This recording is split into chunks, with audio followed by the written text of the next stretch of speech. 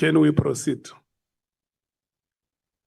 Good morning. I want to Chair, check if you are ready for us to proceed.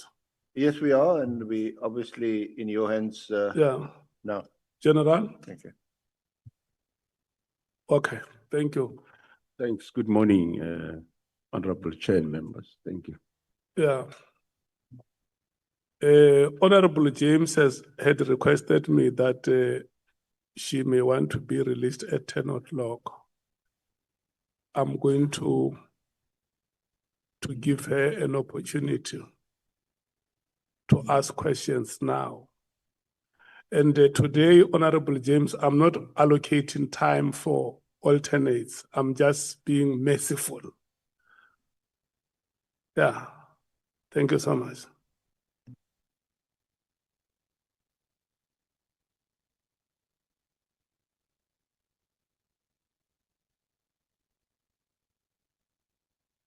When I'm saying I'm not allocating time, I mean, I'm not saying that your time is 10 minutes, but surely it is below that. There is no 10 minutes limit today. There is something below 10 minutes. That's Because fine. let me tell you why.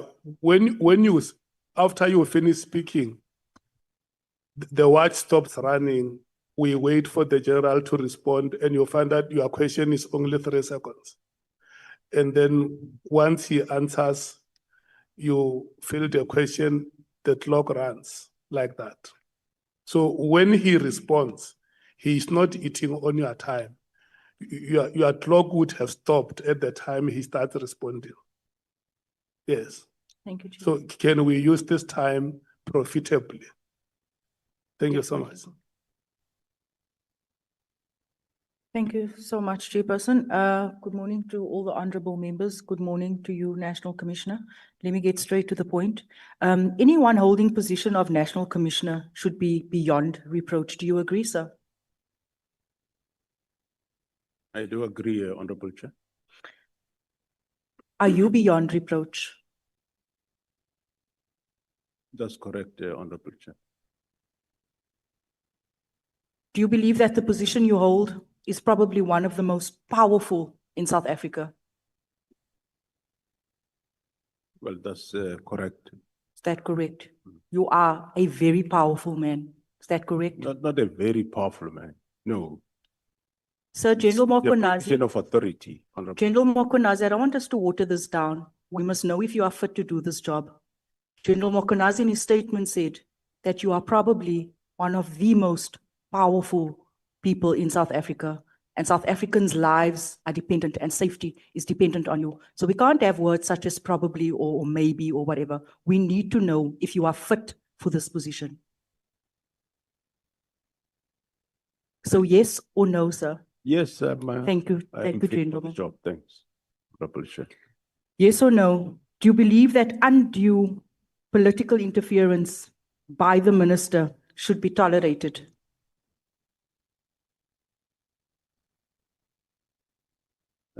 Just repeat the question, Honorable. Do you believe that undue wrongdoings by the by the minister should be tolerated? No, Honorable Chair, it shouldn't be tolerated.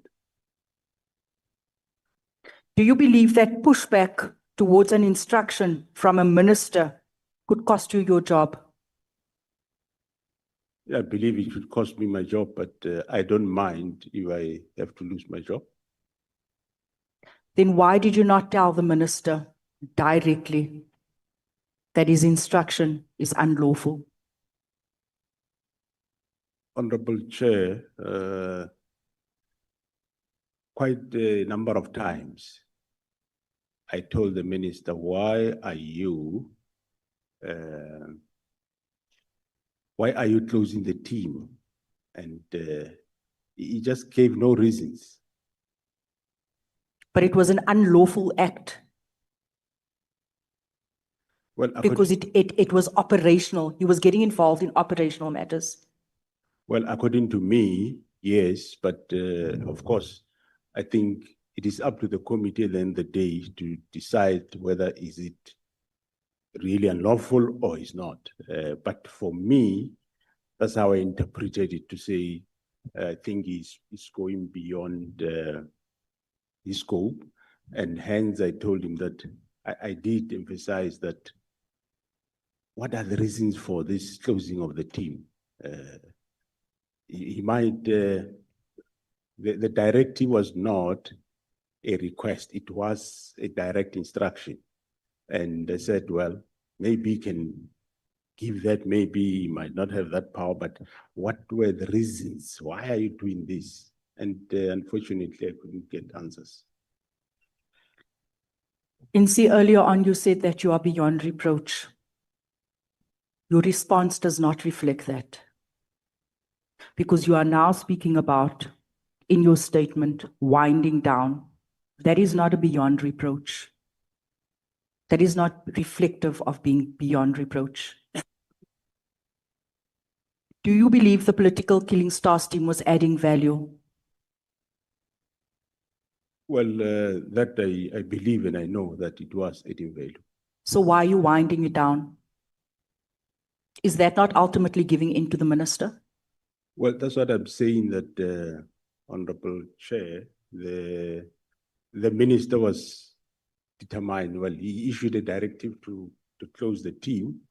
And in the absence of me not knowing what are the reasons, I kept on saying, but why are you doing this? And I then came with the plan that, well, if he's doing it, let me then rather come up with an alternative to say, you rather wind it down, not close it the way you do. NC, that is giving in to the minister. That is allowing political interference in operational matters. Do you agree? Well, my belief is yes, but I'm not sure what is his view and the view of everyone. We are not interested in the minister's view right now. We are interested in who you are. The minister made a wrong decision. You should have stood up to it. You didn't. And that is a problem for South Africa. But one thing, Honorable Chair, is that the team was never closed. It is still operational even up to this day. I did everything that I could do, and there was no door where I didn't went to. I engaged him several times, and he shut the door. You recall on the 16th of January, I met the minister on other matters. We discussed those. And in the process, I raised this matter again. And he shut the door to say, no, there is a due date for submitting the report. Submit the report, then we can talk. After submission of the report, there was no talk until we were in Cape Town on the 6th of March. We discussed again there, again at that meeting, right at the beginning of the meeting, I said, Minister, tell these officers, why are you shutting down the team? Because I don't see the reason why you should do it. And there were no real cogent reasons that came about. But one thing which I did, I came up with that alternative that rather than let me just wind down, because this directive looked very suspicious. So rather let me come up with the strategy of winding down. Maybe one will end up finding the reasons for the closure of this team or the disbandment of the team. And eventually at the end of the day, we end up finding out the reasons. And also, I do take what the Honorable Minister is saying, but however, the instruction was not given in secret. It was out, yes. And for some reason, it was leaked to the media on the 31st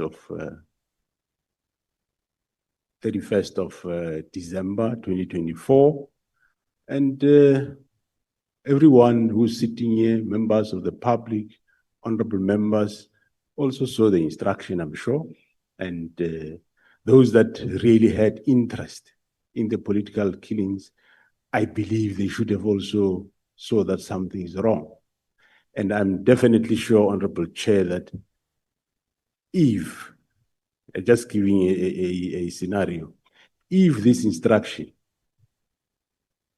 was about the disbandment of a task team that was investigating farm matters, I can guarantee you, before the 3rd of January, all association and organization around agriculture, they should have rise up to this matter, because they would have seen it in public. They should have done something. But this very one, everyone, all analysts that are the best of today analyzing, including members of this house, it was quite okay. I did the best I could alone, and I tried my best.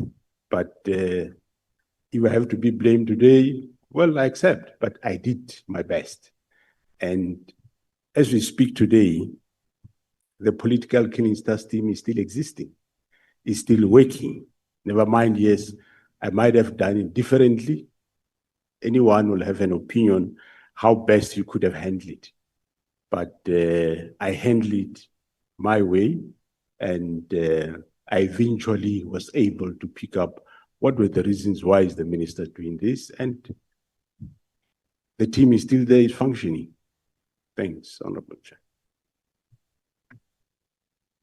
Do you believe that it was the minister's intention to close the political killings task team? Or the instruction should have actually been towards the counterintelligence task team? Because that was the team that was rattling his cages. That was the team that was actually investigating these drug cartels.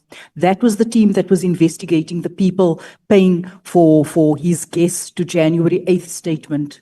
Do you believe that there was confusion because it was the 10 members from the political killing stars team that was deployed to counter? Do you believe that the minister shot himself in his own foot because he didn't actually understand? Yeah, thanks, Honorable Chairperson. Yes, today, as we are sitting here, indeed, I agree with you, Honorable Member. The intention was for closing whoever will be dealing with the counterintelligence operation in Gauteng. But remember,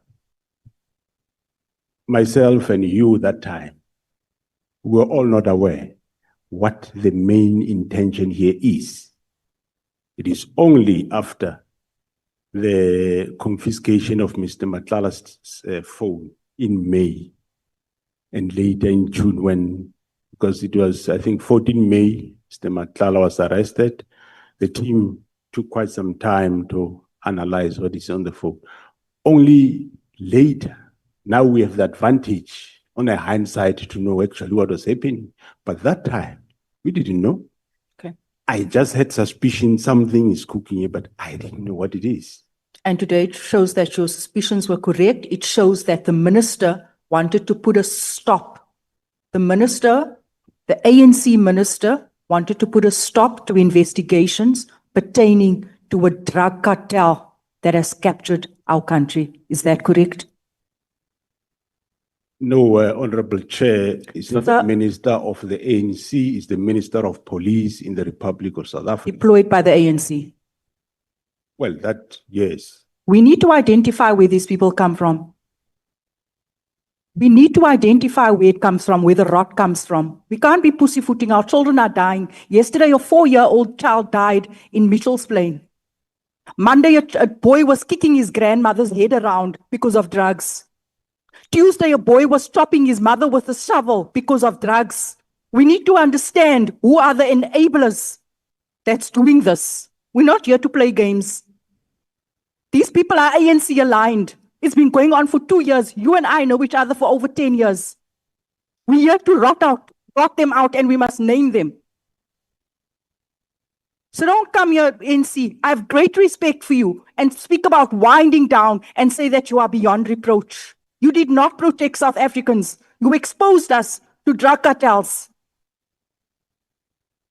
The minister told you, closed his door to you. We should be closing the door to the minister. Honorable Member, the chairperson has exercised his mercy for you to ask questions.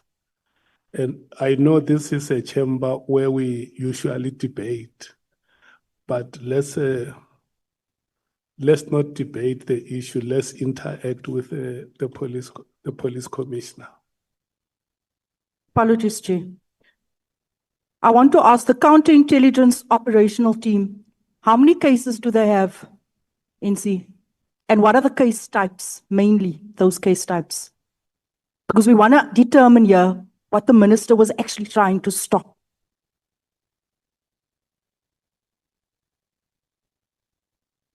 Thanks, Honorable Chair. I do not have the figures with me, but it's quite a number of cases. It's cases around murders, attempted murder. There will be also cases of illegal possession of firearms and ammunition. And there will be cases of fraud and corruption. Yeah, but the number, I don't have it with me. Thanks. And most of those cases are the cases, as you have seen, the cases that are around Matlala's appearance, Ket Matlala, and also cases around KT Molefe. Those are the type of cases, but I don't have the figure, but it is those type of cases, murders, attempt, possession of firearms and ammunition, illegal possession, or dealing in drugs and or manufacturing of drugs. So the case are still under investigation. Thanks.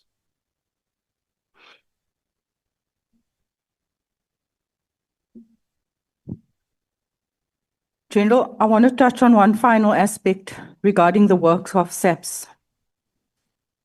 In a system where whistleblowers are not adequately protected, whistleblowers such as Babita, do you believe that you have failed Babita?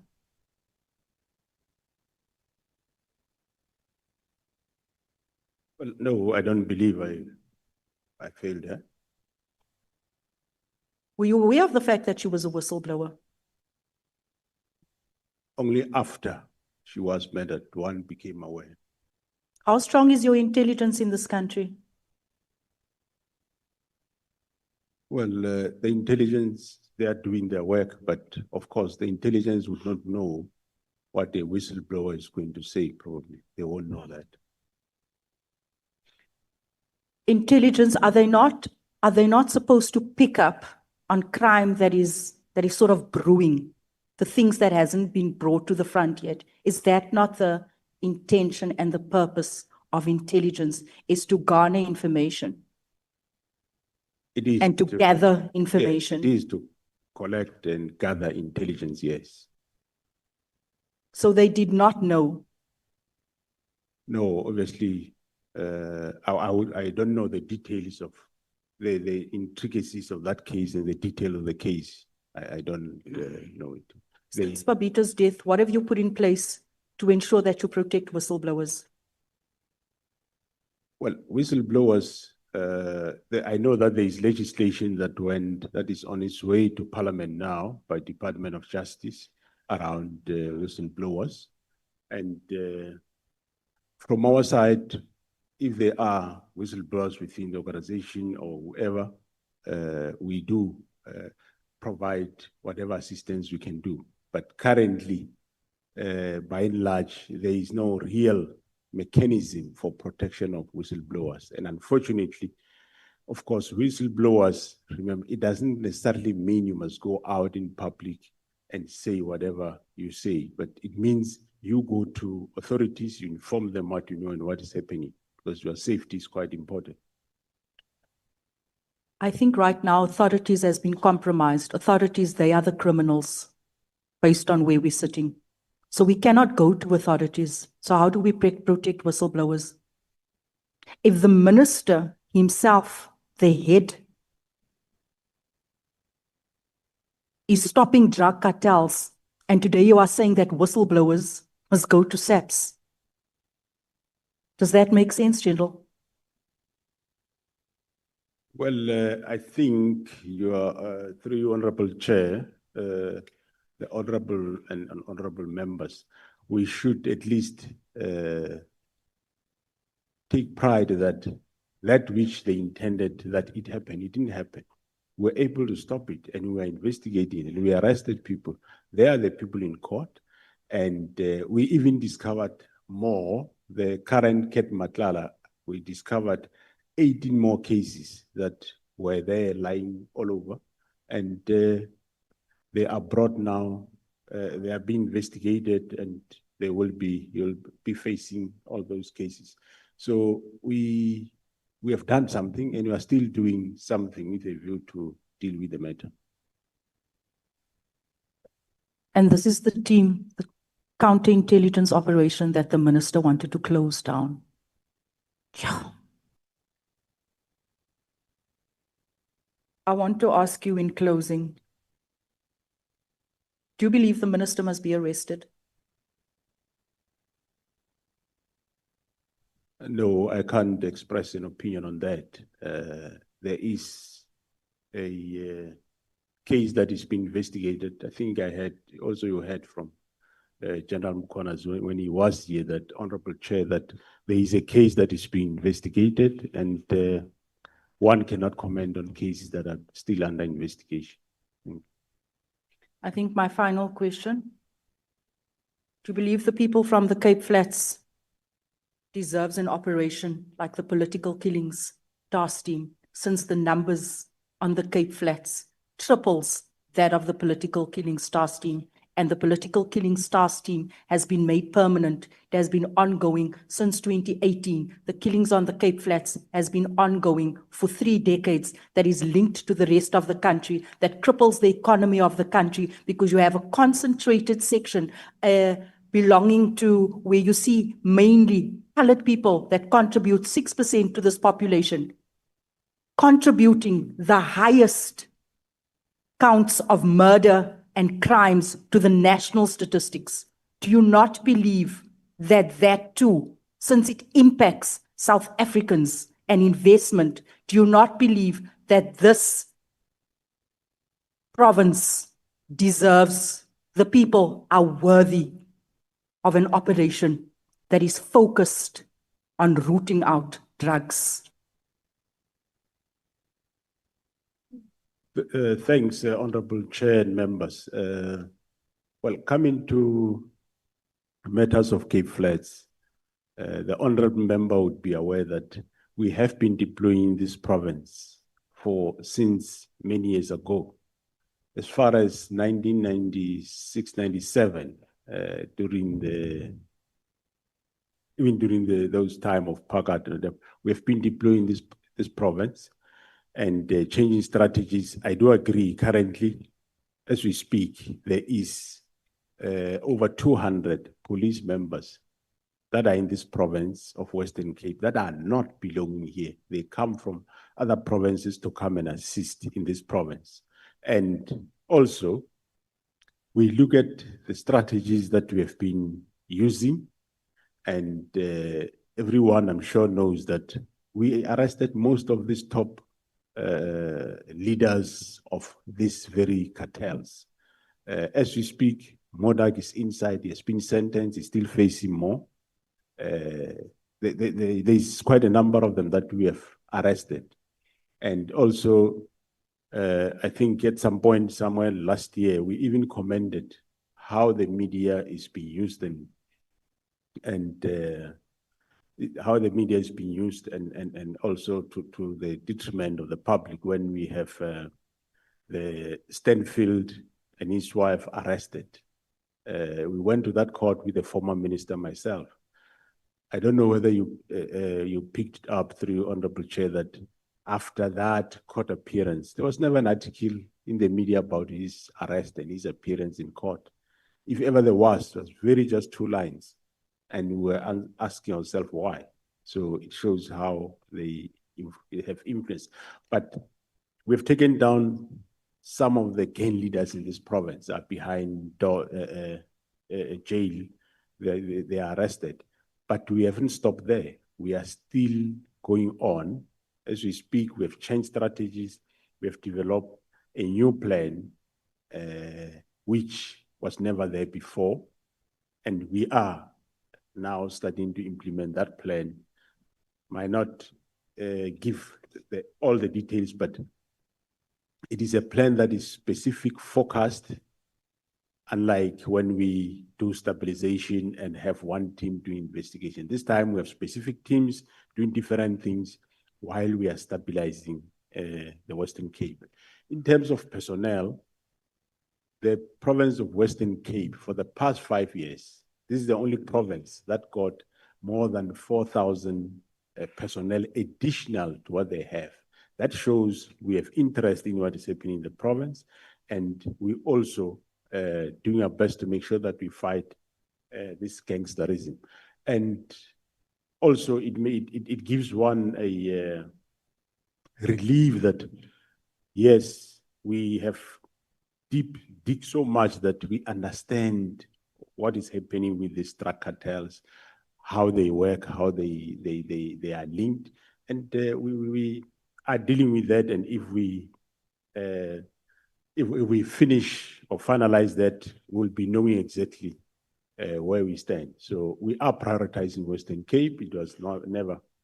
Some provinces don't even get more than 10 people at any given time, but this province was the one given more police members, and we went as far as going to the previously advantaged areas. You are Cape Town, you are Claremont, reducing police personnel there and send them to Cape Flats.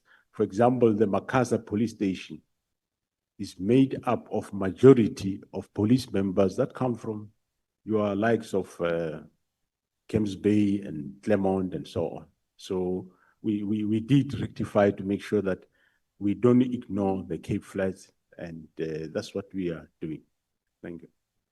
Thank you so much, General. I think in closing, let me help you. You say that you are trying to find out how they work. They work via the cartels linked to the minister. You've done much over the years, done much. The crime stats remains the same. There's no impact and there's no intelligence. We need to relook at the plan that we have for the Cape Flats and this country. I thank you. Thank you, Chair. Thank you so much, Honorable James. Honorable members, can I check the alternates? The alternates, those who want to speak, may you please raise your hands, the alternates, so that I can note you. I see Honorable Shikeleng, Honorable Leanne Matthews, Honorable Nomvalo. Is your alternate speaking? Okay. Honorable Sokanyile, do you want to speak? Yes, that's why I want to check so that I note all of you speak and we know we're done. And I must make it very clear. I see Honorable Vessels is not here. And we have not received his apology. And he also has not indicated with me as the chair that he will be arriving late or he will not be here. So I have said that you are speaking on my mercy. So at the time this mercy is being granted and you are not here, you forfeit. It's not a right that can be claimed. Okay, we are going to proceed like that. Honorable Sokanyile. Thank you, Honorable Chairperson. Good morning to you. Good morning. Maybe just before you start, Honorable James, at any time that you may want to be released, you are released. Thank you. Continue, Honorable Sokanyile. Thank you. Good morning to the honorable members. Good morning, General. Morning, Honorable Member. Yeah, I wanted to hear greeting. Then also to the administration. General, let me start with what you raised yesterday about the Board of Commissioners, whereby you indicated that the South African Police Service Act makes a provision for the establishment of a board of commissioners, which is composed of yourself as a national commissioner, together with the 9 provincial commissioners. Then you also said that during meetings, you acknowledge that there is a practice of including the senior officials in BOC meetings, and yet the Act doesn't provide this. Even General MKWANAZI, when he was here, he talked about the inclusion of the senior police officials not having the provincial commissioners and ourselves in a meeting, but you also included the senior officials in your meetings. Then General MKWANAZI raised reservation on the attendance of the senior police officials. Can you reflect on this, as you are saying that because you are the person responsible to chair that BOC, and yet you include this difference that General MKWANAZI had and yourself having to include the senior officials. Can you talk about that? You saw it correctly. Can you express your views as well as the reservations that General MKWANAZI had on that?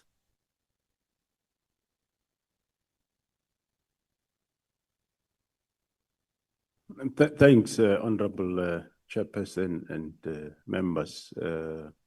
Yes, the board is established in terms of the Police Act to constitute exactly, as you said, the National Commissioner and the 9 provincial commissioners.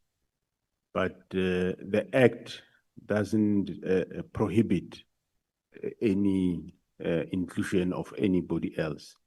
And the purpose of the board is an advisory body to the National Commissioner, which we, from the legal point, the legal advice that we got, that there is nothing wrong to include senior officials in that because it's not prohibiting that, and it is an advisory body to the National Commissioner in terms of various matters of coordination of in provinces. So we saw no issue or no problem because the provincial commissioners will still be included. So their views will still be taken because it's not to say their views is going to become law or is law. They are just advising the National Commission. Instead of creating maybe 2 bodies, go and meet with the board and then go and meet with the other senior officials at another angle to hear their views. We saw it just as fit to have both in one meeting, and they exchange their views, give advices, and you get it from one meeting. And we saw more advantages in enriching one another in the development of the subs going forward, other than limiting it to the only 10, which if after a year or 3 years you want to go back to the memory lane, I'm sure you might not find a single one of the 10 who was there.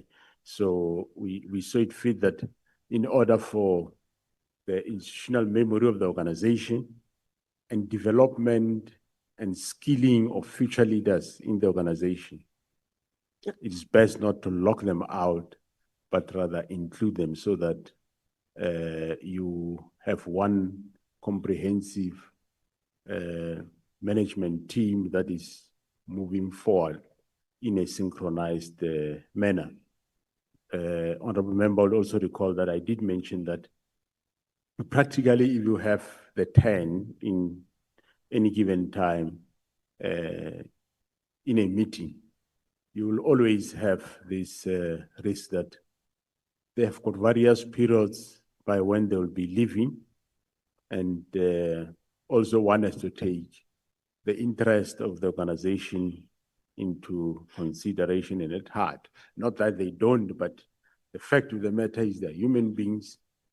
As I said, some of them might be left with a month, some might be left with 3 months, and here you say that body must advise the National Commissioner on decisions that will go beyond their stay in the organization.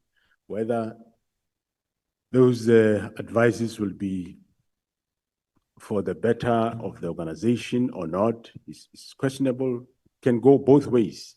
But basically, we saw no infringement on the part of the act to include them. We saw it as it is good for the organization to have them. Thank you. Okay.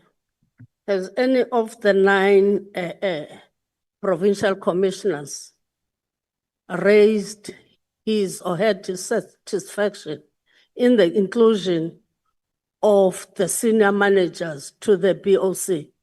Because General MKWANAZI raised it here in the ad hoc committee to say that he was not happy about that, because it means that it is not catered for by the act, but we're doing it. And did he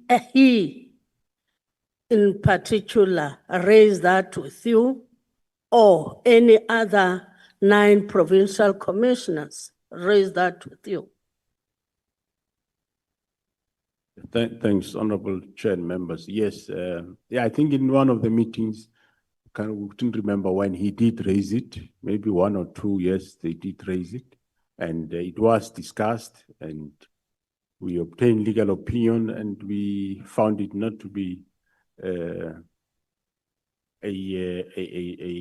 problem of including them. Okay. You may not know why he wouldn't want other senior to be there. As you are saying that he did raise it, maybe looking at things, because it is good as you are narrating it, but why specifically wouldn't want other senior below him, want them to be there? You wouldn't know. Honorable Chair, I wouldn't know. Okay. Thank No, you. it's fine. Thanks. Then going to the 31st directive, because you said you regard that correspondence as the 31st directive, whereby you were on leave on the 30th. Then there was a correspondence that was written by the minister, a directive in particular that I'm going to talk about it now is the halting or filling of post in the intelligence division. On point 36, that is page 19 of your statement regarding that directive, you were on leave but there was a directive that was directed to you. Did you receive that directive?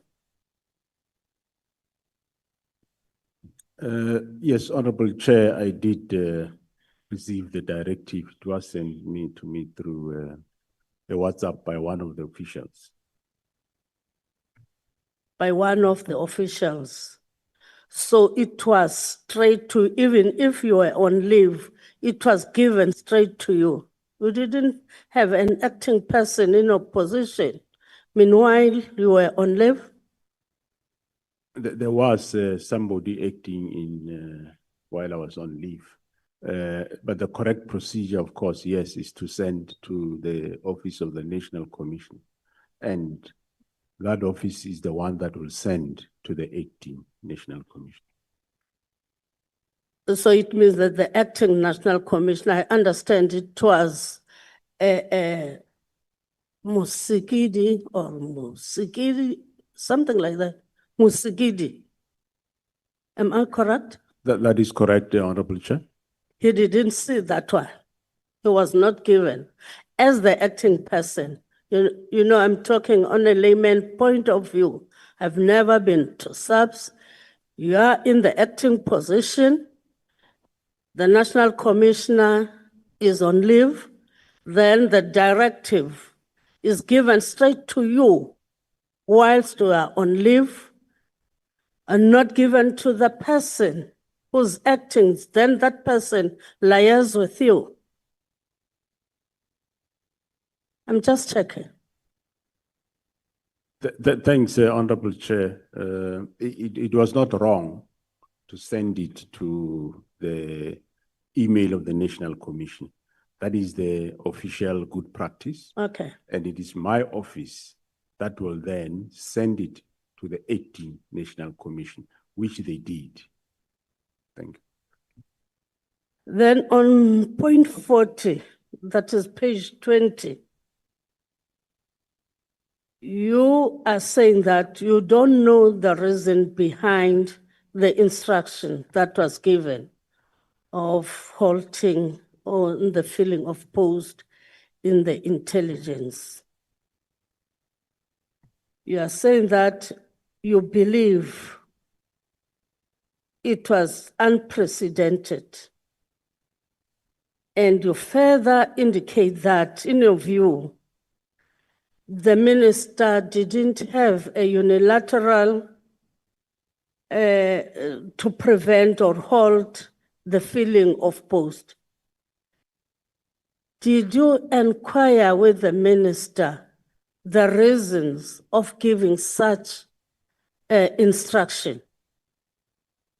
Did you ask him? Thanks, Honorable Chair. I did ask him as to why. Whilst you were on leave, sorry? Whilst you were on leave. Did you communicate whilst you were on leave or when you come back? I just want to add that. All right, thanks, Honorable Chair. No, and members. No, I communicated when I came back from leave, not while I was on leave. Then he gave you the reasons of the instruction. Thanks, Honorable Chair. Yeah, he did give the reasons as to why he held at those posts, and which we later then had a meeting and discussed those reasons. Because these reasons were that our advertisements were quite, it says they were too wide open, our adverts for posts. That was the first reason, that they were too wide open. For example, we are, if I can give an example, that we say we want, on the advert, we will say requirement is a degree or a diploma. For him, we cannot say that. We should either say a degree straightforward, not say a degree or a diploma. That's one reason. And the other reasons was that he first want to engage with the Joint Standing Committee on Intelligence before we can finalize the post of crime intelligence. But then I did give him a response in terms of those matters, that there's nothing wrong with the advert. That's how we put it. We know why, and I gave him the reasons why we say degree or diploma, because some few years ago, the qualification that was there for police was only a diploma. Degrees came of late. So if you say only a degree, you will be disadvantaging a certain group of employees. So if you say degree or diploma, you then include all of them. So I did. And on the Joint Standing Committee of Intelligence, I told him that it's important that we fill up the post. But he said, no, once they have engaged the committee, then we will fill up the post, which, well, that took time to engage the committee. But we have since now advertised those posts. Thank you. Then going further to disciplinary cases, on point 63, page 31, a disciplinary case against senior management, including Major General Khan. Do you mind sharing with this ad hoc committee the details of the disciplinary case against Major General Khan, and what were the outcomes of that disciplinary process?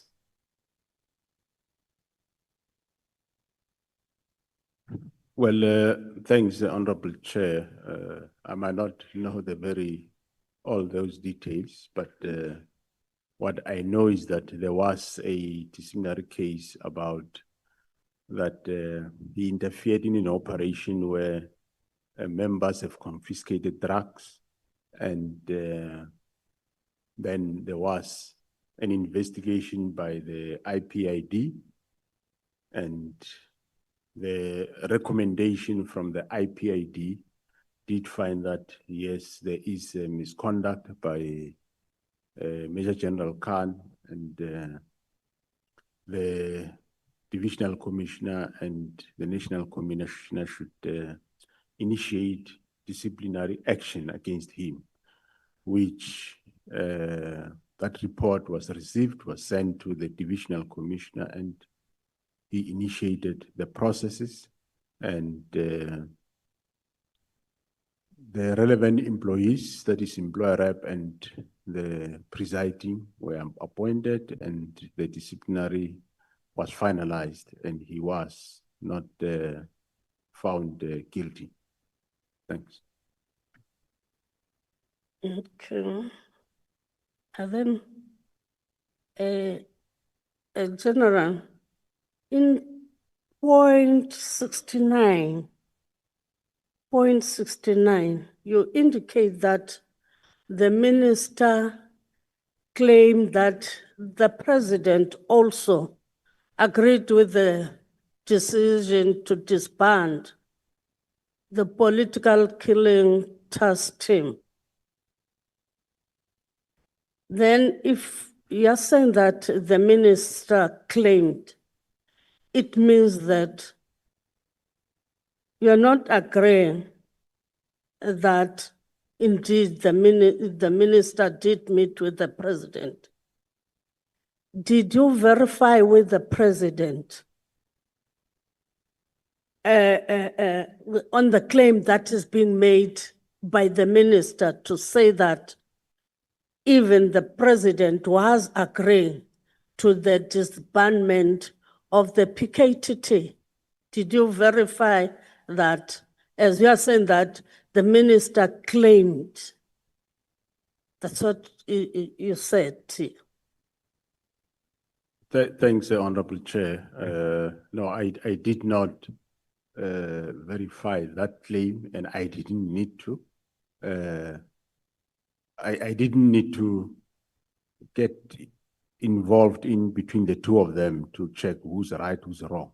That's not my, that's not my field.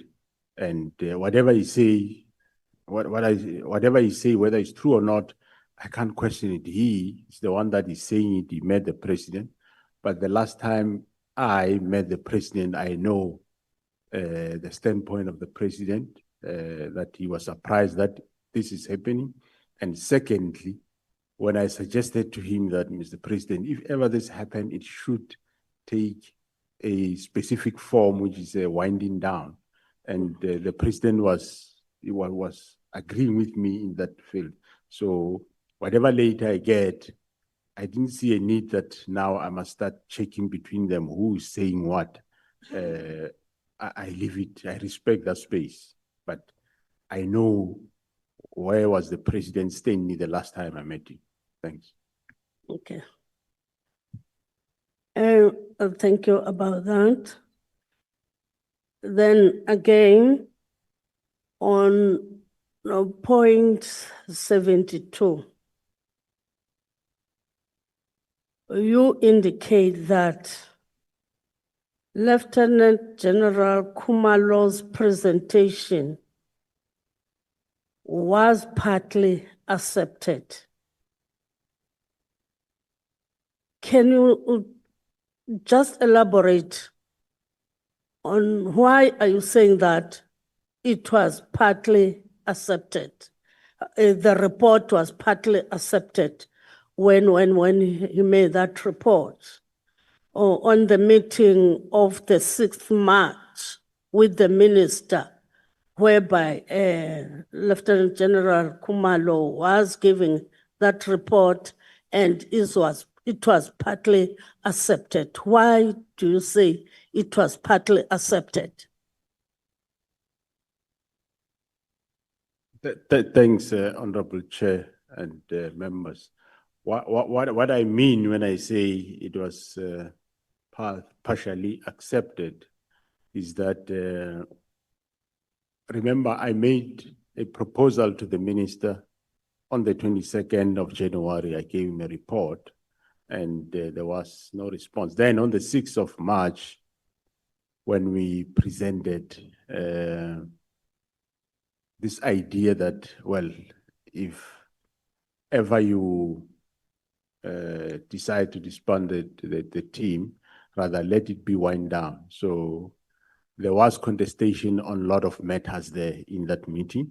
And even though he didn't expressly say, I agree, but he says no, well, after this presentation, certain matters were agreed to, or were not objected. They were not outrightly objected, but there were those that were objected. For example, the taking of dockers to province was objected, and the issue that the task team go long beyond that was also objected to, say no, it must this lifespan must come to an end this very year of 2025. So when one says partially, we refer to that. It looks like for some reason, it looks like he was amenable to this winding down in a way. Okay, I think the chairperson is looking at me. This last one, when General MKWANAZI gave evidence to this ad-hoc committee, there are recommendations that he made for the parliament to consider. One of those is the decentralization of the police function to provinces. As a national commissioner, what is your view on that recommendation made by General MKWANAZI, especially on the decentralization of the police function? It will talk to the constitutional amendment. What is your view on that one? Well, thanks, Honorable Chair. The current constitution says there shall be a single police service in the country. And my view, I subscribes to that you have one national police service. And the current legal framework, I think, is quite sufficient enough to have certain functions done at the provinces. I do not think you need another law to have functions be delegated to provinces. If there is any function that is required by province, it can still be done in the current framework, which the current amendment of the Police Act that is coming, it is about allocation of resources, be it financial or personnel. Yes, currently that is done by both head office and the province. But if there is a need for more delegations to a provincial commissioner, can be done in the current dispensation. What currently is done is that the provincial commissioner, yes, he get given a certain number of people. We develop a structure, which of course provincial commissioners have to have input in it, and that structure get approved and he get given posts, and he will sit and choose who get appointed where, which is not an issue. And the operational budget get given to the provincial commissioner. The compensation of employees, that is salaries, is managed by national. And well, whether you delegate it or you do it national, if you are paying 10 personnel, you'll still be paying 10. But I think that if there is a need, Thank that can you still so be much, done. Chairperson. It Good does morning not to all the need, honorable might members. not Good need morning to you, a, National Commissioner. Let me get a straight to the law point. to do. But just Anyone need holding the position of National national Commissioner and the Treasury look at mechanism and delegate the whole budget of a specific province to from national to a specific province. I don't think it needs any further delegation, but you need to have one single police service, one common norms, rules, and standards across nationally. Otherwise, one day you will have to carry a passport to go to another province. Thank you very much about that. Thank you very much. Thank you, sir. I finished. Thank you so much, Honorable Sokanyile, Honorable Shomwe. Thank you, Chair. Thank you. Sawubona, General. Uyaphila. Thanks, Honorable Chair and members. Sawubona, Honorable Member. Siyaphila. General, I'll just shoot straight to the point. Is IPID report on Phala, is it a top secret? And why is it that General Rode, who conducted an illegal investigation, because there was no case that was open for him to conduct an investigation on Phala, and he was not mandated in terms of his work scope. He's alleged to have tortured suspects and is still in the same position and nothing has happened to him. Is it because he was acting under the instruction of the president? Thanks, Honorable Chair and members. General Rode was subjected to disciplinary process. Him and other, I can't remember whether it's 2 or 3 members. He was subjected to disciplinary process, and the process ran its course, and he was found not guilty. And yeah, that was it. In terms of investigation, the members of the police, they perform their functions in terms of Section 205(3) of the Constitution, which says they are there to to prevent, combat, and investigate crime, maintain public order, and protect the inhabitants and their property, and so on and so on. So any member of SAPS can do any of those functions if he knows that work. There is nothing wrong with that. But of course, members do specialize. There are those that specialize in commercial investigation, specialize in VIP protection, but doesn't mean you can't do any of the other functions. Are you therefore saying any member can just investigate?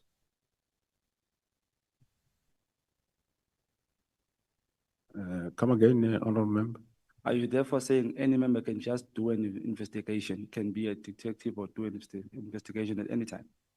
Well, Was you he can. my question is, was he mandated to investigate Phala Phala? Thanks, Honorable Chair. No, the investigation was done by detectives. The investigation at Phala Phala was done by detectives from, I think, Bela Bela, if I'm not mistaken. And in as far as preliminary investigation, yes, the commander can and is expected to do preliminary investigation or whatever happens. Let's say a member loses a firearm here in Parliament. The commander is not going to sit back and phone Cape Town Central detectives and say there is a firearm lost here. No, he's expected that commander to do preliminary investigation, find out what happened. Is it indeed this firearm lost wherever? Because quite often things are not the way they are. So it's expected to do prelim investigations, and thereafter the detectives or the assigned component will come and take over and do whatever they expected to do. Is the Phala Phala a top secret thing? That question you did in a top secret. The IPET report. Well, I wouldn't know. I received a report which, based on that, we charged General Ruode on. I'm sure IPET can answer that question better. So IPET doesn't report it. Honorable Shongwe, before you, Not at all. General, the statement that you deposed with us, does it have the part that you are dealing with now, the two of you? It doesn't have Honorable Chair. Are you comfortable to respond to questions that are not on your statement? I am not comfortable because I might not have other facts to the matter at hand. Okay. Well, I will advise you, Honorable Shongwe, if there are additional matters to the statement that you may want to raise with the general, you can do that in writing, so that we do not inconvenience the witness. And I think this is a fair point, honorable members. Honorable Malim. No, Chair, you're not going to make such a ruling. The general was asked yesterday about people who are being searched when he was sitting there. People who are being searched while he was sitting there. It was not in his statement. He was comfortable to answer those questions. So if you can answer about something that it didn't happen when he was in the office, when he was on a witness stand, what stops him about us answering a question that is police related? And he has been doing well. He says, well, I may not answer that one. IPET might be able to deal with that. But to stop members from asking the top cop about issues of the police, they don't have to be in his statement. He answered yesterday comfortably about a matter that was taking place at that time while he was here. So it's unfair to rule a member out of order and say he must write a question, which is a well-known issue in the country. It's unfair. It might not be in his statement, but it's a well-known issue. He wants to respond to it, he will respond to it. If he thinks it doesn't have facts to that effect, he will say, no, I don't have facts. Please refer it to the relevant people. And we take it like that. Not that we must write questions when he was comfortable answering questions about a prevailing matter while he was sitting here. Thanks. Honorable Nombalo.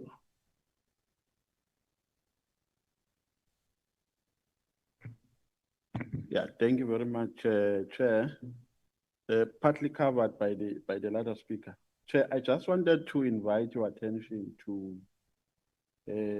within the terms of reference to paragraph 4.1.2, which says amongst the things that we need to investigate is any related claim regarding corruption, financial or otherwise bribery or misuse of public resources within SAPS and any other relevant institution. So the question raised to the witness is not peripheral. It is not of context. It is within the scope of framework of this ad hoc committee. So like the honorable member has correctly said, that it must be a witness that says, I'm not able to answer to this question, but we are not of context here because the IPID matter and the Palapala report fall within the ambit of the work of the SAPS. And the question is asked for a purpose of making a determination of whether the decision to declare it as top secret was correct or not. And if it was not correct, is it related to this allegation that is here, which talks about the misuse, unethical behavior in the SAPS, and so on and so forth? So I think you have been unfair to the member, Chairperson. Thank you very much. Okay. I think you, honorable members, you have a fair point. I accept the point of order. It is sustained. May you continue, Honorable Shonga. In my defense, Chair, ngicabanga ukuthi njengomhlali waselokishini eDavidton, when a caliber of Lieutenant General MKWANAZI says, here sitting in front of us is the most powerful person in the SAPS, I think in my mind as umuntu waselokishini, it tells me that he should know everything that happens at SAPS. Am I wrong, Chair? But the question was, is the IPID report a top secret? Can we pass that? I don't know, through you, Honorable Chair and members, I don't know. I think the IPID themselves can be in a better position to respond to that question because IPID do not report to me. They have got an executive director of IPID, which that executive director report directly to the Minister of Police. Thank you. Are you ever informed when there is top secret reports? You ever know when there's a report that is said to be a top secret? It will depend, through you, Honorable Chair. It will depend whether it's a report sent to me or is a report that if it's not directed to me, I will not know. But if it's a report that the author writes to me, then I will see that it is a top secret report. So, you do know when it's a top secret report or not? Yeah, I'll know. It gets written. So is this one a top secret or not? I don't know, Honorable Chair. I don't have it. I don't know the classification of that report. Okay, for the sake of my time, can I put that question in writing maybe, because I need that answer, Chair. Thank you. Where was I? Okay, SAPS is an instruction-based division. Even if when you go into a course, they give you a call-up instruction. Am I correct? That's correct, Honorable Chair. So how much of a problem is illegal and unlawful instruction from a political office bearers? You were recently illegally instructed to disband the PKTT by the currently suspended minister who should have been fired, which is a violation of Section 207 of the Constitution. Would you say another big problem in SAPS is the fighting of, would you say another big problem in SAPS and the fighting of crime is criminal network capturing political office bearers And those office bearers do the bidding for criminals like we see in the drug trafficking, illegal mining, and political killings.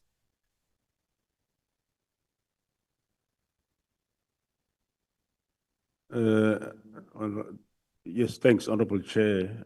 I'm not sure, are you asking that, do I agree with the statement or I'm not No, sure? I'm asking you to, how much of a problem is illegal and unlawful instructions from the political office bearers? Then my statement on that one, just to motivate that, is that you were recently instructed by the currently suspended minister to disband the PKTT team. So I'm asking, with how much of a problem is illegal and unlawful instruction from political office bearers? How much of a problem is it in your space? Yeah, thanks, Honorable Chair and members. I wouldn't say it's a big problem because some of the instructions or views, the ministers will ask about whether can we do something like this, and we'll advise him that no, we don't do it this way, we do it this way. So that's how it goes. And yeah, even with the previous ministers, there was no insistence. I think this is a typical one that one I've seen. Some in the past, yes, one might say something and he will be advised to say, no, we don't do it this way, we do it this way, and there were never problems. Thank you. While I appreciate the delay tactics you played in delaying Minister Mkunu from disbanding the PKTT, but I want to know, was this instruction illegal from Minister Mkunu? And if it was legal, at what stage did you know it's an illegal instruction from him? And did you inform him that this is an illegal instruction? And just to finalize that, what happens to such instructions that are deemed to be illegal? What should happen to that person who gives such an instruction? Well, as to what happens, I think is a question that one will not have an answer to it. But my view, yes, I view it as an encroachment. It's an area that was never explored before in this regard. I don't think there was ever I don't know, but a national commissioner that ever got an instruction of this nature in writing. So, as I said, Honorable Chair, I viewed it with suspicion, especially the way it came about. Hence, I didn't want to implement it immediately. And, but eventually, we end up finding that, no, indeed, after we find out what was the motive behind, that's when we can concretely say, no, but this was illegal. At the beginning, as I said, today we're sitting here knowing what we know now. Yes, one can 100% say this was an illegal instruction. But that time, without the background as to why are they doing this, they knew what they were doing. And we didn't know. Only after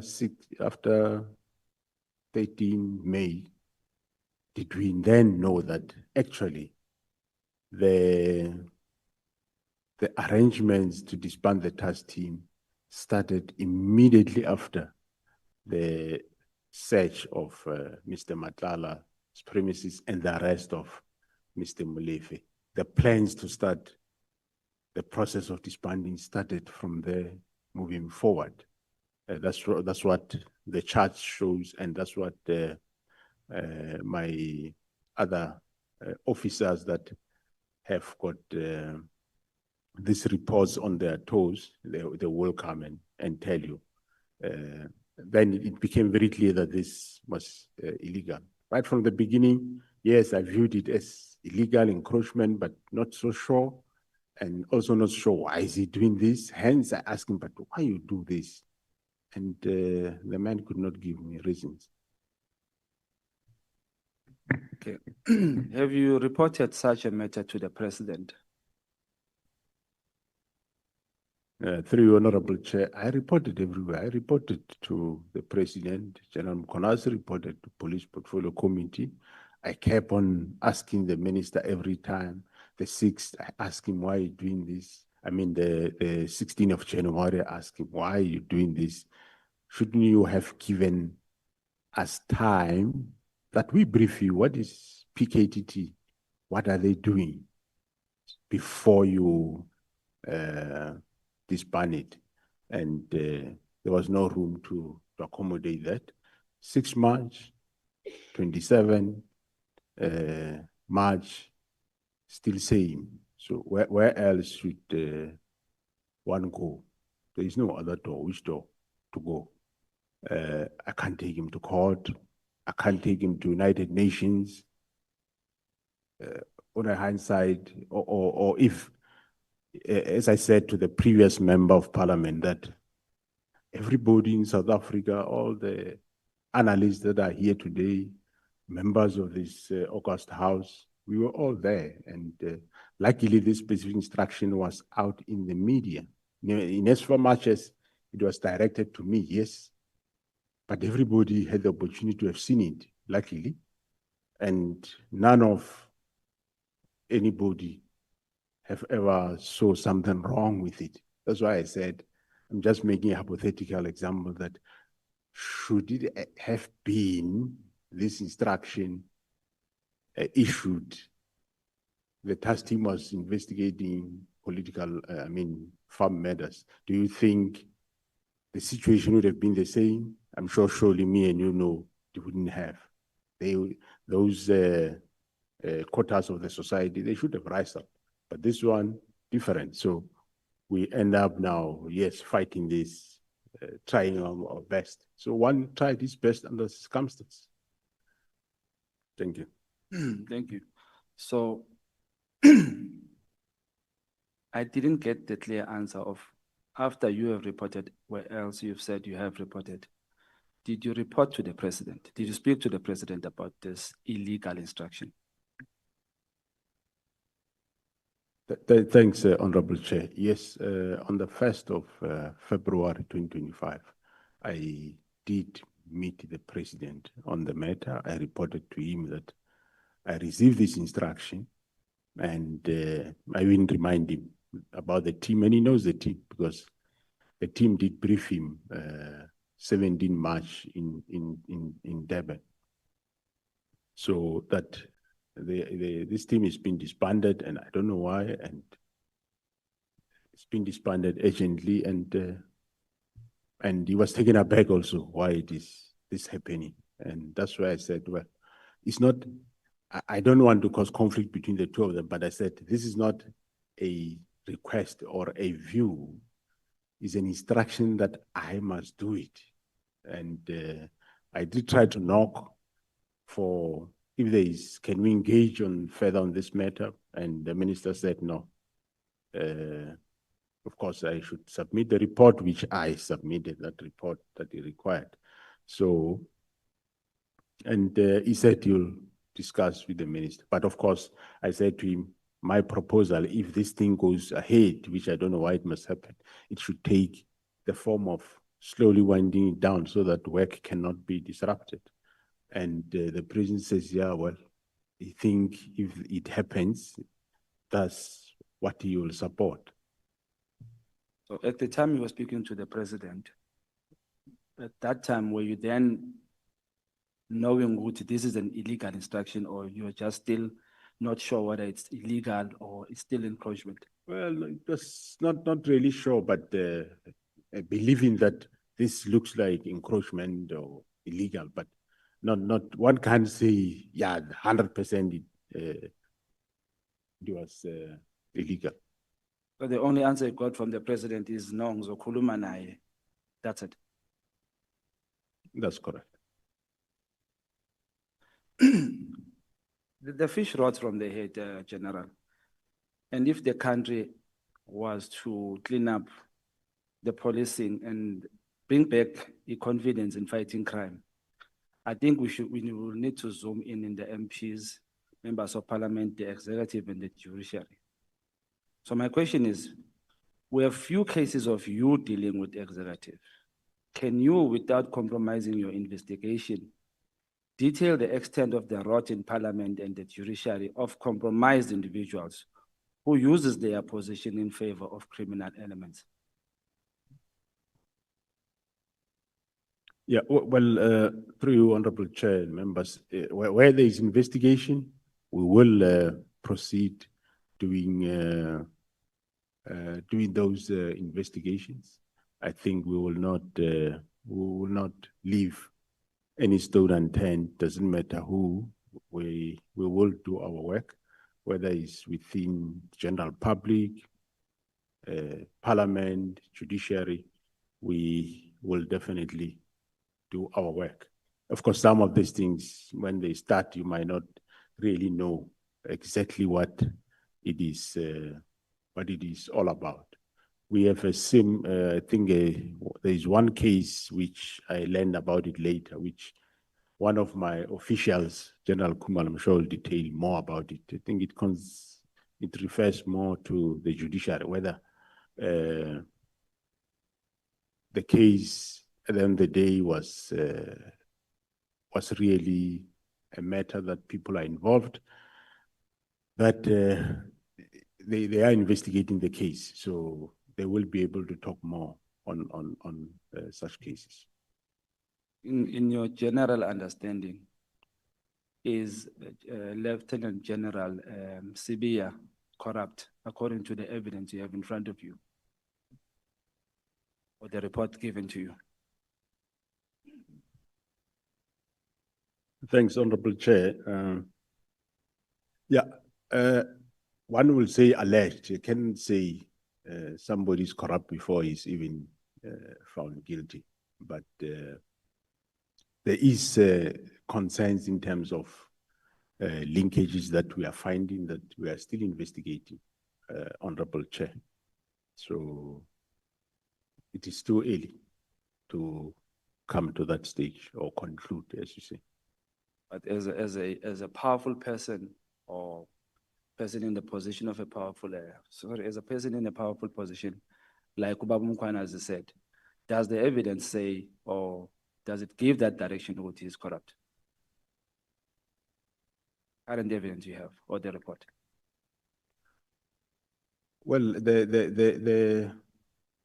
it is safe that I say we are investigating. There are concerning connections and our reports.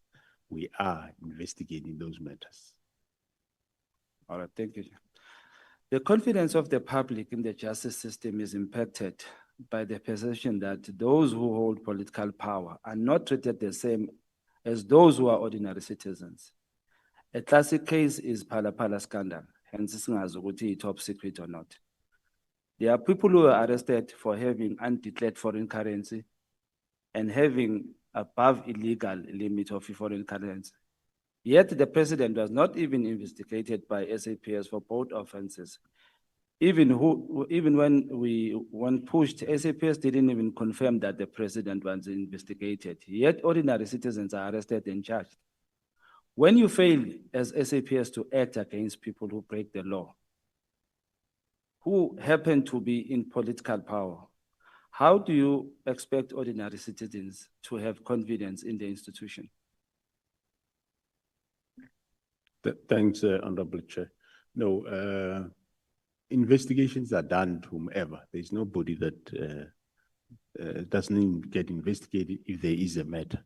As far as I know, there was investigation by both, I think, Bela, police, SAPS, and also the DPCI. I know they were investigating other cases, even though, of course, they wouldn't be reporting that to me. I'm sure they report to the minister that, so there were investigations around Palapala. Was the president, actually, did SAPS confirm that the president was being investigated? Well, they were investigating the incident. As far as I know, that happened there. And I think the fact that I did not briefed on the investigation, I don't know what was in the docket. It would be safe to say I know that there was investigation and,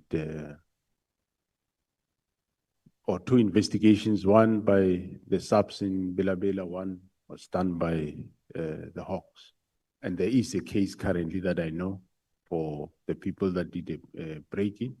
And another case I know there was case investigated by the DPCI. All right, Chair. I just want to finish up the picture. One question. I think I still don't understand how to ask you this question. Uti, remember that when this Phala issue happened, we as a country had interest.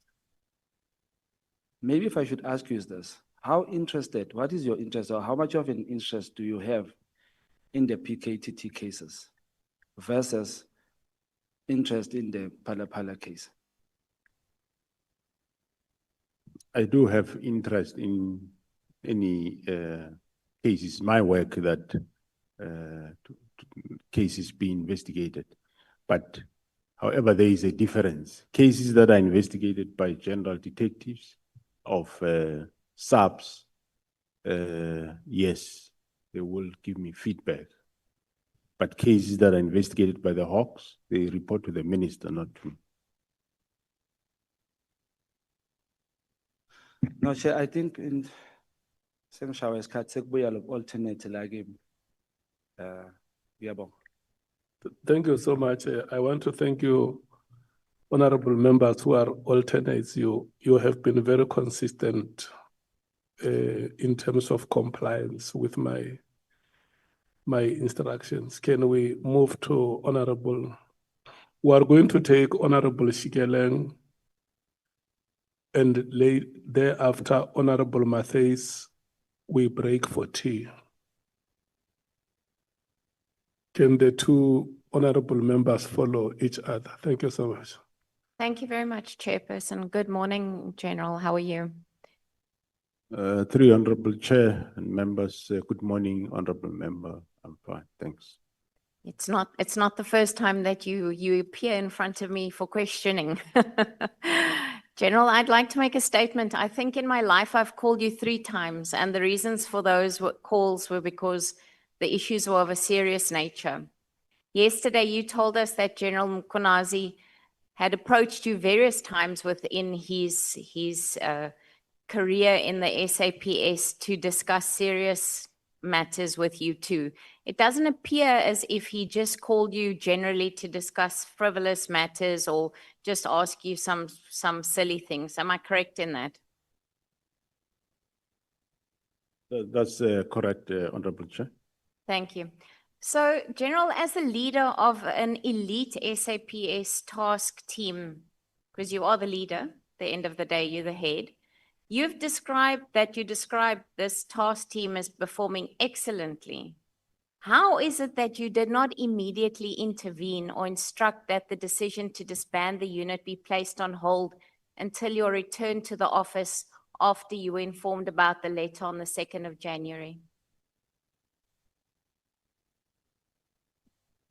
Thanks, through honorable chair. I would remember that I did indicate that I was on leave and I was with the minister on the 28th. Hence, I did say to the team, they can write reports and I'll attend the matter when I come back. Remember, there was nothing done in that period. So, yeah. General, it's very strange to me that if this task team was performing so well that you didn't immediately pick up the phone, but we'll leave that for now. You stated that during your leave period, General Mosekile was the acting NASCOM. Is that correct? That is correct. Was it then General Mosekile that gave General Sabia the instruction to proceed with closing the PKTT? Honorable Chair, I did indicate that there was nothing that was done until I come back from leave, in as far as the closing of the team is concerned. Hence, I told them while on leave that I'm not going to bother myself with this. I do not want to attend crisis that is generated by other people unnecessary. I was with the minister on the 28th, he didn't say anything. So I didn't see any need. Why should I rush for such an instruction while I was on leave? So nothing was done until I was back. All right, General, thank you. So if nothing was done until you came back, then you were the person that gave General Sabia the instruction to proceed with closing down the PKTT. I did, Honorable Chair, I think yesterday did indicate that when I came back, he came to me with a letter that was effecting the minister's instruction, which was directed to General Kumalo, where he was bringing the letter that I signed, and I didn't sign that letter. The next day, the 15th, after I said, well, remember, first day I told him that I don't want us to do this. If ever we have to do it, we're not going to do it this way, because remember, I said this instruction was, it wasn't a consultative sort of letter. It was a direct instruction that you do this thing.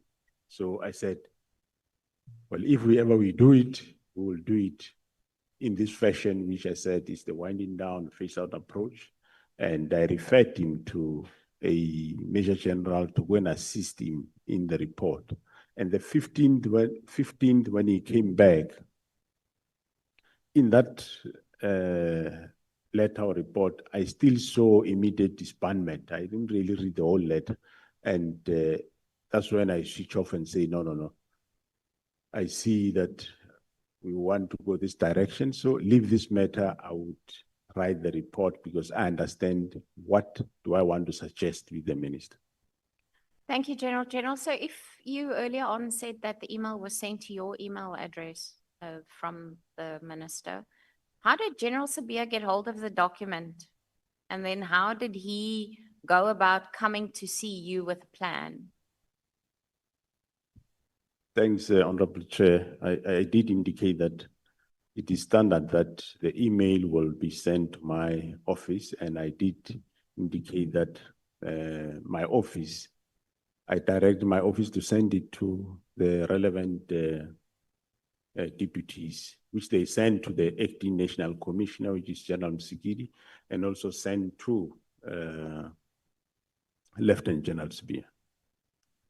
Thank you, General. So I'm going to go back again and say to you, so in actual fact, you are the person that affected the closing of the PKTT because you sent it, you instructed that the email get sent forward for discussion. That is how it is. So, General, if General MKWANAZI did not hold the press briefing on the 6th of July, would you still have opposed the closing of the PKTT? Because clearly what you're saying now and the impression that you created at the Portfolio Committee on the 5th of March is not the same, because you never once said you are opposed to closing this task team. Thanks, Honorable Chair. I did indicate that this directive was like an order that I must do, and I find ways to do it, and I want to engage the minister that we discuss this, because, as I said, of concern on the directive was he did assessment and this. The team is no more relevant, and which I said, but that can't be true. That's why I wanted engagement of the minister, that let's engage and discuss, and he kept on not acceding to this engagement.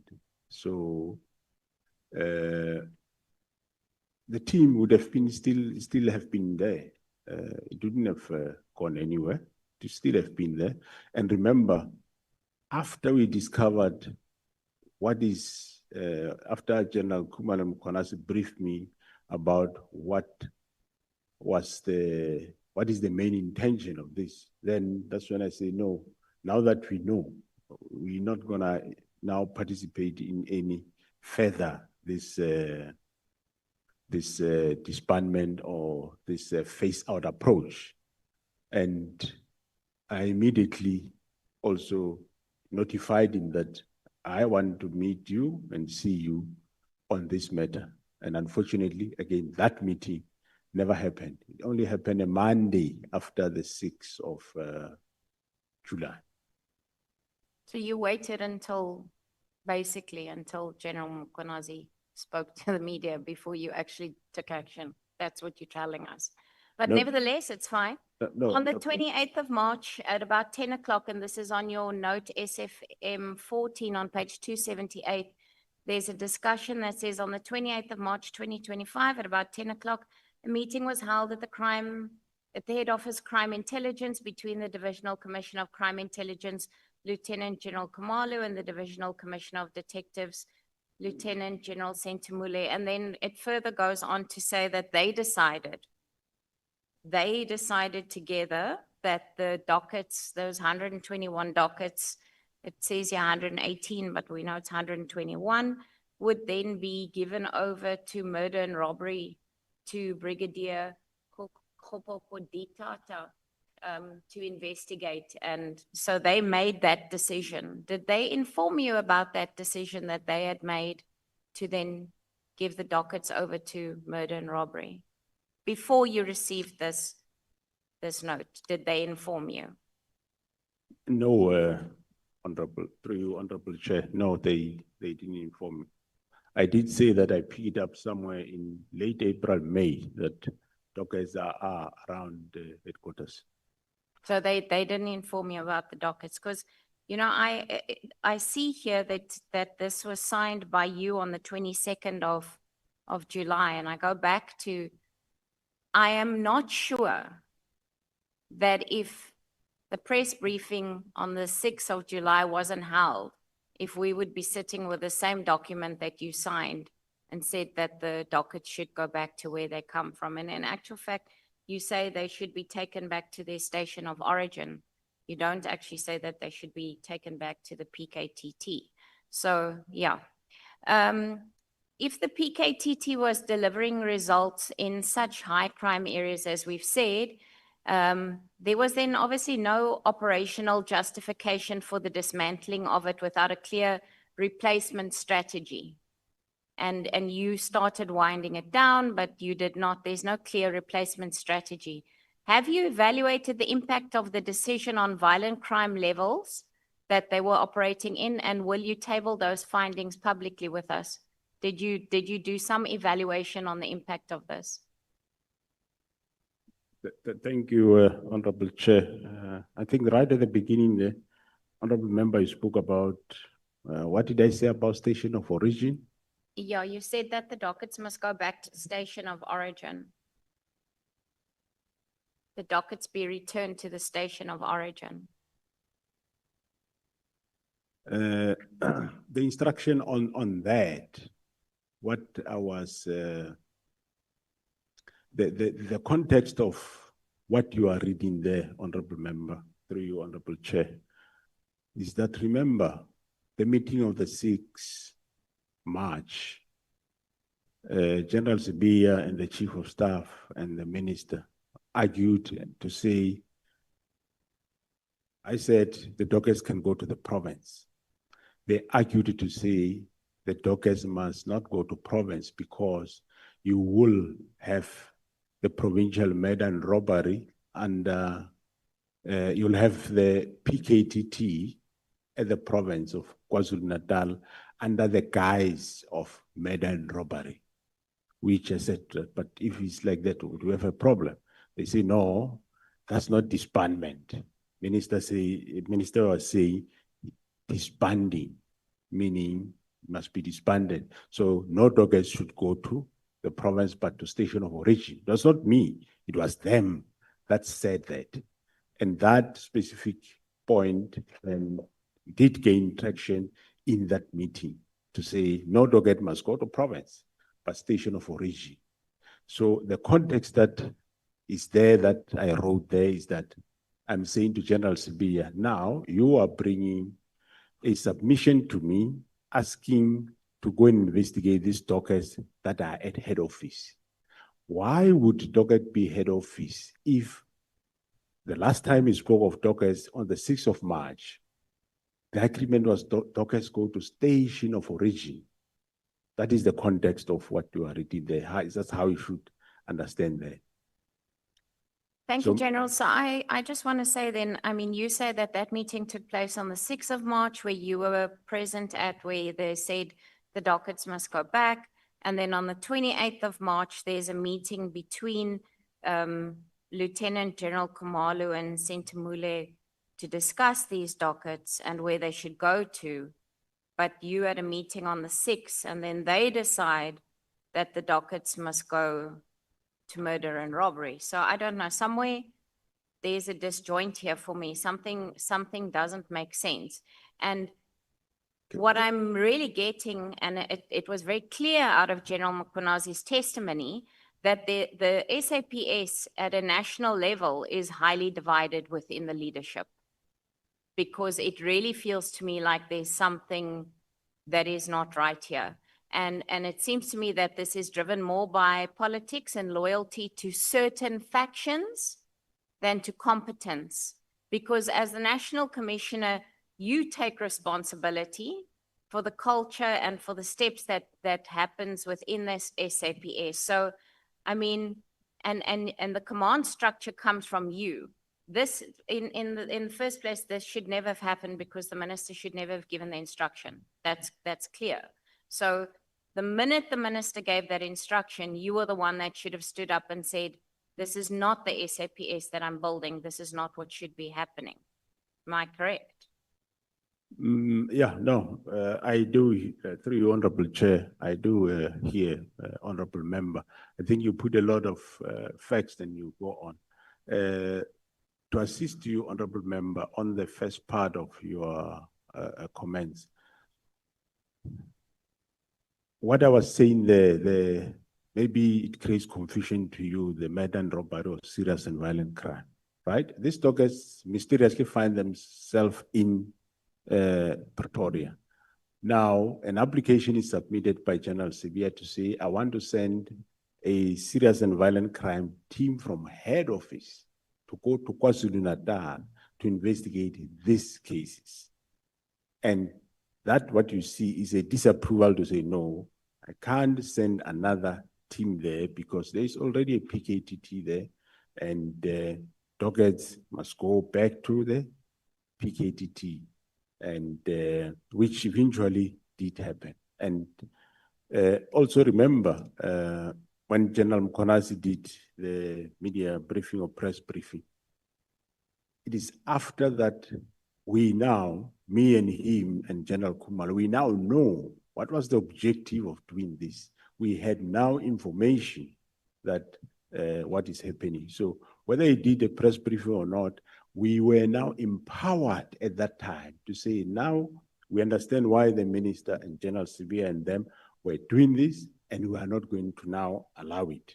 And well, then he did the press briefing. It's not to say, if he didn't do the press briefing, the PKT would have been closed. No, I sustained the PKT from that time, yes, the ups and downs until in that July. But in June, we became aware what was the real reason. So after I know, I can't still allow it to go that route. Hence, I said to Minister, I want to see you, want to discuss this matter. But he couldn't still see him. I only saw him after the 6th of July. Thank you, General. General, I mean, you've said now that after you became aware of the issues, surely then it was your responsibility to hold the press briefing actually and not General MKWANAZI, if he, as the head of the SAPS.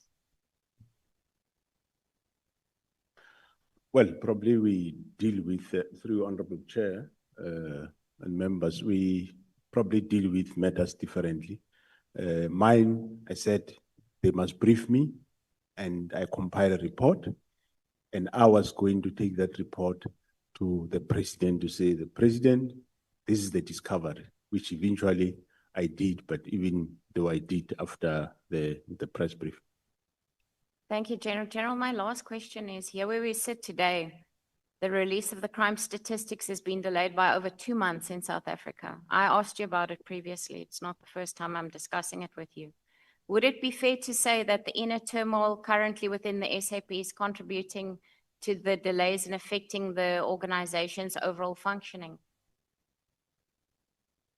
Of course, that's through you, Chairperson. One cannot deny that, yes, indeed. I mean, there was a change of ministers and there was a lot of things to be done. And yes, but it will be released soon, Honorable Chair. Thank you, Chairperson. I really do feel that, General, that there's something lacking here. And I'm not quite sure what it is. Maybe of my colleagues in the room will ask questions, but I really, there's not once in anything that you've said to me today or the way that you displayed anything to us to say that you were not in agreement with the closing of this PKTT. And I don't know, you can tell me today I'm wrong, but nowhere is there communication from you that I can see that you've submitted or anything that you've told us except for you tried to speak to and you did this and you contacted somebody, but nowhere were you not in agreement with this. Am I correct to say there's nothing on paper from you saying that you were not in agreement with the closing of this PKTT? Thank you, Honorable Chair and members. Honorable Member, if I agreed that the team be shut down, it should have been shut down. On a hindsight, you can see that the purpose of this instruction was to shut down the team while I was on leave for those few days. That's why it was immediate, urgent, which I said, no, you can compile reports, but don't do anything until I arrived. After I've arrived, Honorable Chairperson, from that time, where we were all in this space where we don't know the motive behind this, and me trying to find motive from the minister and not coming up to today. Yes, the team has ups and downs, but the team is still operating. As I said, I did the best. On a hindsight for honorable members today, because we have got more information when the instruction was issued, now you know what is the motive. Yes, you can reason that, no, maybe National Commission should have done 1, 2, 3. But if you were in my position that time, not knowing all these motives, and I think, well, I did the best I could, and the team is still there up to today. I might not have been perfect. I might not have been done the way you might have liked I should have done it, but I did it my way, but I sustained the team. The team is still there. Well, of course, with problems. We are rebuilding it now, and we are opening a new political task team in Gauteng to deal with problems of Gauteng. Thanks. Thank you, General. I have last question for you. Do you think that that crime intelligence in South Africa is savageable? Do you think that we can still have a crime intelligence in our country that is not going to be under scrutiny, and how are you going to fix that department? Thank you. Thanks, Honorable Chairperson. Well, the appointment of the Divisional Commissioner of Crime Intelligence, Lieutenant General Kumalo, to that division did brought a new hope in that division with a view to resuscitate crime intelligence. I believe it can still be done, and the former minister was agreeable to the reforms that we wanted to do there. Unfortunately, there was change of administration, and in the new administration, there was no further traction or agreement. Remember, the National Commissioner, when he place or transfer a member of level 14 and above, that is a Major General and above, I must have concurrence of the minister. I just don't do it myself alone. I must have concurrence of the minister, and If the minister don't concur, you will struggle. But we can still salvage crime intelligence. There are good men and women that in that division that are doing well. And I must tell you, since Lieutenant General Kumal arrived there, we saw tremendous work being done. We have a lot of successes. We're still having them now, yes, under the ailing conditions. But of course, we need cooperation of all, cooperation of the executive, which is the minister and his deputies. We need your cooperation as honorable members, because sometimes most of the distractions and disruptions in that division come from this honorable house. That's the biggest problem. It doesn't matter which political party, but it comes from also from this house.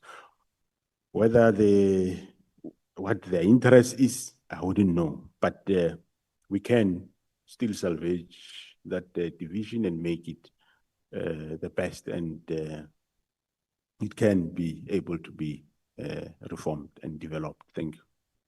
Thank you very much, General. General, I do think that we have a lot of good men and women in blue in our country. I think it is our collective responsibility to make sure that we create a good working environment for them to ensure the safety of the citizens of South Africa.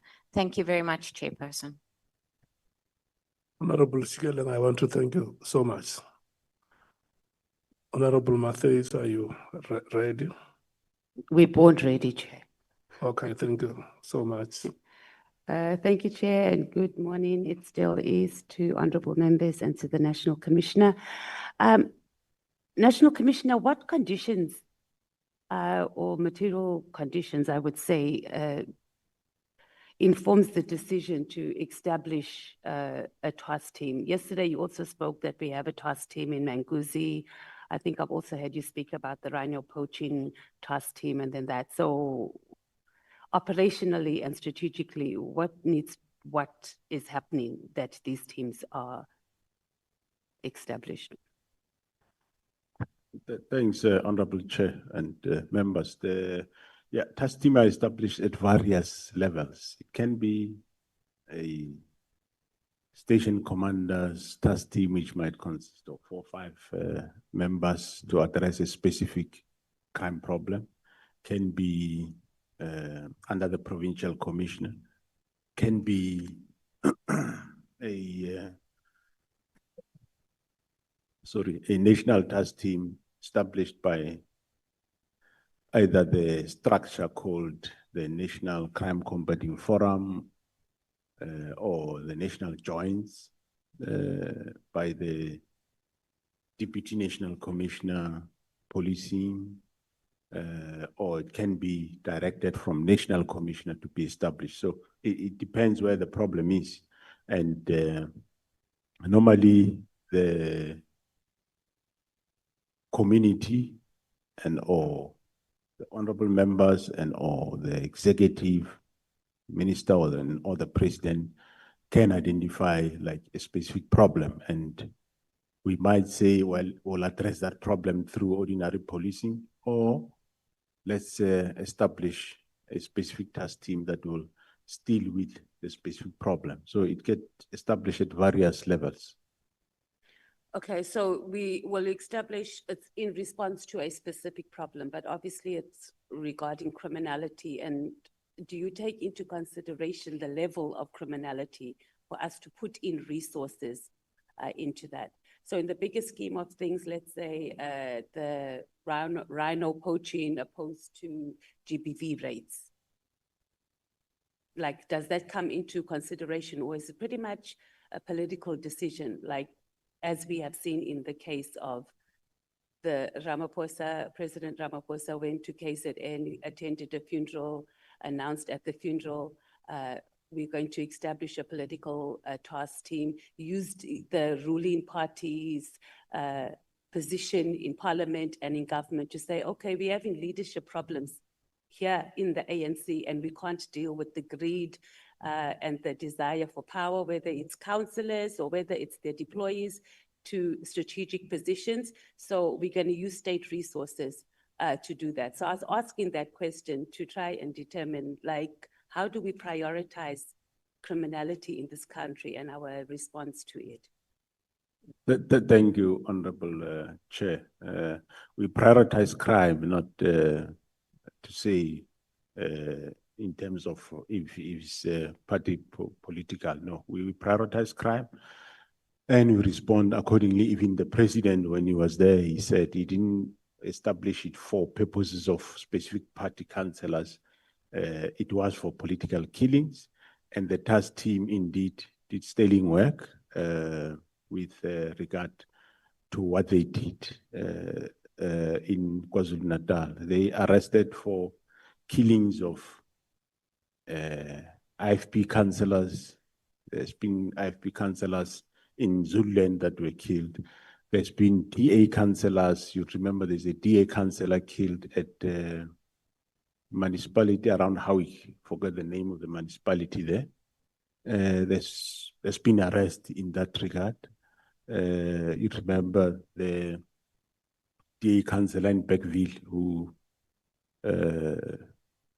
banned his family there and accused other people.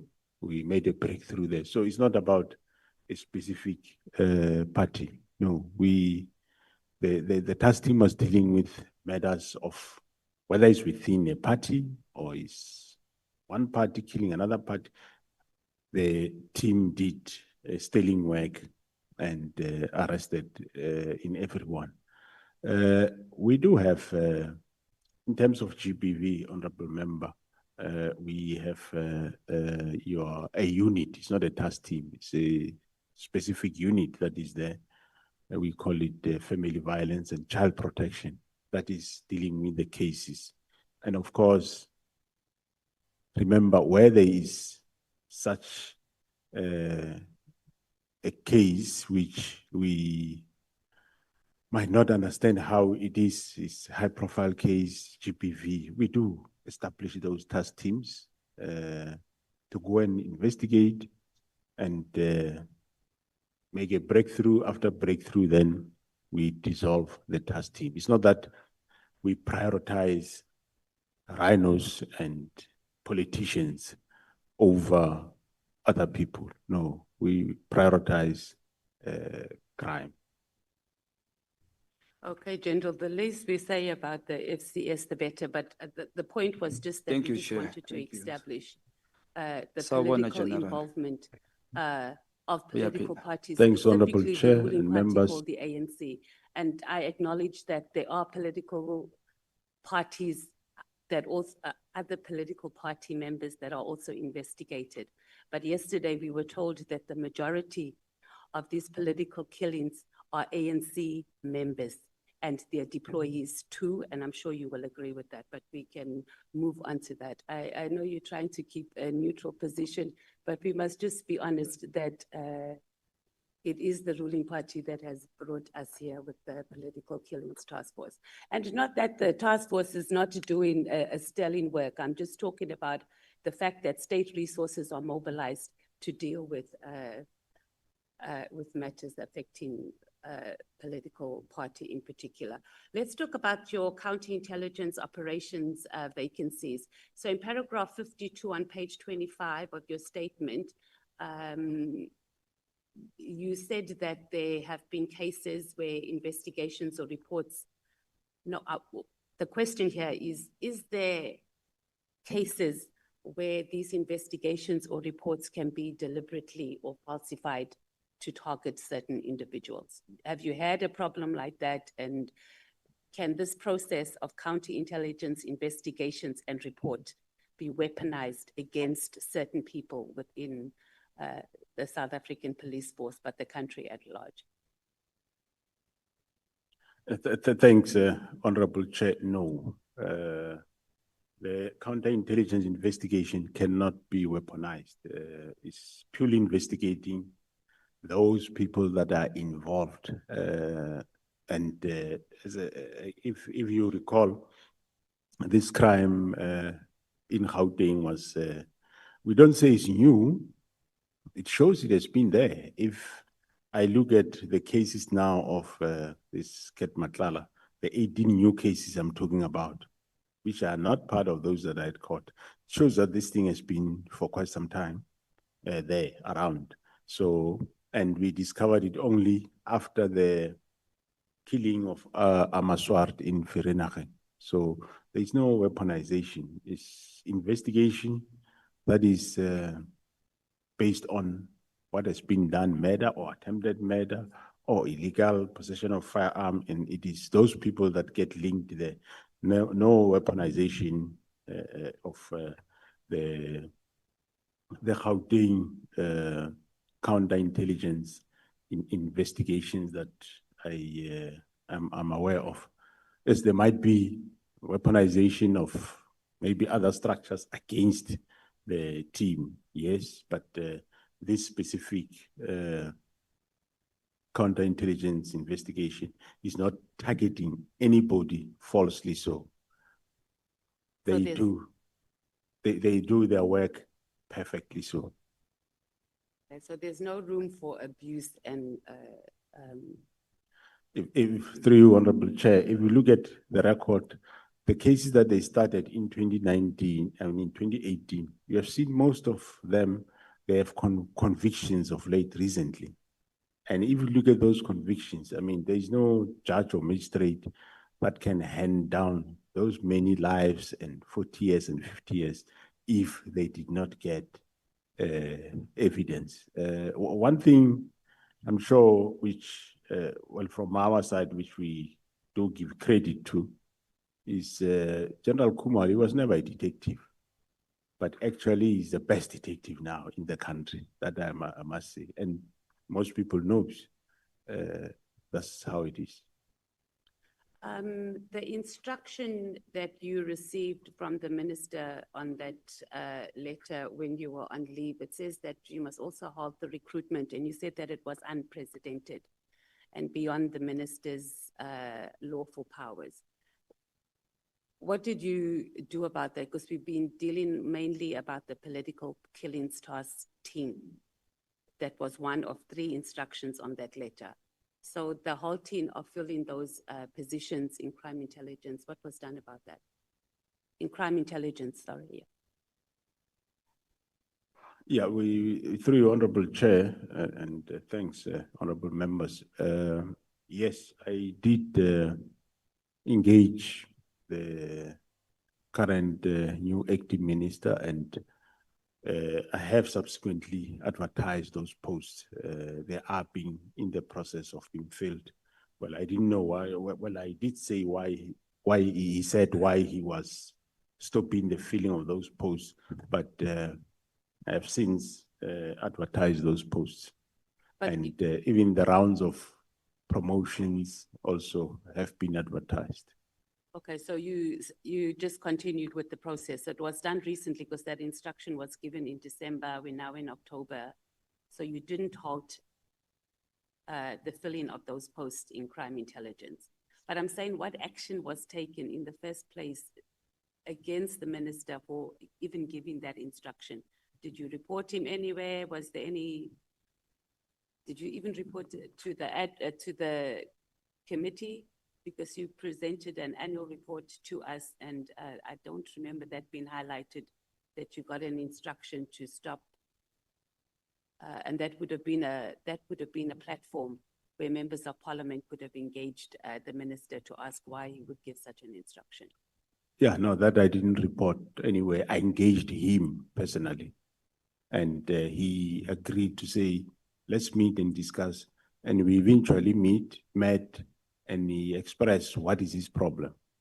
And I was able to tell him what he sees as a problem is not a problem.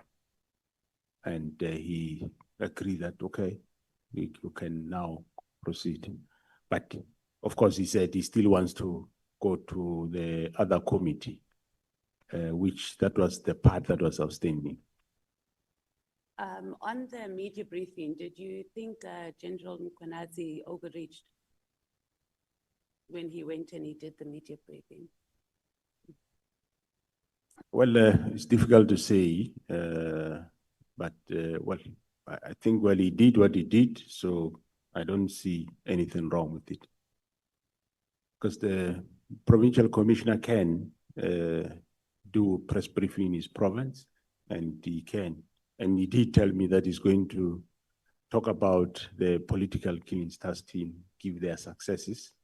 And when he went beyond that. So I don't have a problem with that. Why did you choose to write an affidavit when he requested you to write an affidavit about the transfer of files and you didn't act on it yourself?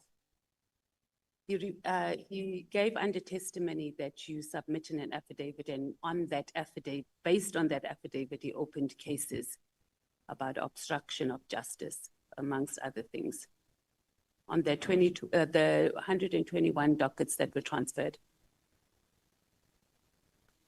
Well, through your honorable chair, remember here it is after the fact. After we know that what was happening is a crime. And remember I said, after I had the dockets, that was agreed that if ever the team is closing, dockets must go to station. All of a sudden, these dockets are now here at head office. And I said, there can't be dockets here, they must go where they come from. And those processes were started to get those dockets back. But before that, after one became aware that, oh, what is being done is actually a crime, then you report a crime at a police station with an affidavit. So why didn't you do it and left it to the KZN commissioner to do it? I do what? Why didn't you open the case as the commissioner, because it affected you directly? And you gave an affidavit to him to open the case. So he became the complainant. That's my understanding. Or am I not, I didn't get it correctly. Well, the offense happened in KZN, and I gave him the affidavit. Giving the affidavit, you open a case through an affidavit. And there was no other internal processes that you took outside of sending the affidavit to him to open the case in KZN against those who were involved in moving the files? Actually, I think he's not, well, he's doing an inquiry that he's busy with. I can't here as a national commissioner investigate or investigate a case at head office. Case must be investigated somewhere from police station. So what I did was right. You don't have to, so the question is just internally as the national commissioner, like there has to be some internal processes that you could have instigated outside of the criminality and actually open a case. Did you do any of that? Just internally, because there are processes, DCs, etc. Yeah, internally, you should be aware that Lieutenant General CBI is suspended and there is disciplinary process that is undergoing. Okay, and that formed part of it? That's correct, yes. National Commissioner, the media briefing, there seems to be a lot of movement after that media briefing in SAPS. And could it be that this media briefing is, we're not going to really get genuine systemic changes because now it's in the media, our country is all up in arms in it. So those who halt and obstruct investigations in this country are just, submarined. So we've seen movement. And then once the country moves on to something else, we are going to be back to square one and possibly even regress any further. So what systemic changes do we need in the whole justice system, and I guess in the police in particular, to ensure that we don't have, it's going to be the same script, different cast? We've dealt with these ones that have come up now, and we've left a void, and then another crop comes in and does the same thing. Thanks, Honorable Chairperson and members. Well, we need, yes, an overall of the system of criminal justice. We need oversight to various institutions. Just to give an example, I think during General MKWANAZI's testimony, I didn't watch it, the whole of it, either here or at the Madlanga Commission. Somewhere you saw that there was communication between Mr. Matlala, for example, and somebody from IPID, where the plan was they want to get General Kumalo arrested. But the other one was saying, hey, now there's no injuries, there's no JD8, so I can't arrest. So we just need leaders that respect their work, but we also, of course, need oversight that institutions that are meant to do specific work, they do that which they are meant to. They do not chase personal agendas or be weaponized to do nefarious activities and acts. That we need that oversight into institutions, and from the police side, we are prepared to undertake a lot of reforms where we see there are problems, but unfortunately, the others we can't. But we need an overall of the system in terms of when it comes to watchdogs, for police watchdog, you have your IPID, you have police secretariat, and you have got all other bodies. So I think maybe as the legislature, you need to look at whether should you have all these many institutions. You have IDEC, you have DPCI. Should you have all these many bodies? Why should you have IDEC and DPCI more or less doing one and the same thing? And you have police secretariat, you have IPID. I know it's there in law, but couldn't you have one institution that is police oversight? In it, you can have a DG with a DDG IPID and a DDG Civilian Secretariat of Police, instead of having too many. And you end up having police, instead of busy fighting crime, they are writing reports to satisfy each and every of these institutions. So that, I think we need to look at that and look at what these institutions, are they doing what they're supposed to do?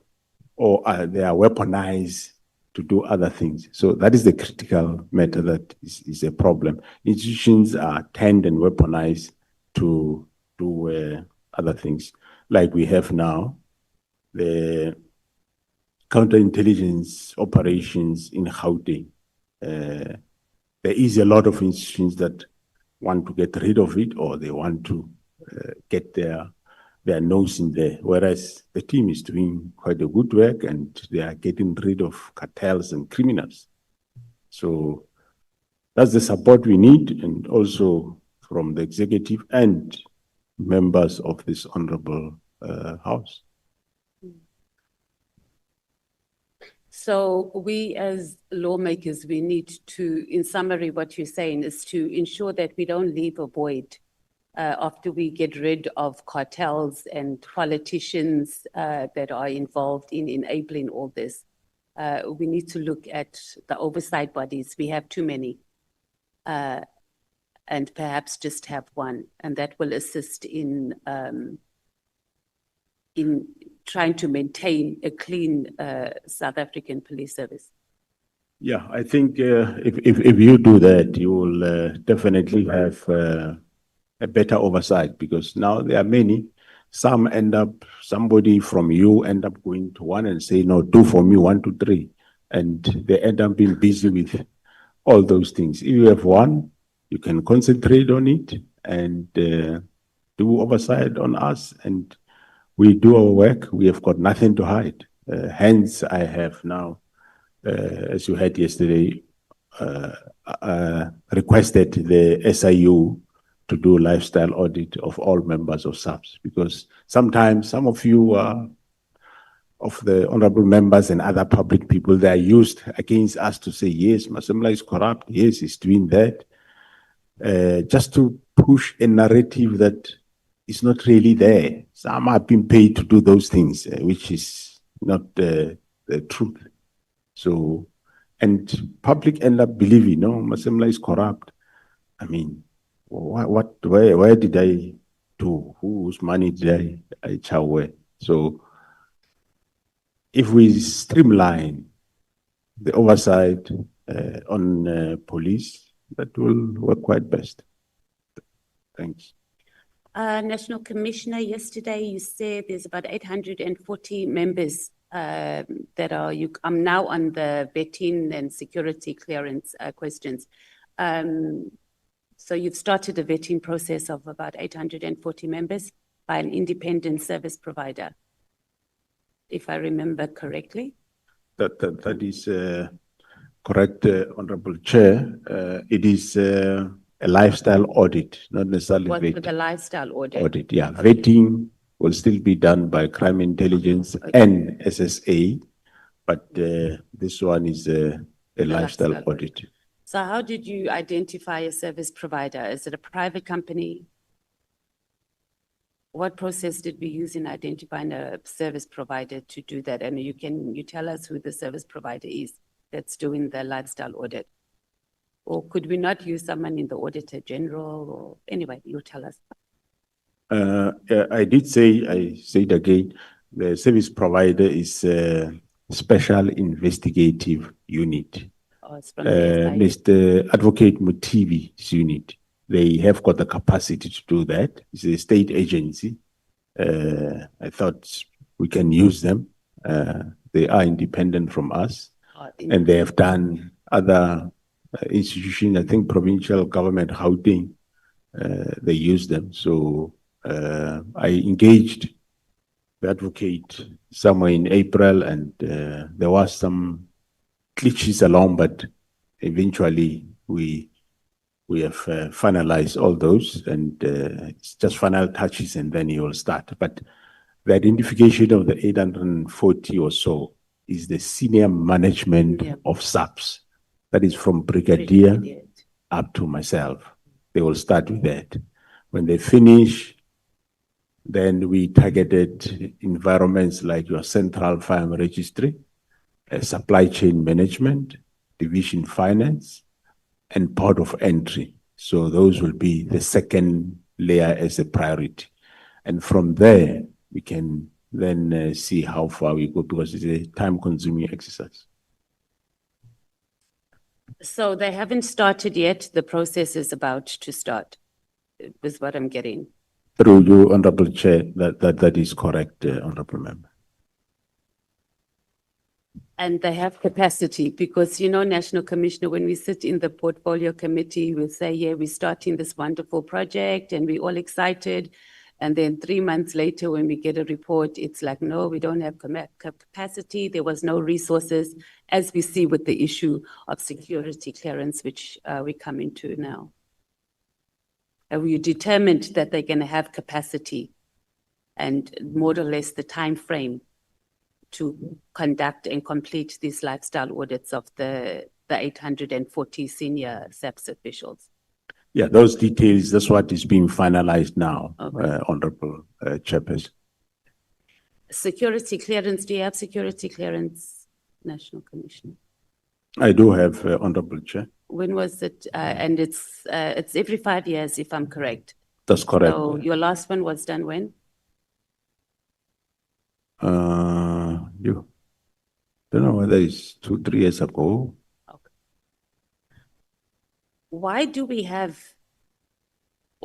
you appoint people into positions, National Commissioner, when they haven't received the clearance certificates?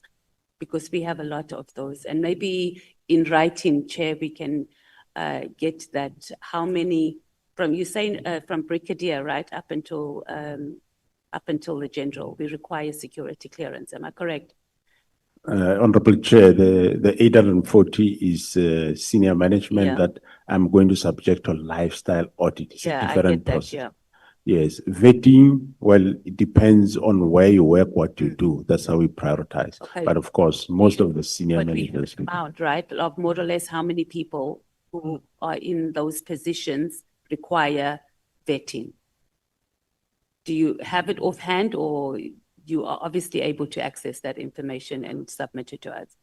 The last year, the I think the Division Crime Intelligence, they reached their target in terms of vetting. Actually, they overperformed, they overachieved.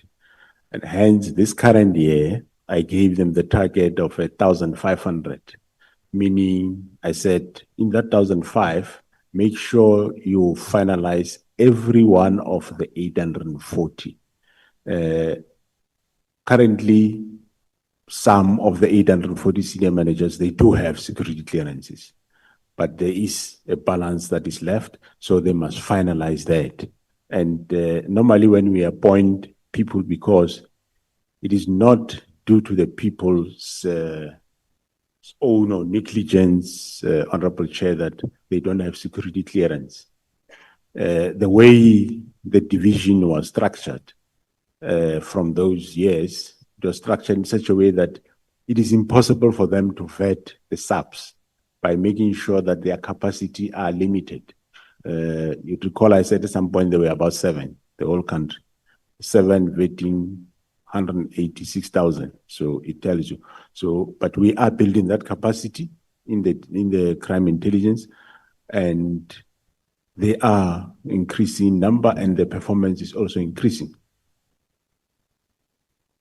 And do we find that Honorable Matthias, may we're you, done? Okay, may you please round up? one more. Ananda. Yeah. You said that during the investigations with CAT, you found that there were 80 other cases related to him. Did I understand that correctly? That's correct, Honorable Chair. And it's expanding over what period? More or less, these cases that have been dangling around the country.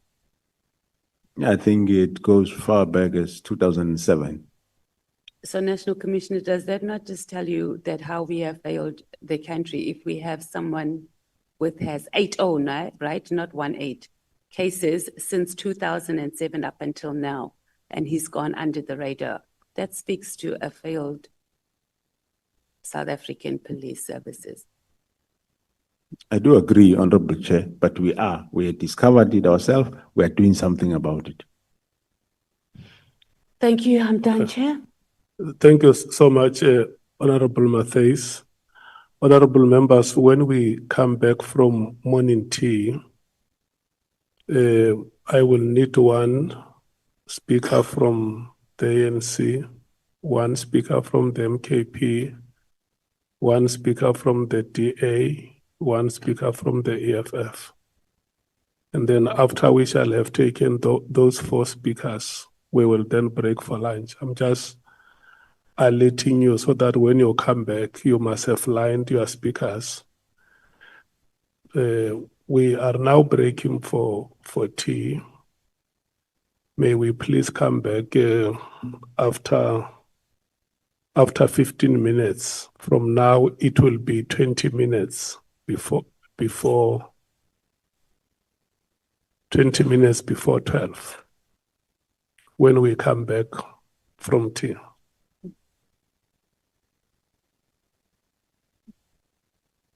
Yeah. Whatever you may want to call it. If you want to call for it a bit morning tea, you want to call it a stretch break, a comfort break. Yeah.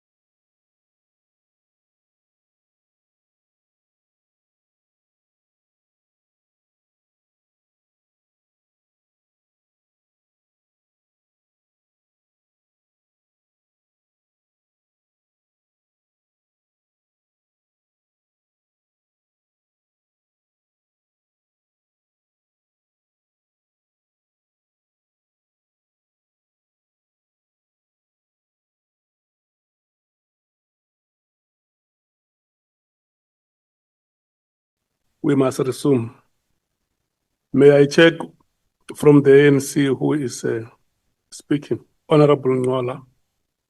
Okay.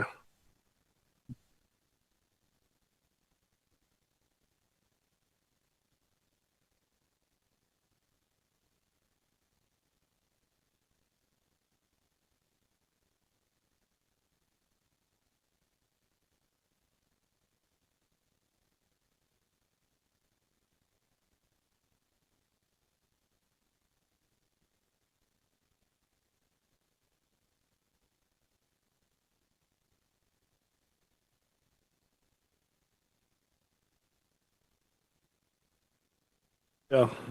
Honorable Ngola, with due respect, you can proceed. Thank you very much, Chairperson, and good morning to members and everyone. Chair, I think let me first agree with General MASEMOLA that we have identified a serious legislative gap in respect of the protection of whistleblowers. And indeed, the Department of Justice did send us the whistleblower protection bill as part of the legislative program. So, Chair, we agree with the General. General, I think let's start yesterday. Yesterday, something unprecedented happened. A chief of staff called the entire nation to a press briefing. We have never seen it before. So I want to check if in the service do we have internal communication protocols, or it's a Vula's book kind of a situation.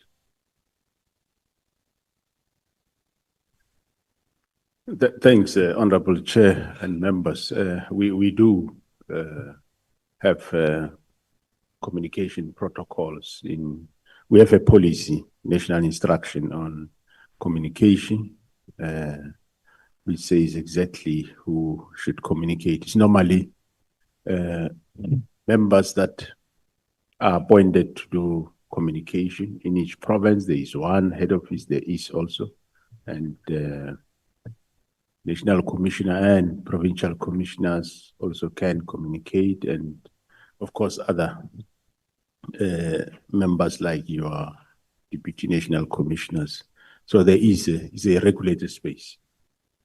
Okay, that's fine. Let's not pursue it further. I think Mr. Ngabende will also come to testify in our talk. Who is Brigadier Litego?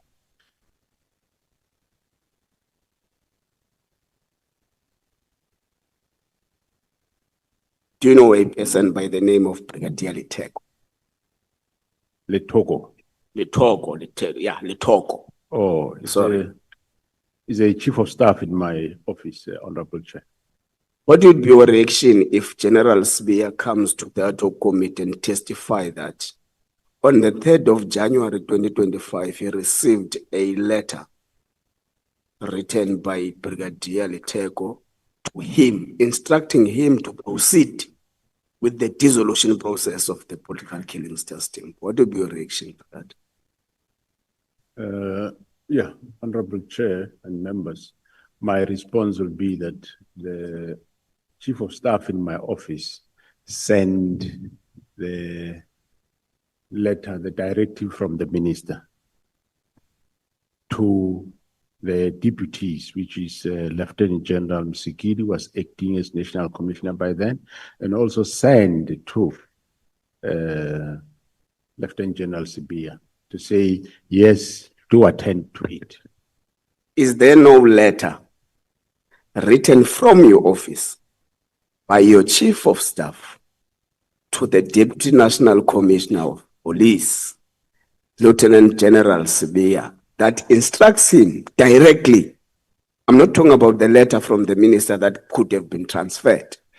I'm talking about a letter that deliberately instructs your deputy to proceed, it was on the 3rd of January 2025, to proceed with the dissolution process and the report on the 14th of January 2025. Is there no such a letter? Honorable Chair, I do agree. I say the Chief of Staff in my office did send a directive to both the deputies that they attend to the minister's letter. However, I'm on record to have said that between that time and until when I arrived back in the office, nothing has been done by that time. And the letter that General Sibia brought on the 14th and the 15th, Honorable Chair, that's the two letters I nullified. Whatever he might have received, nothing wrong. Let's take it for a moment that he received that directive and he did what he did. Come the 14th, come the 15th. The same letter that he have, I tell him that I am not subscribing to this. So stop doing this and leave it, get out of it. Don't do it anymore. I will do it myself. So directive be given on the 2nd or 3rd, Honorable Chairperson. I come the 14th, yes, he says, National Commissioner, Minister says you must dissolve the PKTT. Here is an instruction signing so that we dissolve. I look at it and says, no, we don't do it this way. Honorable Chair, you would recall yesterday, I even explained how we, the interaction of that day when he told me this House Scorpions, the way the directive is, this House Scorpions was dissolved, so it's in order. Then I told him why we can't do it, and that let's not do it this way. It's not my way of doing it. I'm going to do it differently, and then explain how it should be done. Phase approach, winding down, and go and come up with that plan. Come the 15th, he come with the letter.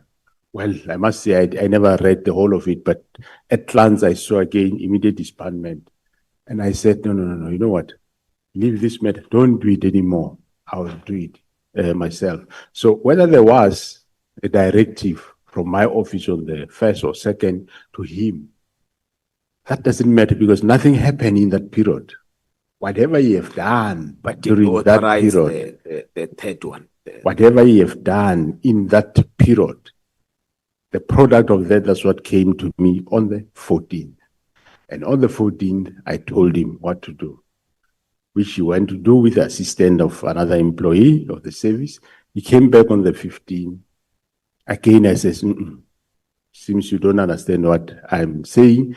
Leave this matter, get out of it. So whether the directive on the 2nd, I don't deny it. I said it is standard that whenever such matter come to the office of National Commissioner, it will be directed to the relevant offices. Okay. So did you authorize the letter of the 3rd? Did I? Did you authorize the letter of the 3rd of January? Honorable Chair. Or how is the communication from your office being get authorized? Or anyone can write a letter and send it without having checked with the principal if this letter should be sent in this form? No, like when I'm here now, the work hasn't stopped in my office. Whatever comes there, they will channel it to the relevant people that are supposed to do the work. So whoever was in your office when you were on leave authorized the letter? Yeah, they send it to the relevant offices. Okay, let's walk down to section 207, subsection 2 of the Constitution, which gives you a legal duty and a constitutional obligation to exercise control and manage the police service in South Africa. Now, where do you think that the exercising control and managing of the police service screws may have been loosened? Because now at the disposal of the people of South Africa is a service that is in limbo, is a service that is at war with itself. So where do you think that you may have missed it somewhere to manage? I hear that you say you did your best to manage and mitigate this situation. Maybe can you take us through this best you did to manage, control the police service so that it does not spiral in this manner? So what efforts were made by the National Commissioner? Well, thanks, Honorable Chair. I wouldn't know exactly which area are you referring to when it comes to managing control. I think I did what I supposed to do. After the directive was received, I expressed my view in terms of how I view the matter should be treated. And I submitted that report to the minister. And so I don't see where I missed to manage. I don't foresee that I can't be held responsible for the actions of the minister and any other. I did my work, I investigated crime, we discovered crime, we're investigating it. So I think I did manage. Okay, but paragraph 4.1.1 of the terms of reference of the ad hoc committee directs us to investigate whether there is political interference in the police service. Is there political interference in the police service, according to what you have experienced as the National Commissioner? Yeah, well, my my experience will be that in as far as this specific directive of the 31st of December 2024 is concerned, yes, there was interference where the minister then gave that directive without, well, he might have applied his mind, I don't know, but when you apply your mind based on facts. So I take that as interference because he didn't have facts that have led him to decide. What I heard yesterday from the senior counsel to say he would receive complaints about PKTT, receive reports from Meriti Haas and all those others. Those are not reasons that can make you disband a team. That I would say yes, sounded I regard it then as an interference, because should he have come to want to understand anything about the team, that could have been a different situation altogether. Get a briefing, understand, he put his problems forward, we give responses, and he then can give a directive, or we jointly find a solution. Okay.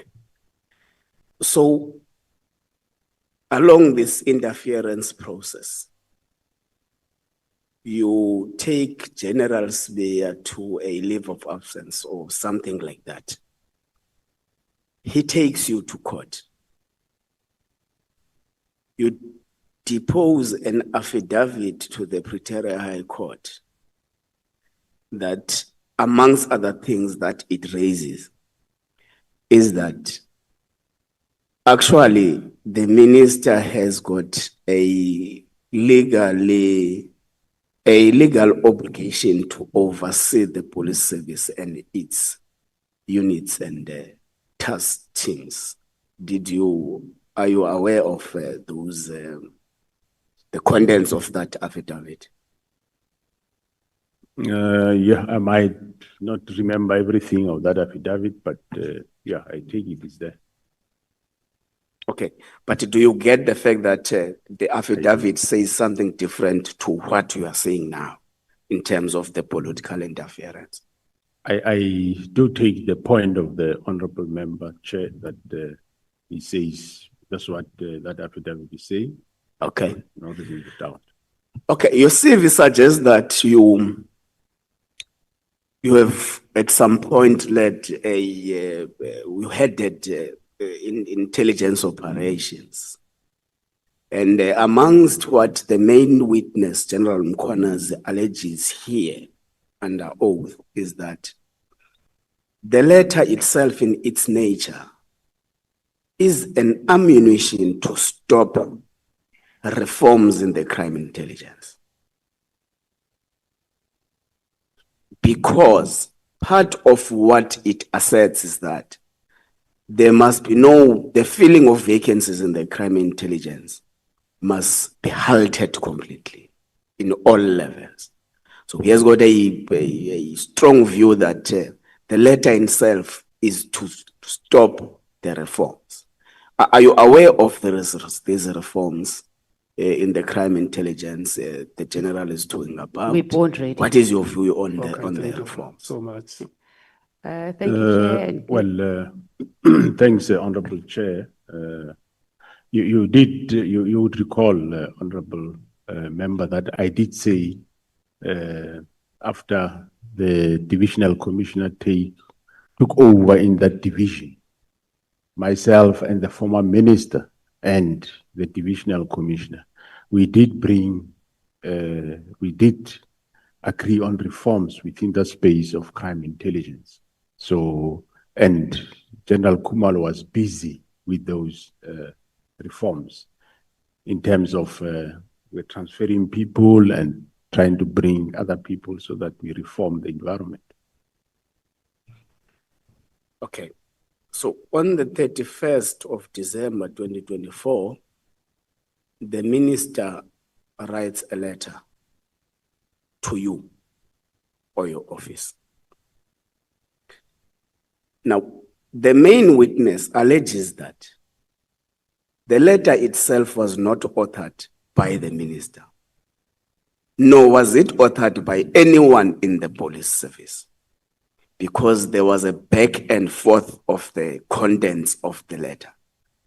Are you aware of that allegation? Well, I heard that from General MKWANAZI, but I can't be a witness to that. I don't know, but I heard him saying that. Okay. The PKTT's term of office was supposedly 6 months. When is it expiring? As long as there is work, as long as politicians get killed, I will sustain it and have it. Okay, what is the process of extending the term of office of any task team in the police service? Is there a process, or is just the national commissioner takes a decision as long as there is an assessment to it? No, the process, normally, sometime when you start, you might give it, say the task team should be for 6 months or a year, you give it a period, with a view that they must deal with the problem that you identified. If it's a specific crime, they deal with it. When they finish, then task team is dissolved. So normally how we renew, the people that are doing the work, they will write a motivation to say they ask for extension for a month or 2 or 3 or 6 and give the reasons why. And that will be assessed. Some teams will be assessed by the body called National Crime Combating Forum, which consists of operational divisions at head office, and they will approve at that level. Or if it's a team that gets approved by National Commission, they will send for approval to the National Commission. Okay. General MKWANAZI also mentions to the ad hoc committee that amongst the 121 case dockets that were taken to the head office, One amongst them is that of Namhla from Tata. I'm sure you'll recall the Justice for Namhla campaign. So if that's the case, then would we say that SAPS actually characterized the brutal assassination of Namhla as a political killing? And what is the status of the docket now? Has the removal impacted the fact that there's no one arrested today? Thanks, Honorable Chair. No, the political killings task team, as you are aware, they were doing the work in the province of KZN. But I am on record to have said that when we went to Fort Hare with the then minister, and we saw that there is a problem, well, of murder cases, but not necessarily alone, we enlisted the political killings task team to go and help there. So the fact that they took Namhla's docket is not to say we classified as political killing. All we wanted was, we wanted people that can be able to resolve the case. That's how the team went. And the team did work on the docket until they were interdicted.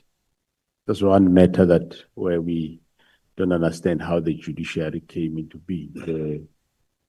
The certain people went to High Court, they interdicted the team on that case for other reasons and for almost a year. But the docket is back with the team. I might not precisely say where it is now, but it's back to be investigated. Okay. So I think the interdict will maybe assess it in the in-camera arrangement. I think the general does not want to give us deeper detail on it now in a public platform. I think we can attend to that later. It's no problem. Through you, Honorable Chair, the interdict, the best person would be General Kumalo who can give that. But I know that somebody came forward with an interdict, but later we are on with okay. No, that's fine. General, is it your evidence that political killings are still prevalent in South Africa? And therefore, that makes the letter of the 31st of December 2024 unwarranted in terms of the purpose that which the political killings task team was formed for?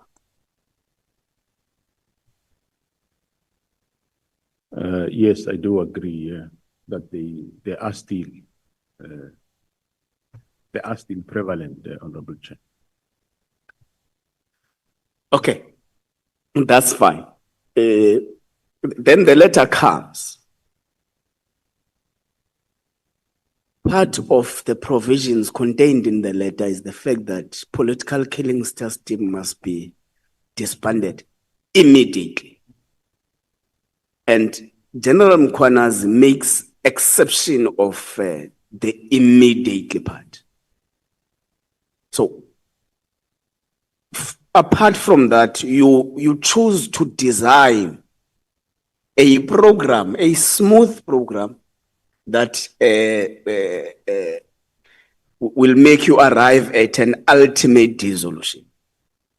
So, is it your concession that the problem with the letter is the immediate part of the dissolution of the PKTT? No, Honorable Chair, the problem is not the immediate. The letter itself is a problem. Yes, the whole letter is a problem, not the immediate. But what I chose was not to do it immediate, but do it my way. And remember, Honorable Chair, I did say that this letter was a directive and not a request. And at that time, I had my doubts as to circumstances surrounding this letter, why it came. And that time I was not in a privileged position, Honorable Chair, like the honorable members now. You have both sides. You have the before and after. Myself, when those things were happening, I only had the before. I didn't really know what is this. I suspected that this irregular, illegal, but not really having facts. Thanks. Thank you, General.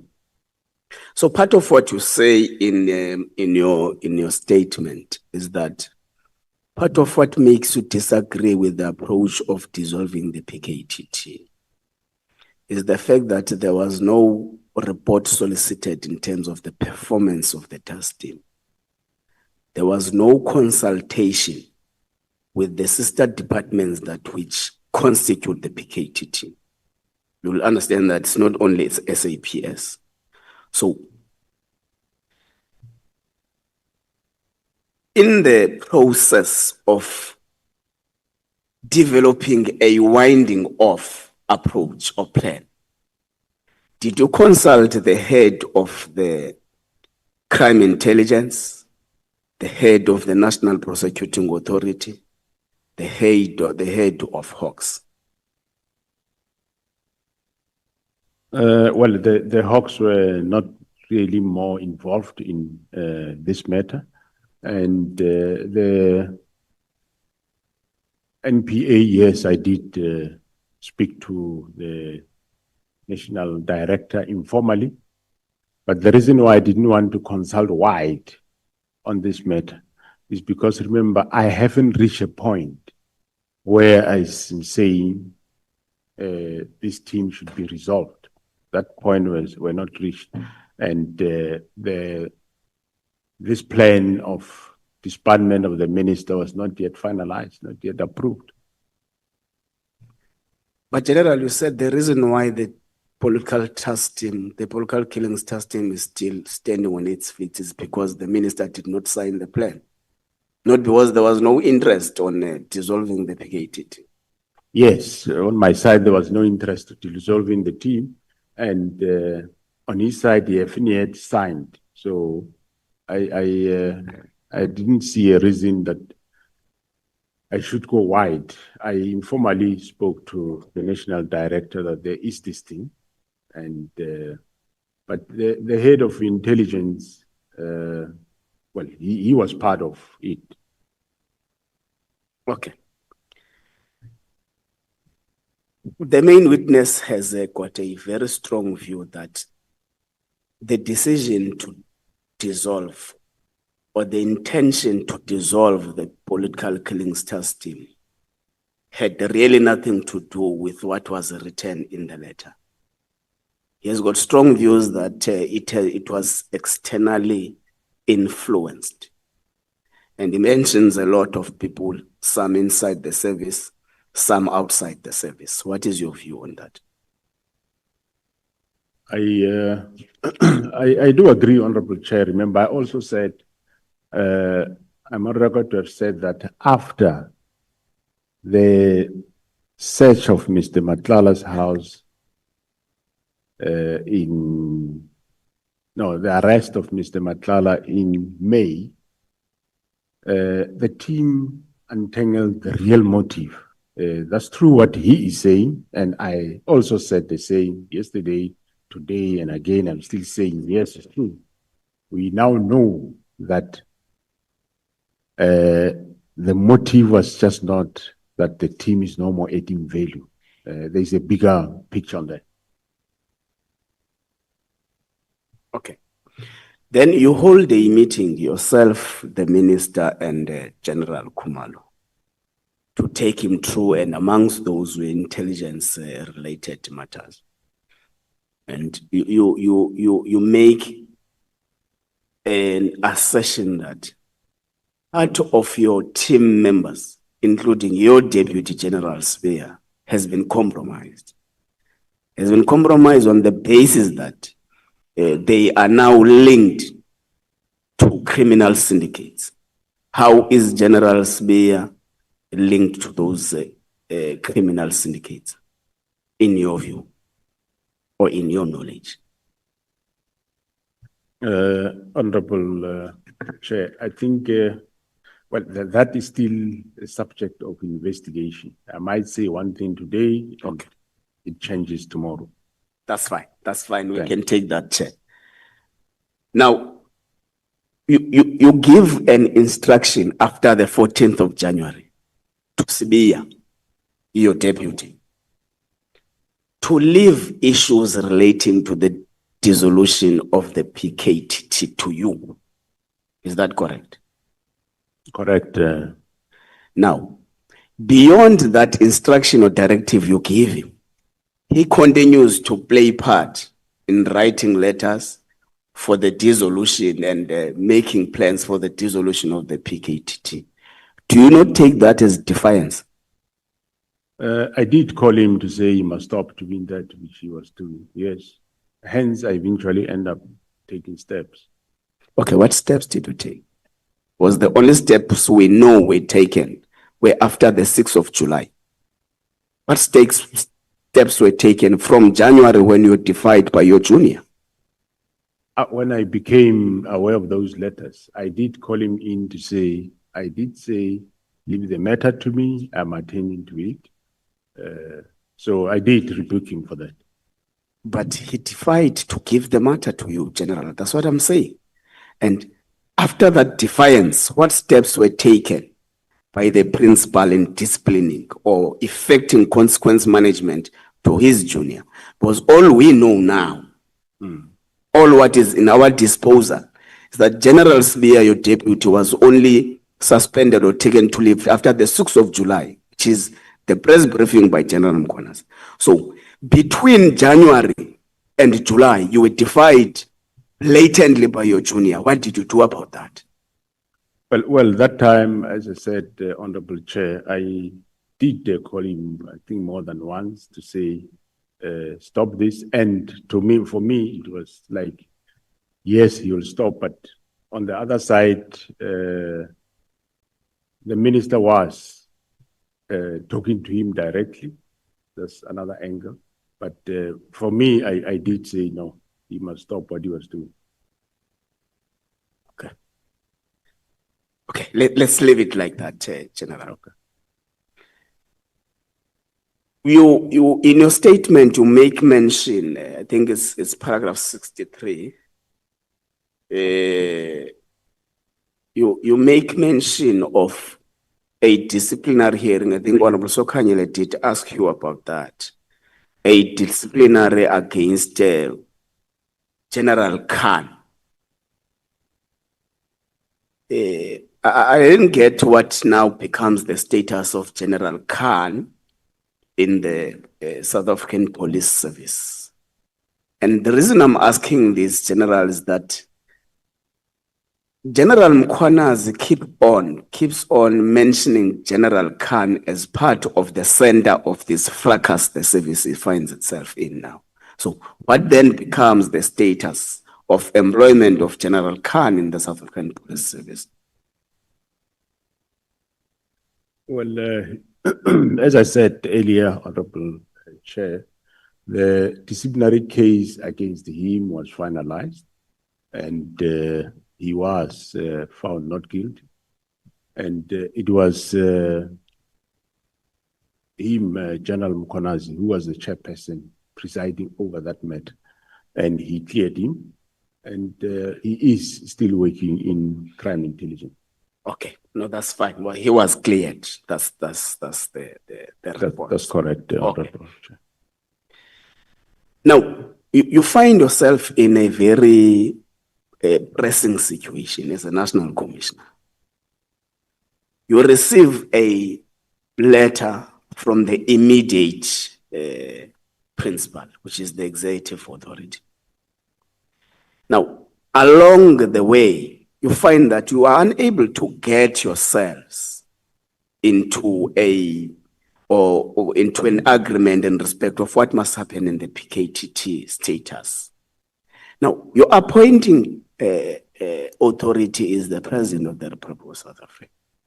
Have you made means to engage the President into making him understand the importance of not dissolving the PKTT.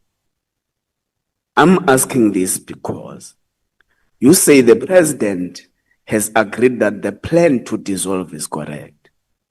But General MKWANAZI have got a different understanding of the attitude of the president towards the dissolution, because he says the president in Northern Cape made public assertions that the political killing system is working very well and no need to touch it and all those things.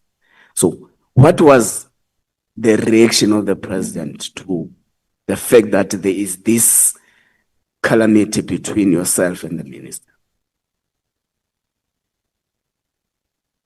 Thanks, Honorable Chair. I did said it before earlier in this House, Honorable Chair, but I'll repeat it again.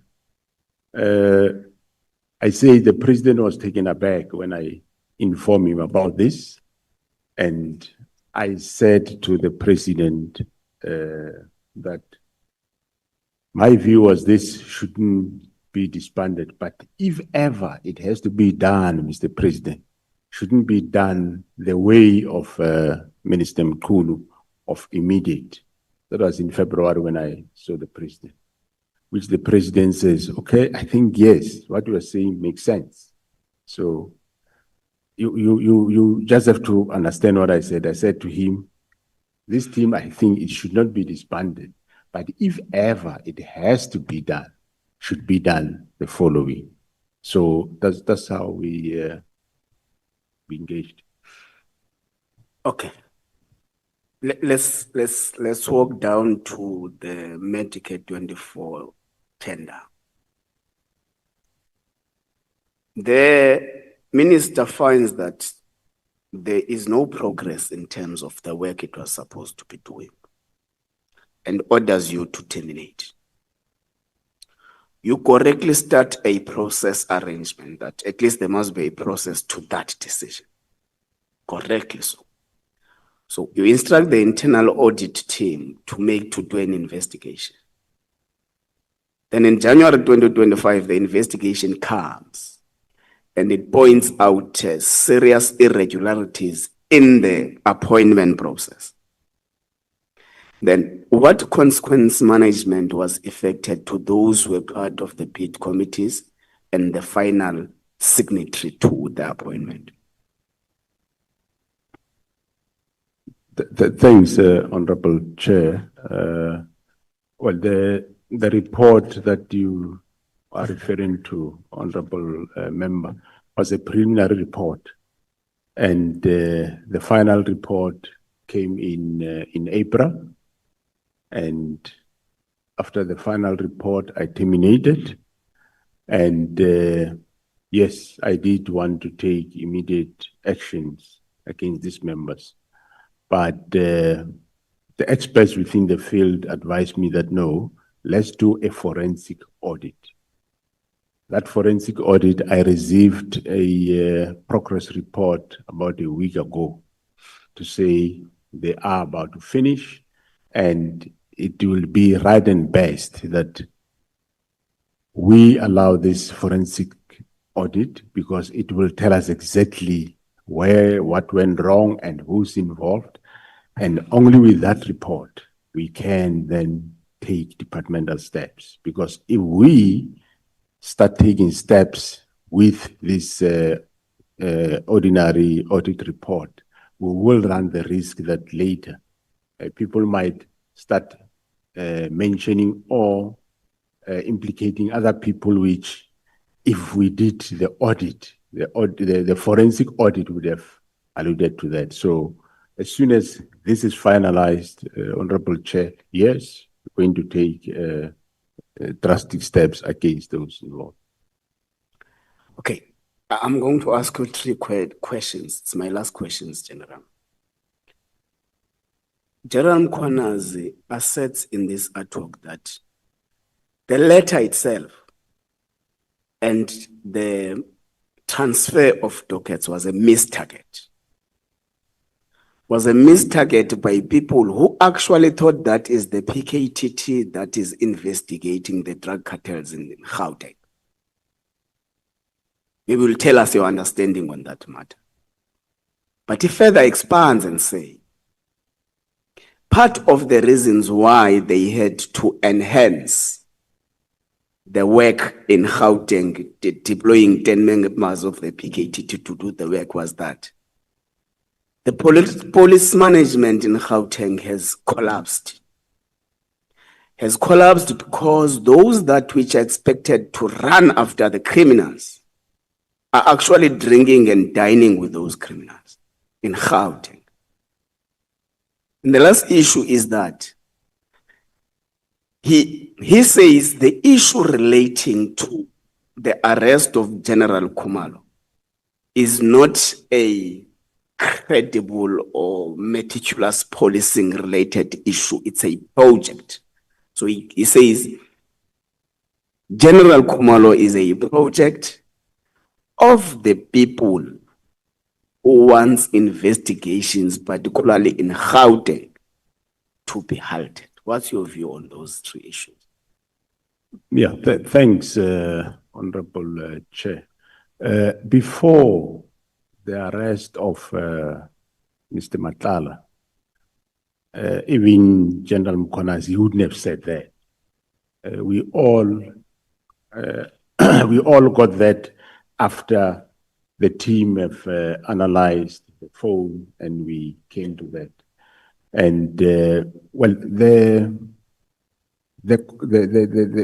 call for assistance from the political killings task team to come and assist Gauteng at that time was solely based on the fact that we wanted the expertise of the political killings task team. As we have seen in Fort Hare, where we think we have a problem, I enlist them.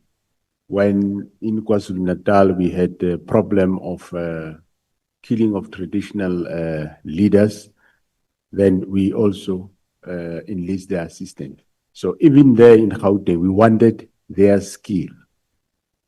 It was during the process of investigation when they start uncovering these matters, uncovering that there is some members, some police in Gauteng that seems to be compromised, and they uncovered all the rest. And that's when then we registered this project of Gauteng counterintelligence to investigate the whole thing.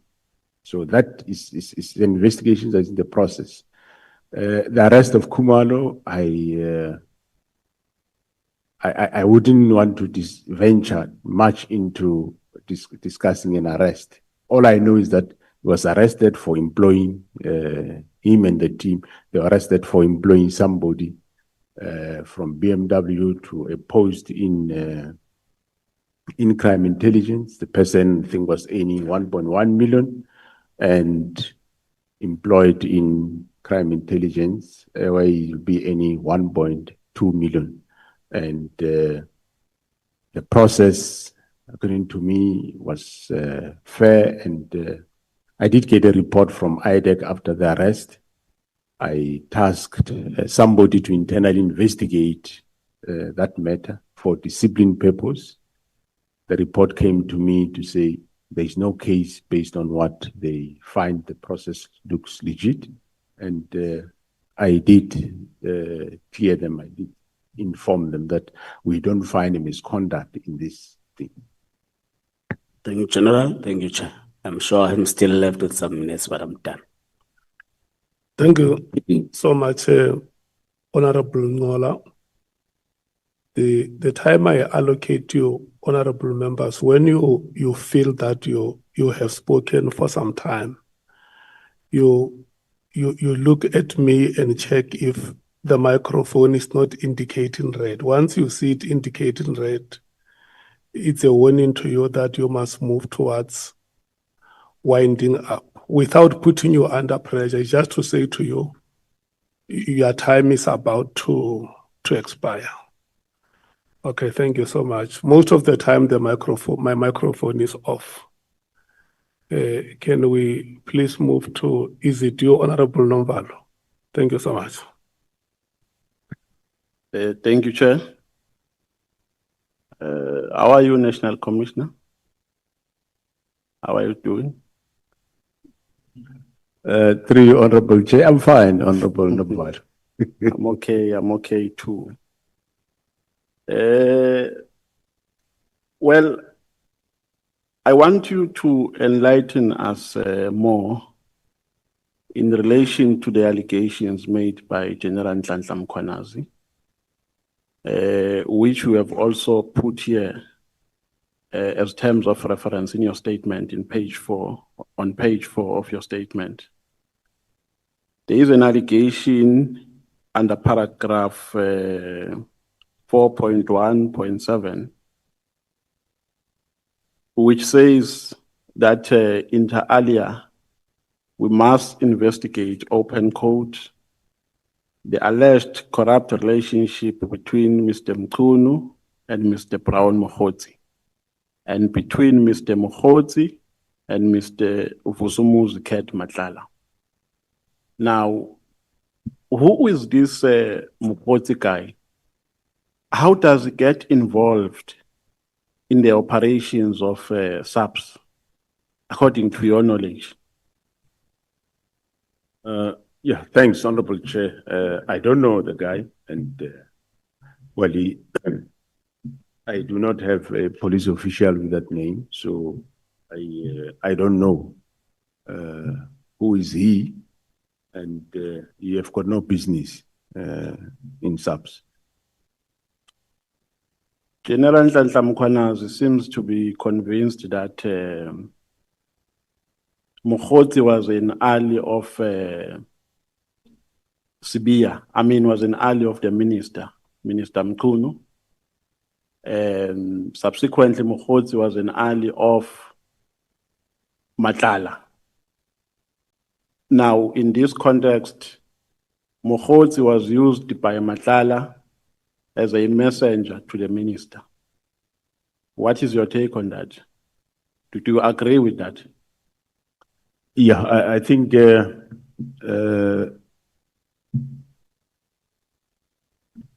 relevant officials like General Kumalo will be able to show you that. I think also General MKWANAZI did show you those links. Yes, I believe what they are saying. Yeah, because we are not doing an academic exercise here, National Commissioner. We are trying to get to the bottom of these allegations. So what we want to get from your responses is what will assist us in doing investigations of all these allegations. Now, my difficulty is that in the evidence that has been accused so far, orally and in terms of the documents that were perused, the conversations that we have seen are conversations between the minister, are the conversations between Brown Mokhotsi and the Commissioner of KwaZulu-Natal, wherein Mokhotsi claims that he has some influence to the minister, and conversations between Brown Mokhotsi and Matlala.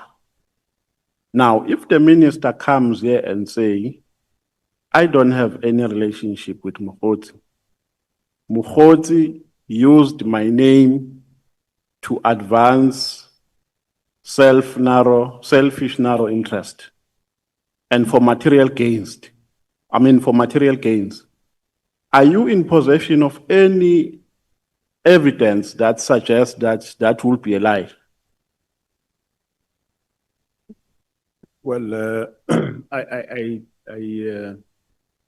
believe General MKWANAZI might have showed you some WhatsApp messages, and General Kumalo will still show you other messages which they can give evidence to that effect in terms of communication that talks to between Mr. Mokhotsi, between Ket Matlala, and between the minister. They will be able to show you that. You know why I'm asking that question, National Commissioner, is because I've been in a political space for some time. And I know that it's a general tendency of some comrades Listen, good morning, General. to How are use names of those who 300. occupy higher echelons for their self-enrichment or for their material gains. So I anticipate that the defense of the minister might be that my name was wrongly used here. There is absolutely nothing that suggests that I've got a relationship with Mokgotsi. I only know Mokgotsi from a distance as a comrade. He had no influence in the running of SAPS. That is why I was able to write a letter that terminates the 360 million contract. What would you say? I'm asking this because we need evidence to resolve these matters. What would you say? How would you respond? Are we in a position to prove that wrong, that defense wrong, if the minister comes with that defense? Yeah, I'm sure the officials that I'm talking about will be able to show you the links. That's why I didn't want to give evidence of the second person. They will be able to give evidence to that effect. But I wouldn't overrule that, as you say, you are in the political space. You know the environment and how people behave. That I can't deny. You talk from experience.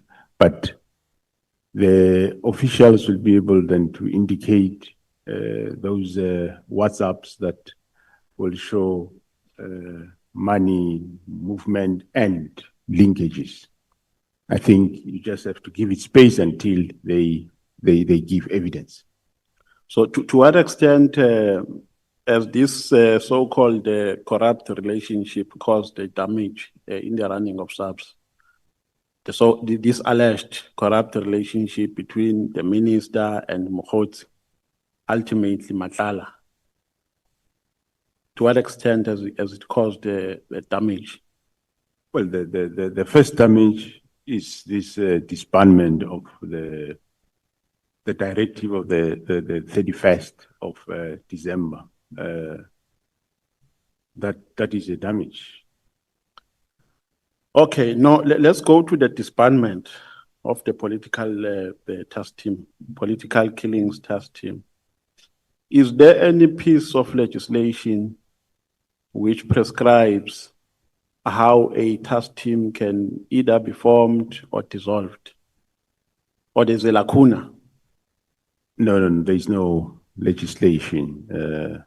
Legislation says the national commissioner can organize and reorganize, establish institutions, depots, unions, and so on. So, but of course, even a task team, one can take it as part of that. So, but doesn't mean can necessarily be established by national committee. It can be established at lower levels also. Yeah, so the advice that you can give to us as lawmakers is that you must close that gap, correct? You must. In terms of formulating the law, we must close that gap. Is that the advice you can give to us as lawmakers? The advice I can give is, if you can, obviously, dwell more on defining what the minister can do. What is the minister's function? And what is the national commissioner's functions? Okay, if I heard you precisely yesterday, during your oral testimony, you made a mention of a task team which preceded the 2018 task team. And you said you identified some weaknesses in that task team. Ipso facto, you established another task team which was multidisciplinary, in that it consisted SAPS, NPA, etc., etc.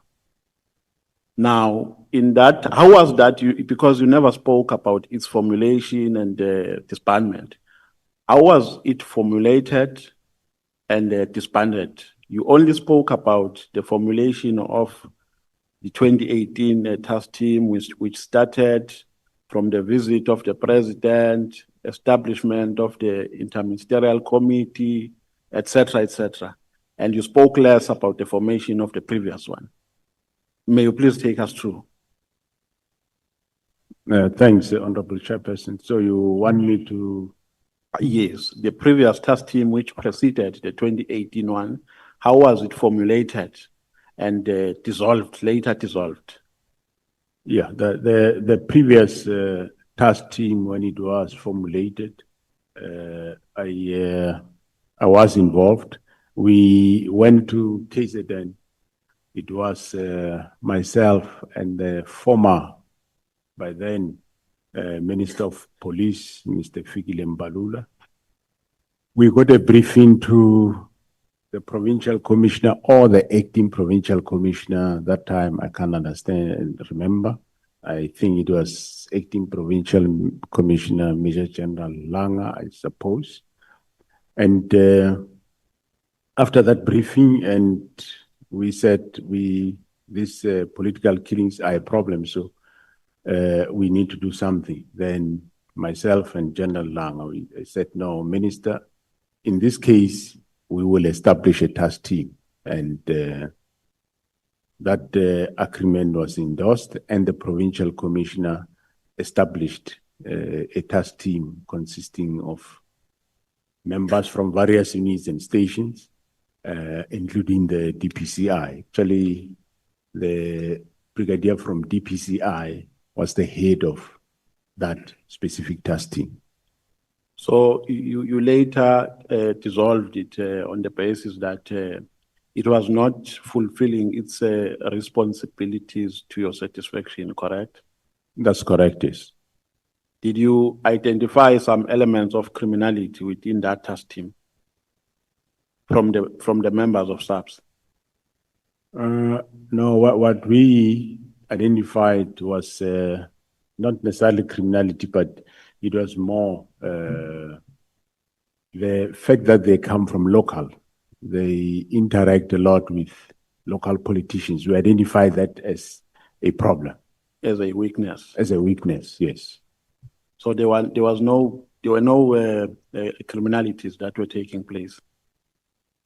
Not as far as I remember, but I know there were, but it wasn't members of this task team. There was one or so that was arrested for murders at Cleveland, but he wasn't a member of this task team. It was just a police official. Okay. Now, in the 2018 task team, you said that there was an involvement of different components because you wanted to tighten its strength. There was an involvement of SAPS, NPA. Now, where was the NPA reporting? Was the NPA also reporting to SAPS, or they were reporting to their bosses in the NPA? No, the NPA were reporting to their bosses. Maybe let me clarify my question. I'm asking in relation to the work that they were doing as in the scope of the political killings task team. Where were they reporting? Yeah, they were reporting to their bosses, but of course, they work with the team. They will give, now and then they will take dockets and look at them and give guidance in terms of the investigation. That's why the fact that we wanted them to be dedicated to work with the team was that if you use an ordinary prosecutor who's sitting at court, he received a lot of dockets, receive GBV, receive assault and so on. So that doesn't make him to be focused. So these ones, they were there for the team to guide the team in terms of investigation, to assist the team. So they were interacting with the team and the coordinator of the team. But of course, they will also give progress to their offices. General MKWANAZI said, I'm not quoting him verbatim, I'm just paraphrasing. He said that they made a gruesome discovery that some of members of the PKTT were compromised, the result of which they took a decision to rotate them. Are you in agreement with that? Right from the word go, there was no really member that would work there permanent. They were rotated continuously. I'm aware that, yes, there were those that were arrested. Are there any 21. members of the NPA who were found to be on the wrong side of the law? And if so, what actions were taken against them? I don't remember any. What I remember was there was members of SAPS that were, there were members of SAPS that were, there is members of SAPS that were arrested that were not part of the team. And there is one that I can remember of who was part of the team who was arrested by the same team. And in terms of NPA, let me correct my statement. I'm aware that there were cases opened by the team against members of the NPA, and which I end up having a meeting myself with the director, National Director of Public Prosecutions on the matter. Okay. National Commissioner, let's go to a letter dated the 31st of December 2024. If I heard you correctly when you were responding to, I think, to Honorable Ngola, you said holistically the letter was wrong. So when you say that, do you mean that the minister was acting ultra virus in all the regarding all the instructions that he gave in that letter? Because remember, the instruction was not only related to the disbandment of political killings. There were other 2 instructions, and in total there were 3. So the minister acted ultra virus. Is that your conclusion? Yeah, I did say that according to me, yes, he acted wrong on 2 matters: political disbandment of political killing task team and the matter of the stop filling of posts in the crime intelligence. The ports of entry, no, I don't think there's anything wrong there. Yeah, because somewhere in your statement you have articulated the statutory and constitutional responsibility of the National Commissioner and those of the minister. The gist of the minister's responsibility is to formulate and implement policy. That is correct. Honorable Chair, yes, yes, to develop national policing policy. So these matters were not related to that scope of framework. They were operational matters. According to me, the 2, they were operational matters that were within my terrain of managing. I could, if you have a problem with the task team, you could have said, I have a problem, 1, 2, 3 with the task team. Then I would go and investigate, see how serious is that. If it's so much serious that I should disband the task team, then I will do it, or take out the members and bring other ones.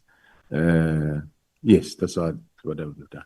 Okay, the last paragraph of that letter says, open quote, "My observation in this regard, as indicated above, is that further existence of this team is no longer required, nor is it adding any value to policing in South Africa." Now, I know that your sentiments around this, your sentiments are that the team was effective because you went to an extent of giving us statistics of the arrests that were made and the investigations. Now, so I want to get the extent of the work that was done by this political killings task team. You know, I'm going to put a proposition to you, and I would request your opinion. And the reason why I'm going to put this proposition is because I want to be sure if you arrived at the root cause of political killings in KZN. during your investigations? Because there's a perception that at the center of political killings, taxi bosses are involved. Now, my assertion is that, National Commissioner, because of a decline of the profit margin in the taxi industry, the former the former taxi bosses resorted to getting involved into tenders. And their anchors in tenders are politicians. To safeguard their interests, they still use the same modus operandi that they used when they were still taxi bosses, of eliminating people who appear to be problematic to them. When you are doing, because I'm trying to establish the effectiveness of that team, did you go to that extent when you are making your investigations? And do you agree with my assertion? Thanks, Honorable Chair. Yes, to an extent, we have picked up that, taxi environment, they move to the political sphere for tender purposes. And that assertion is true. But also in the province like Western Cape, in terms of the gangs, they're also doing the same. Are you aware of a perception that the police are scared of taxi bosses? Are you aware of that public perception? That the police are scared of dealing with taxi bosses? No, there might be that saying, but I know that they are not. No, Maybe remember, some police, by not all. perception is not a fact, it's just a perception. I'm not saying that by being a perception, then it's true. But are you aware of that perception? No. Police that are afraid of taxi bosses. No. That is why the taxi industry took over during the looting. It's because there was a great loss of confidence in the police. In some areas, in some malls, in Mzimkulu, for instance, where I come from, the police gave over and the taxi industry took over, and there was order in town. Okay. Are you aware of that perception? Well, I wouldn't deny it.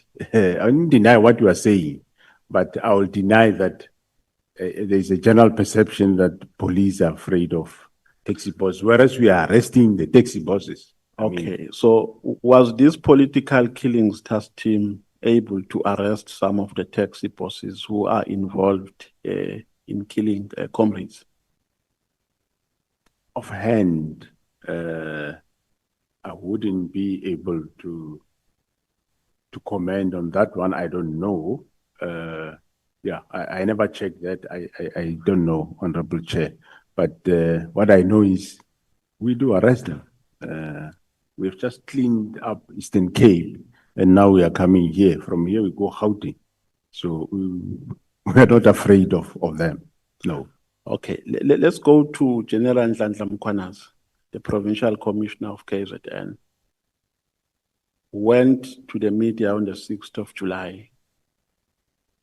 One would say he just became helpless in the situation because at some point he attempted to appear before the Zondo Commission. They never allowed him to appear. He tried to address his concerns within SAPS. He was never given audience. So his conduct on the 6th of December was as a consequence of desperation and was as a consequence of the fact that he lost confidence in the system. Is that correct? No, I wouldn't say so. I agree that yes, he did report to those various authorities that you said. And on the 6th, he ended up going, making a press conference. Honorable Chair, you should be aware that, remember, when he went on the conference of the six, it's after that we know now what is happening. Before that, we didn't know, and he didn't go to a press briefing. Okay, if the minister comes here and say, General Nhlanhla MKWANAZI is doing all of this because he is part of a certain cabal in the SAPS, which involves General Nhlanhla MKWANAZI, the National Commissioner, and General Khumalo. How will you react to that? Well, the fact of the matter is, it's not a cabal. We are not a cabal. We are just doing our work. Whoever will call us a cabal, I will be suspicious if maybe is that person not in some way in charge of a cabal. We are not a cabal. We are just doing our work. And it's been a long time that we have been doing this work. Can go back to 2011 when we were there. We did the work. And even now, all what we want to do is to do the work. We are doing the work with the political killings task team in KZN. In Gauteng, we discovered what's happening, and we are investigating that. In CI, when Minister Kelo was still around, as we said, myself and Khumalo, we said with him to say, hey, let's fix this, and he agreed. And up to so far, I think he's the only minister that I know agreed that let's clean up crime intelligence. And he committed to that, and we started the process. Unfortunately, then he left, and unfortunately, with the new minister, it never went through that. If we are cabal for what? To do, we're doing what? Okay. We're dealing with what? My second last question, Chair. General Nhlanhla MKWANAZI said he thinks that General Khumalo is a target. Do you also hold the same view? Because he even said that at some point there was an attempt to kill him at the airport, and they had to beef up his security. And there was also an attempt to link him with the murder of Cindy Somakaka, which was frivolous. Do you agree with that? I totally agree with that. Who is targeting Mr. Khumalo? And why is he a target? I wouldn't know why they target him, but one thing I know is that General Khumalo is a good investigator, and he does his investigation proper. Yes, I will agree that he's been targeted, and I do agree that there were those incidents, and we beefed up security. And I think, yeah, some of the matters might require certain in camera to delve much on them, which might affect investigations. So I think maybe one would, it might not be a good platform to get into some of those details. Is it true that the DG in the presidency is protected by members of the task force? Are you aware of that? No, it's not true. It's not true. Correct. Thank you very much. No further questions, Chair. Thank you. We are cruising very, very nicely, honorable members. Your performance is very impressive, and I must give you this credit. Honorable Breitenbach, is it you or Honorable Cameron? It will be you. Once you are done, you hand over to Honorable Malema, and then we'll break for lunch. In that way, honorable members, thank you. Thank you, Chair. And good morning, General. We have already established that you're well, so let's not go there again. So, General, you're the top cop in South Africa. Your microphone is far from you.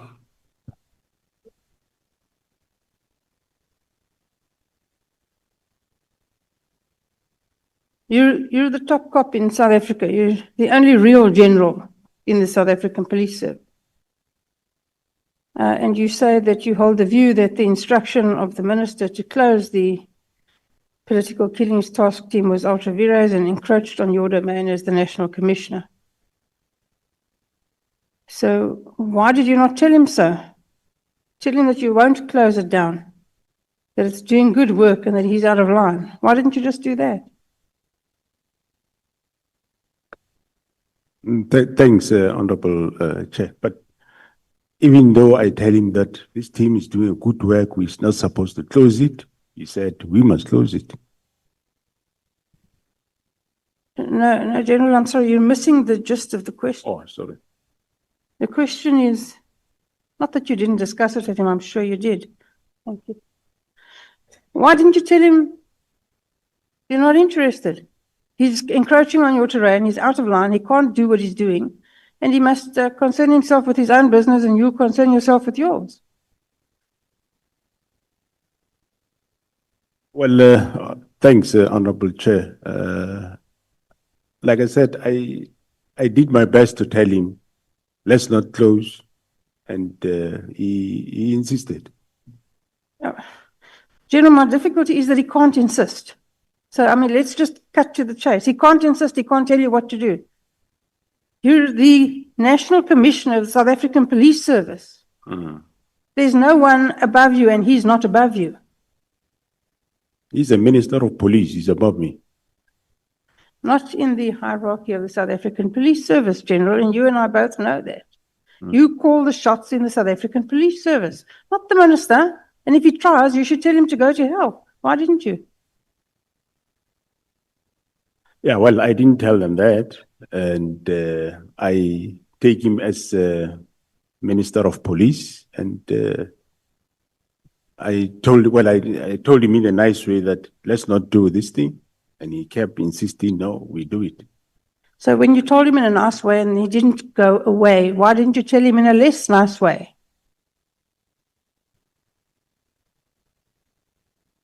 Yeah. That's not an answer. General, you're the National Commissioner. You're the head honcho. You're the boss, not him. Why didn't you tell him that? Tell him to mind your own business and go do your own job. Yes, I'm the National Commissioner, but I'm subject to his direction. You consider him to be your boss? Yes, I consider him, yes, to be your boss. Supervised, yes. The National Commissioner of the South African Police Service thinks the minister is his boss. Wow.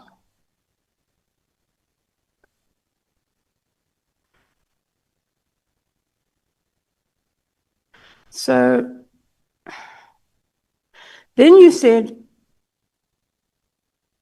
you discussed with him, he gave you no answers, real answers about why it should close down. Nothing was satisfactory.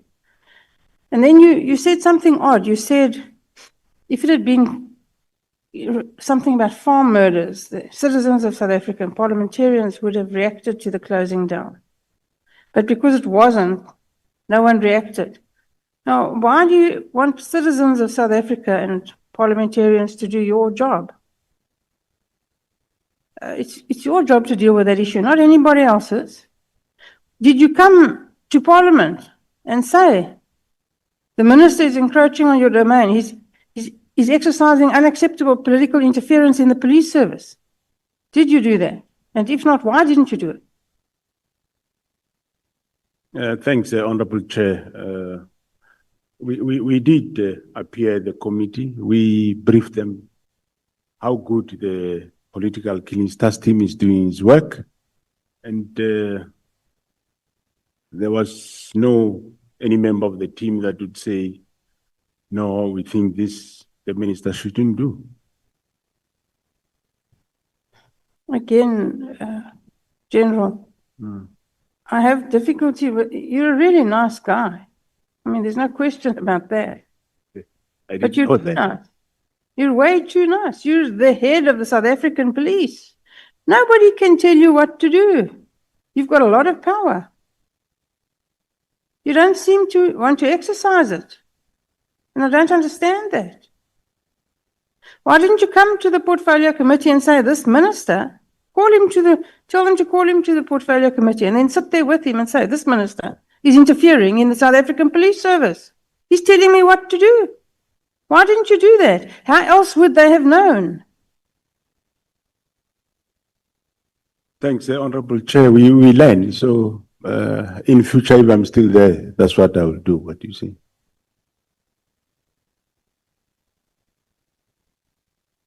You say that no IMC has been created in the 7th administration. Why not? Well, that we didn't know. Normally, IMCs get established when there is a specific problem. And yeah, I wouldn't know whether it was still going to be established or not for the specific matter of political killings. Maybe partially it might be because it was under control. The team was doing the work. Let's have a look at that. So it was under control and they were doing good work. On page 15 of your affidavit, you say that 612 dockets have been allocated to the task team since June 2018 to date. So it's around about 7 years, is that correct?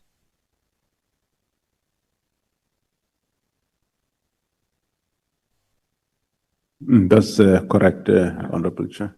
Amongst other things, you say that 10 cases are pending a decision by the National Prosecuting Authority. So how long have they been with the National Prosecuting Authority? How long, generally speaking, do they take to make a decision? And how long have these 10 cases been with them? For the political killings task team, Honorable Chair, because they do have the prosecutors that are working with them, it doesn't take long. So that is as of that time, I think February 2025. So those cases have been finalized and they've been handled. You say 57 cases have been withdrawn. What are the typical reasons for these withdrawals? Yeah, withdrawals, there will be, of course, various reasons, as Honorable Chair, as the Honorable Member knows. He was in this field before, so I wouldn't be able to table exactly one by one reason for the withdrawals, but it will be either maybe some of these suspects might have, or the case have fallen. Normally, what happens here is witnesses do support the investigation. At some point, they turn around, especially your Section 2 for witnesses. Some of them, they just somersault and turn around. We have one of the murder cases in Zululand where witnesses have done the same thing, which is quite I think it was a killing of a municipal manager. So I'm just giving an example, but that's some of the reasons that happens. I would imagine that happens quite often in this kind of case. You are. And that must be one of the reasons why there's a political killings task team. So that proper care can be taken of the witnesses so that they don't become intimidated or killed, so that the case can run. Is that not what the task team does? Yeah, no, the task team does. They do take care of the witnesses, but it just happens sometimes. Some witnesses run out of where they've been protected, and they end up being paid and they turn around. And then you say 297 cases have been finalized. What does this mean? Finalized means where they are, where there is either is acquittal or there is a conviction. Yeah, that's what it refers to. So you'll agree with me, General, to understand whether the political killings task team has in fact been successful. We'd need to know how many of those 297 cases ended up in an acquittal, and how many ended up in a conviction. Yeah, no, there is such a breakdown. Maybe one can send such a breakdown in terms of how many. But yeah, most of them were quite. Let me just check if I want to find it here.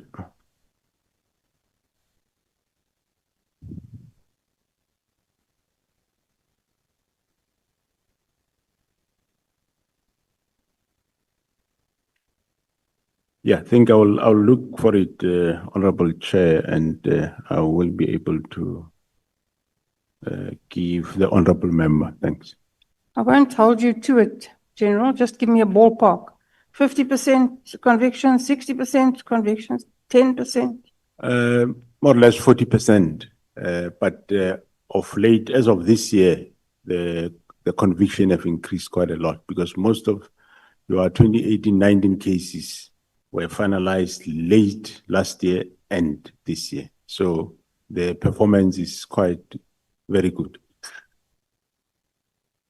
So, General, again, you're a very nice guy. Your subordinates seem to act with scant regard for you and your rank.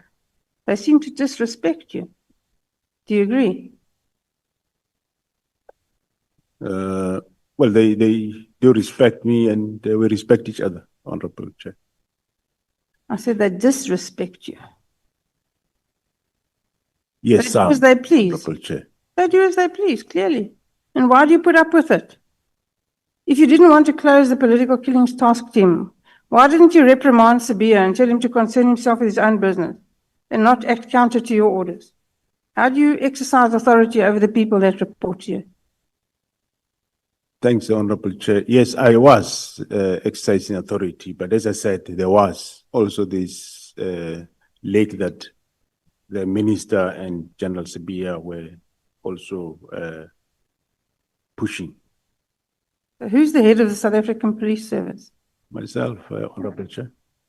And so Sabia doesn't listen to you. And your reaction is to say, just leave it, I'll do it myself. That's not exercising authority. Why don't you tell him to do the job you told him to do? He answers to you. Well, that time, Honorable Chair, remember, I didn't know what was the objective of all this. I thought he can't really do what I expect him to do. Hence, I said, leave it. I'll do it myself and get other people to do it. General Sabia is a lieutenant general. It's not an insignificant rank in the South African police. Surely he's capable of doing any job you tell him to do. Correct, Honorable Chair, but he couldn't. So it was my understanding that time. It was that maybe he doesn't know how to do it. I didn't have a benefit of what we all know now. So General, you can't cut out of it like that. I'm very sorry. You can't just say you didn't think that he couldn't, or you thought he couldn't do the job. How long have you known Sabia? He occupies the second highest rank in the South African police force. And when he doesn't do what you tell him to do, you assume it's because he can't? It looks to me like he wouldn't. Well, that time I thought you can't, Honorable Chair. And you say, we sit here today knowing what we know. And only after the 13th of May did we know that the plans to start the disbandment of the political killings task force started after the raid on Matlala and Molefe. And before that, you didn't know it. That's correct, Honorable Chair. But how could you not have known? What is the crime intelligence doing? Are you not briefed daily on intelligence issues? And if not, why not? Yeah, you do get briefed, but this one we did not know, Honorable Chair. You know, the rest of South Africa knew and has known for some time. You're probably the only person who didn't know. How is that possible? Well, Honorable Chair, indeed I didn't know, I must say, and we only know that day. Also said that you were not so sure that it was an illegal order from the minister. If you weren't so sure, the South African Police Service has got a huge legal division with lots of well-paid people. Why didn't you ask one of them for an opinion? Well, we did ask, and they were also, some said yes, some said no. That's not how legal opinion works, General, and you and I both know it.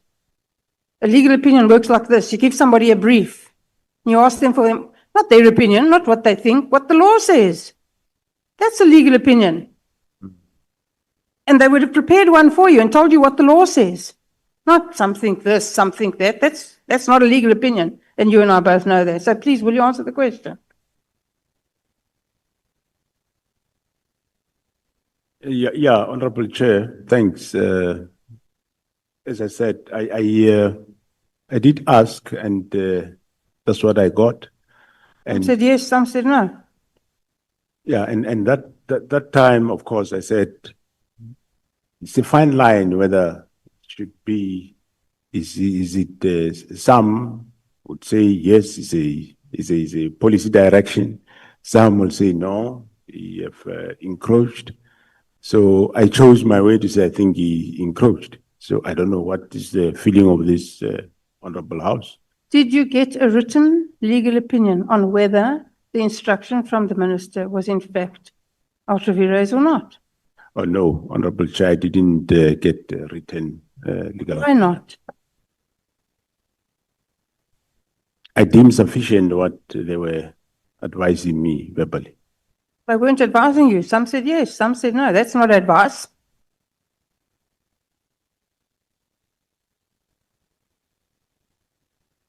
You didn't really feel strongly about this at all. You just go with the flow, wherever the wind blows you. Is that correct? That is not correct, Honorable Chair. If I went with what he said, indeed, we wouldn't have the PKTD today. Now, Section 207 of the Constitution mandates you to exercise control over and manage the police service in accordance with the national policing policy and the directions of the cabinet minister responsible for policing. Is that correct? Correct, correct, Honorable Chair. And in your view, what does this mean? What are the parameters of your authority as far as you're aware? Well, my understanding, Honorable Chair, is yes, Minister will develop policy and I implement, and he will give directions. I think the matter around directions is what one might say it's not clear as to what exactly, how far do these directions go? Do these directions mean giving instruction to say don't do this or do this? So, but my interpretation was that, let's say for argument's sake, what he said is a direction. I hold the view that probably he would have said, there's a problem with the PKTT. Check what is happening, whether it should still continue, yes or no. Then I will go and do that.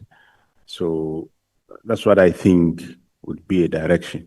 But then, in this case, to go beyond to say close and close immediately, that's where I thought maybe it's an encroachment. But I think it's a matter that requires maybe some legal clarity.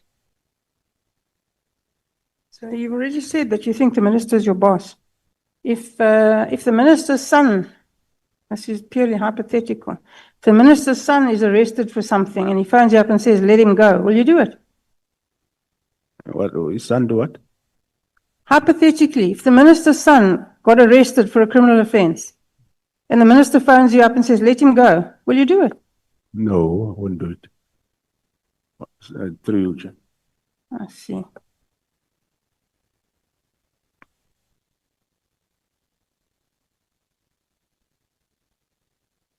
So General, the claims made by General MKWANAZI, are they true?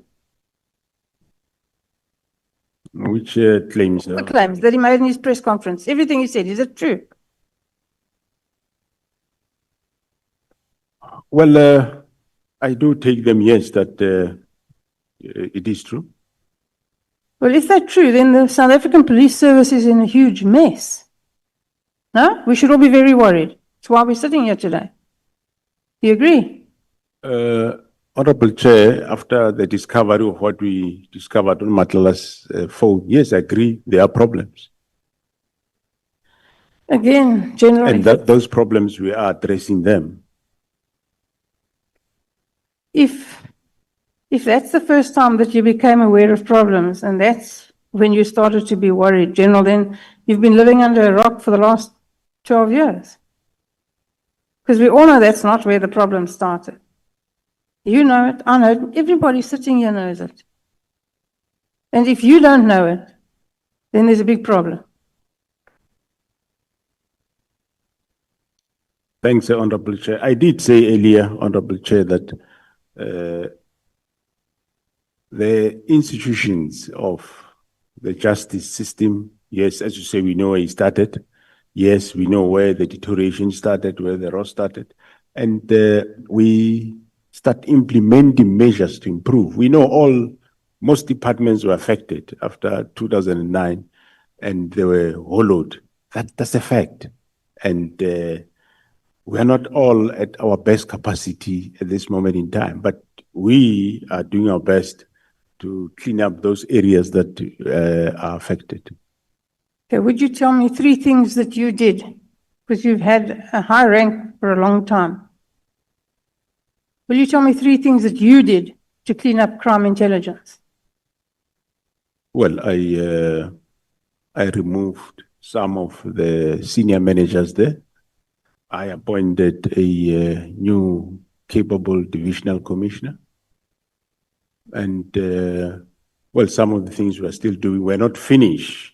And in that space of crime intelligence, yeah, one might have limitations in talking, but we rectified some messes that were happening there in terms of informers' claims, senior managers abusing some resource vehicles. We attended to that. So, yes. Did you fire all of the family members of Richard Mdluli who he appointed? We fired some, not only him, but we have fired some. Did you fire all of them? No, not all of them. Why? Some have been legitimately appointed. So General Kumalo was still busy dealing with those matters. But there are those that we found not legitimately, not only Mdluli, but other families, and we fired them. What kind of a relationship do you have with Becky Cele? My relationship with Brigitte Cele is a minister of police. He was minister of police, and we only meet at work. We don't, after hours, meet to drink coffee or whatever. He lives his life, I live my life. We only meet when you are at work. We are not friends. We're working colleagues, but after hours, he have his life, I have my life. Have you seen him since he's no longer the Minister of Police? I saw him once. I bumped against him somewhere. But other than that, I don't talk to him. I don't phone him. He doesn't phone me. But I enjoyed working with him. Well, he have his shortfalls, problems, but enjoyed working with him. You said yesterday that you didn't know Kat Matlala or Brown Mokotsi. And when you say that, do you say you didn't know them or you didn't know of them? I didn't know them, and I didn't know of them until General MKWANAZI spoke to me about a Brown Mokotsi. Because he asked me whether I know this person. I say, I don't know. He says, no, this person was with you at Lisukisiki when 18 people were murdered there. I says, well, if he was there, I don't know this guy. Even Matlala, I don't know him, I haven't heard of him. Doesn't it concern you a little, General, because it concerns me more than a little, that the head of the South African Police Service says he doesn't know people that it's common knowledge are intricately involved in the underworld and amongst the most well-known gangsters in South Africa, and you don't know it? Well, I must be honest, I didn't know of that. But now I know.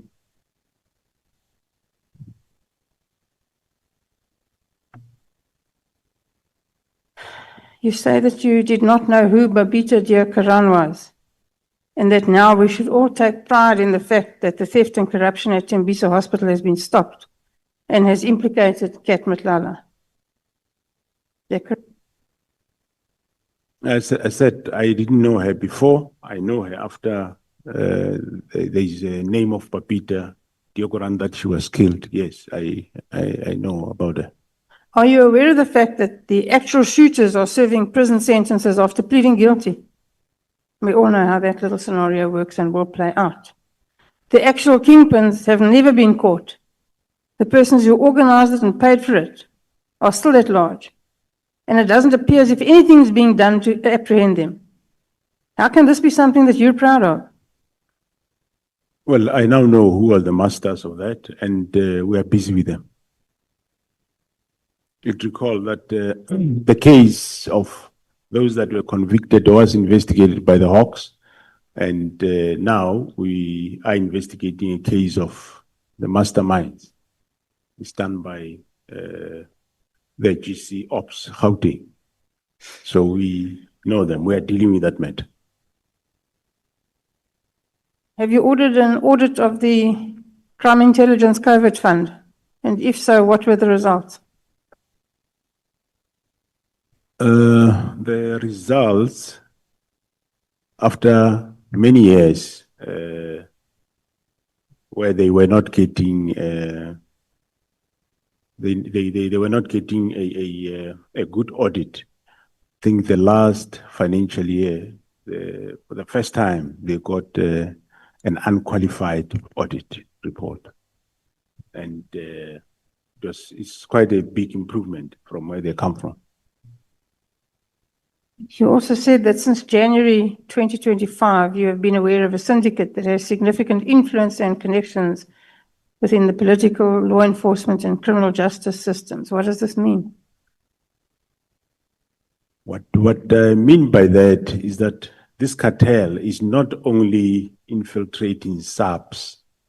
What we mean is that it does have influence to some of the people in the NPA, and it also does have influence to some of the people in the judiciary. That's what it means, and I took it from the report given by the members of the GC Ops. Why haven't these people been arrested? We are in the process. That's why we have Gauteng counterintelligence operations. They are dealing with that. You will see the results as time goes on. Yeah, you know, it's nearly the end of October already. When? To investigate organized crime, you know very well. It's not like you take a person. You can arrest a person now, yes, put him there, but if you don't really have the evidence to prove, then you have a problem. That's why we take so long. And of course, the arrest of Khumalo have also brought complications in the whole investigation, but the team is still there. They are going forward. Thank you, Mr. Chair. Thank you, General.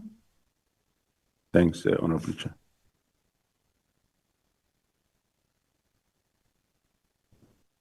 Thank you very much, Chairperson. Good afternoon, General. I want to ask very few questions. I think colleagues have dealt with a lot of issues.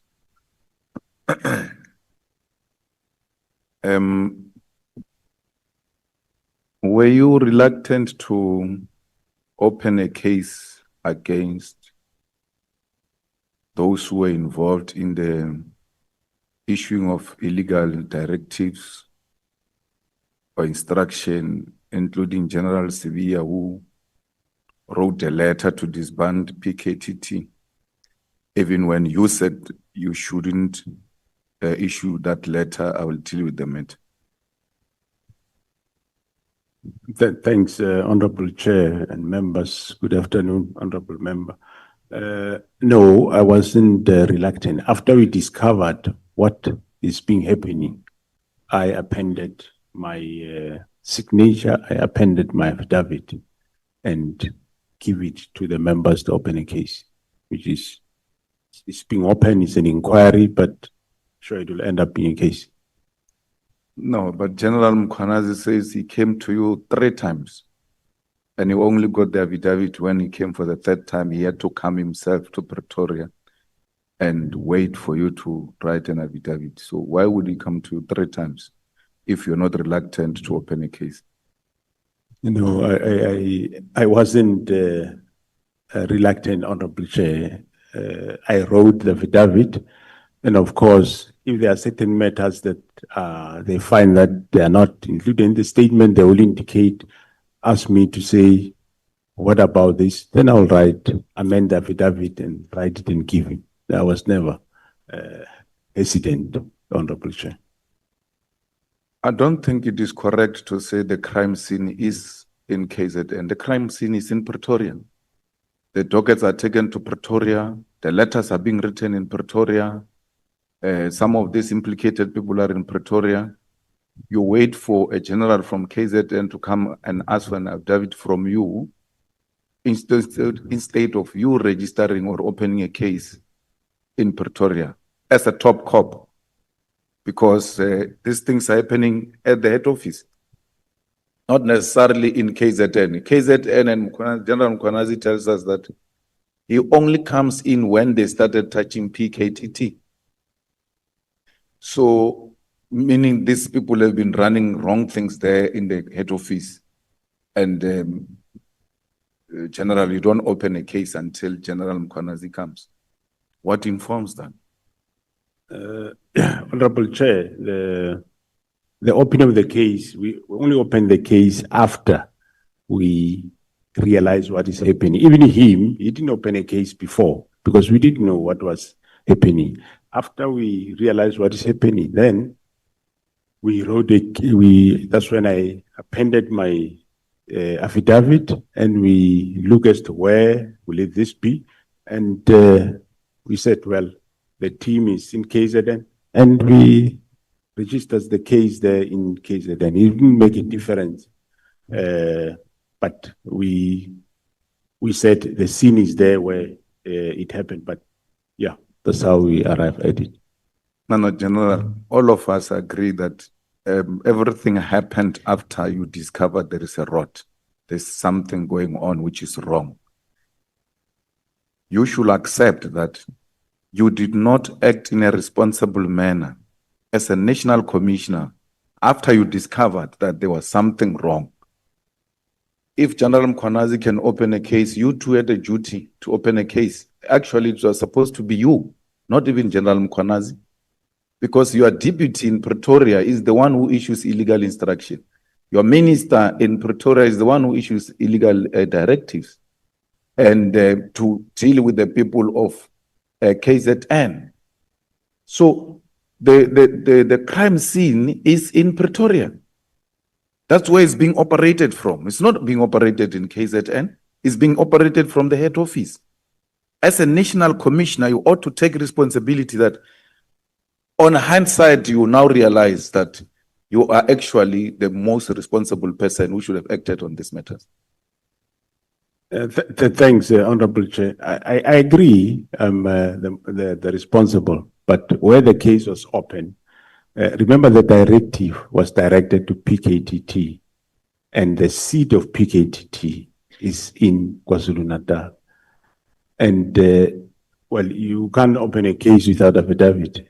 I'm the first one to pen my affidavit, and this is how we open a case, because you can't open a case without the affidavit. That affidavit of mine is the one that opened a case. Now, what happens, what are the police protocols when your deputy is told by the most senior, then highest authority. Don't do anything. Don't write this letter. I will attend to this matter myself. Leave it. And then you wake up the following day, this guy has written a letter. Let's leave the case and all of that. In terms of protocol, what did you do? Because Sibia gets suspended after the press conference of MKWANAZI and all of that. But you discovered that this person, I told him, just from a labor point of view and hierarchy and protocols, it can't be that you can give your subordinate an instruction and he that is extreme. To write a letter to disband PKTT and you don't take action against him until there is this noise on Sibia. Only then we get to hear about special leave and all of that. But that is where after Sibia defied you and wrote a letter against your wish. Yeah, thanks, Honorable Chair. I did say that I did call him and say, leave the matter right at the beginning. He wrote letters, and later I learned that he's still doing this. Hence, I told him, hey, I called him, don't interfere with this PKTT. Chair, no. I hear you. But what are the protocols? I mean, everywhere else, what are the protocols? If you say to this guy, don't write a letter, especially on such a matter, and he writes a letter, the protocol is not, hey, don't do this. What course of action are you allowed to take, and why didn't you take that action against him? Well, one of the actions I can take is to warn him, which I did at some point in April, May. I did call him and say, stop doing what you are doing. Now, General, from where I'm sitting, and I don't have a doubt, unlike Honorable President, I agree that you opposed the dissolution of PKTT. And you did it in your own manner, because sitting there, I can see an agreeable person.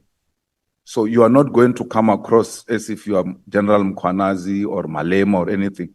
You've got your way of communicating things. So that's your political principle. Whether they call it a boss or not, it's a political principle. It's overseeing your work and the work of the department and all of that. When he says dissolve PKTT and you are not agreeing, it can only be the way you are doing it. Okay, no, I hear you, why? And then the person is not budging on reasons. And then you say, well, let's take time, try to see how we go about it, because you're hoping something in between will happen. So you're buying time so that there could be a possible intervention. And amongst other things, in between, you went to the president and briefed him and all of that. Will I be correct to make that observation that right from the scratch, you were not in doubt that this thing must not be dissolved? But you can't speak to your minister as if you are speaking to your subordinate. You find a correct, within a measured ways to address that point. Yeah, no, that's correct. Yes, I believe that it's not right, and I find a way to address him, for him to open up, to tell us why is he. Chair, I think let me why first. is he disbanding this team, and that door remained not open. Now, General, who qualifies to, when there is an information that deserves to be classified, who qualifies to classify information? It is the author of the information. So, minister can classify IPIT investigation on Palapal. Does he have a power to do that? If IPIT investigate and comes to the conclusions, and before they release, they share the information with the minister, a minister says, no, this report is classified.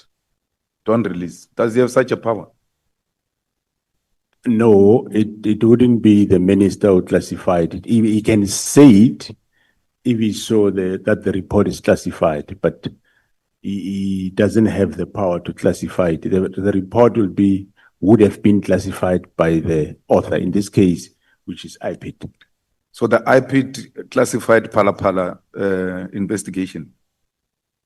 According to what you are saying, yes, that will be correct, because I don't have it with me and I wouldn't know what level of classification is there.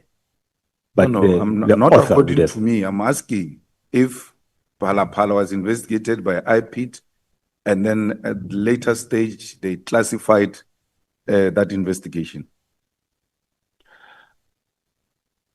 Themselves as the authors, through you, Honorable Chair, would have, if the report is classified, it will be them, IPID, that classified the report. Have you checked up on General Kumalo since he called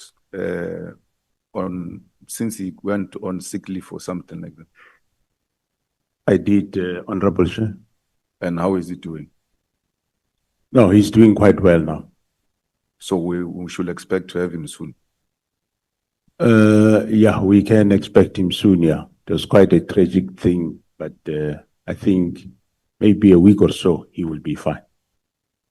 Now, General, when you say PKTT did a good job and therefore it must not be closed down, are there few examples you can give us of the work done by the PKTT, which are tangible and we can be in a position to make a quick reference to and confirm that indeed this team has made serious inroads? Yeah, even though I don't have the details of each case, but there is a number of cases that I can give that they resolved. One of them, as I said, is the case of the DA councillor in Bergville. He was convicted for murder and killing. The case of also, I think it's a DA councillor in around Howick. There has been convictions in that regard, and a number of people, including the Nkosi there, has been arrested, and the case is going on. And yeah, the case of Cindy Somakata, it is the PKTT that have unraveled what we now know. And the case is not yet still finalized. There has been conviction of some suspects or accused, but the case is not finalized. So there is still arrests that will unfold once the first phase is finalized. So yeah, some of the cases now and then you see in the media where I think recently they did get a life sentence in the murder at Lady Smith. They got life sentences. A number of cases they had life sentences. And in terms of arrests, we have seen they've recently, of course, brought Mr. Molefe on a number of cases, Ket Matlala on a number of cases. And in KZN, it's quite a number of cases, just that I will need to talk to each case, but those are the success that they have done. And also in terms of police officials that were involved in this type of political killings, or they aided in one or another or defeated the ends of justice, there is 34 police officials that the PKTT arrested, which some of them have been sentenced, some of them are still going court, and majority have been dismissed. Few are still left in the organization. And there is a number of firearms that they have recovered over 100 firearms that they recovered, which were linked to these cases, where they also found people guilty of illegal possession of firearms and ammunition. So, yeah. Now, when they went to Molefe's house to arrest him, they found a leader of the PA, Kenny Kunene, with Molefe, and they claimed there were other people, including a journalist. Are you aware of other people who were found in that house, or any journalist who was found in the house of Molefe when he was getting arrested? I'm not, yeah, I'm aware that there was a journalist, but I don't know who. But I know that they did find Mr. Kunene at that house. And a journalist. A journalist. Yeah, the journalist, yes. I don't know who the journalist is, but I know that they did find Mr. Kunene there. Actually, it wasn't the first time. Even when they went for the second time, they found him there. When they went for the first time for Molefe, they found Mr. Kunene there, and when they went the second time, they found Mr. Kunene there. Yeah, the first time he turned at the gate, they were inside busy. He came to the gate and they showed him the road. And luckily, whatever he got, he went for the road. General MKWANAZI told us that you guys can search WhatsApps, including a view once and deleted WhatsApps and all of that. Do you have an equipment like that as subs, or have you outsourced that responsibility to a private company? And if it's a private company, whose company is that? And how was that tender awarded? Honorable Chair, because we don't want to be searched here WhatsApps by Matala. Yeah? You give Matala's tenders there, only to find the WhatsApp things in the wrong hands. So we need to know if it's private, who. But if you've got equipment, that's enough. Thanks, Honorable Chair. The question is quite sensitive to answer this one. But we don't use service providers, but. Oh, so meaning it's internal. I do really, I don't want to confirm that we can do that. No, General MKWANAZI came and told us. He said it himself. It's not like we're bringing a rumor or anything. He was sitting there. He told us that they search WhatsApps. They take your phone and search WhatsApps, and they've got it. Even if you delete, they will still find a way of using whatever equipment. So it's not a rumor. He came here and told us that. So I wanted you, as a top cop, to confirm if indeed that is correct. Thanks, Honorable Chair. I'll have to go back and check with my division, crime intelligence. Now, Mr. Nkabinde, what was his involvement in the operations of SAPS? Because he will be a chief of staff and operate at that level of the ministry. But the impression we get is that he was now interfering with the admin issues that do not necessarily need a political office to be involved. Yeah, he would, Honorable Chair, he would interact with during meetings, when we have meetings with the ministers. And he didn't, outside the meetings, he didn't get involved in the giving officials instructions or anything of that sort. Yeah, no, from the sub side, I am not aware of, but from where he was worked once at IPID, I'm not sure. I wouldn't know. And then Brown Mokhodzi, was he ever involved with SAPS operations or interference of any kind? No, what I know of, as I said, the first time Honorable Chair I heard of the name Brown Mkhosi was from General MKWANAZI when he raised matters, and I said no, let's investigate it, and we investigated because when he got involved, that's when he was alerting General MKWANAZI about the Mbangeni search that was done at the prison by the members of SAP. So it was at that juncture that he did speak to me about Brown Mkhosi.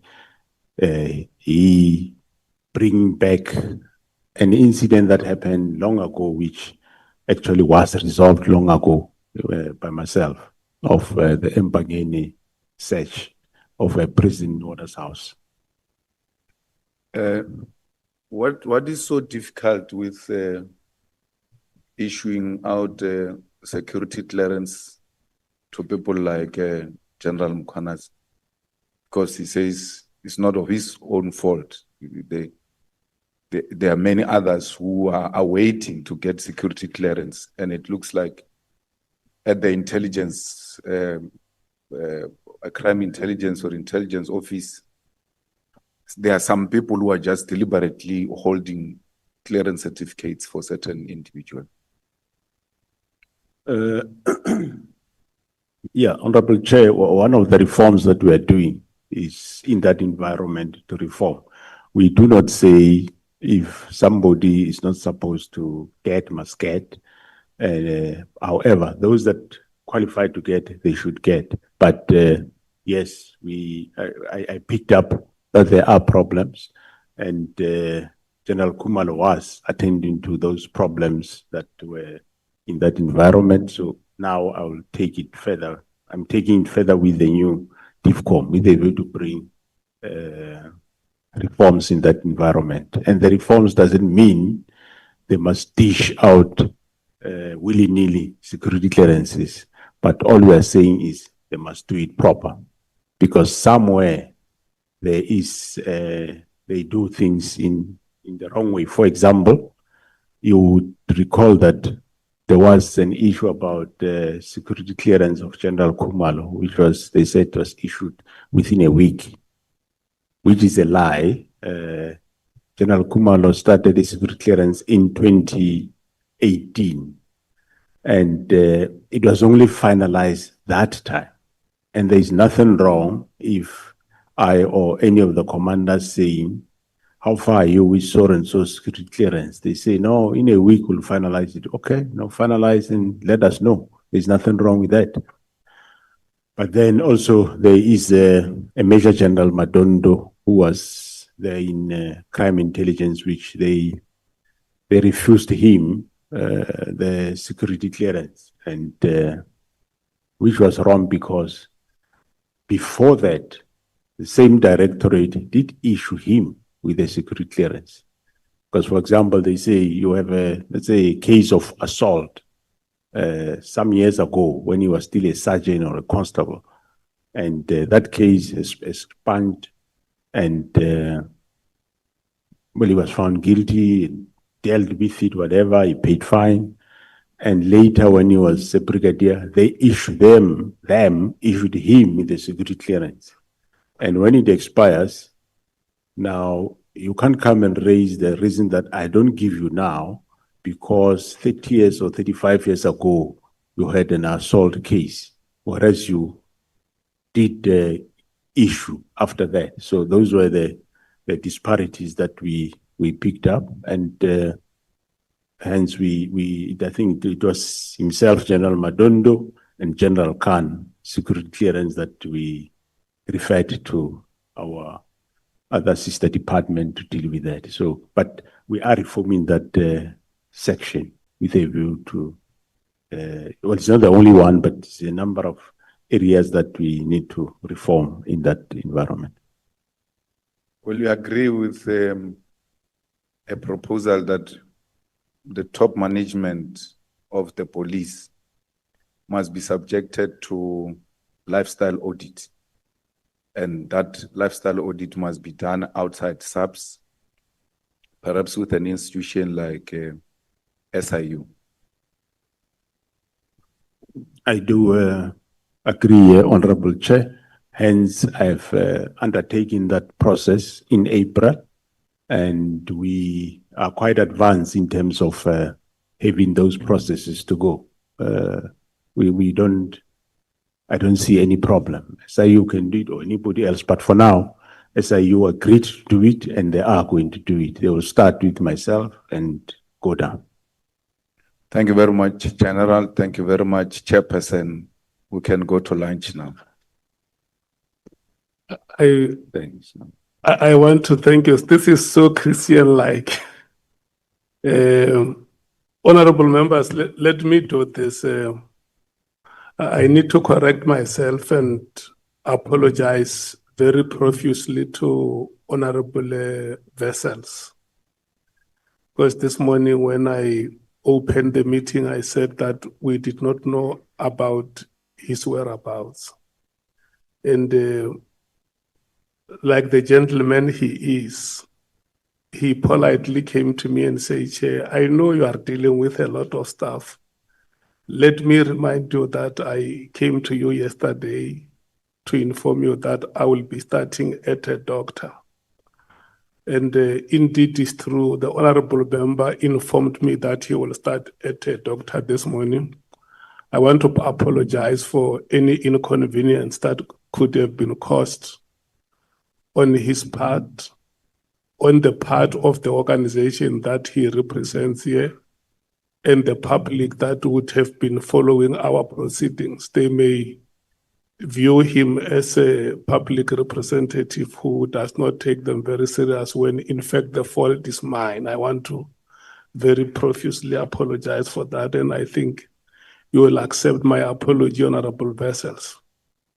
When we come back from lunch, Honorable members, the first speaker will be Honorable Ntuli, followed by Honorable Mwango, and then we will take Honorable Souls, Honorable Vessels, and then the chairperson will determine if there is going to be a break or not. And then the next speaker after Honorable Vessels will be Honorable Cameron, followed by Honorable Skosana, and the last is Honorable Sangoen. Thank you so much. No, yeah, the reason why is because the Chief Whip has requested to be released, Honorable Sangoen, and that is why we have to arrange it like that. But you are sitting together, you can understand it better. And then let me say, the honorable members who have requested to be released, once you finish speaking, if you see time is no longer on your side, you are gladly released from the meeting. Thank you so much. And then may we please come back here at 2:30. Thank you so much.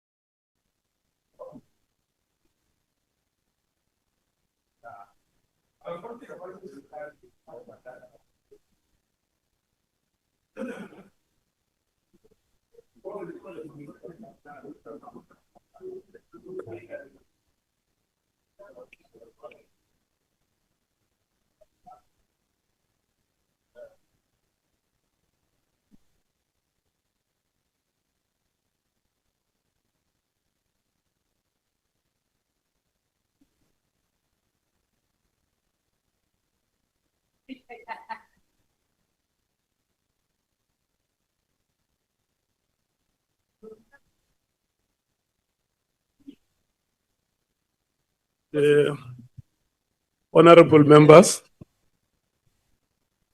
we are going to start. This is that part of the afternoon where we may have to find ourselves chasing time so that we don't end up in a situation where the chairperson is left alone with the witness here, because members may be pressed for time.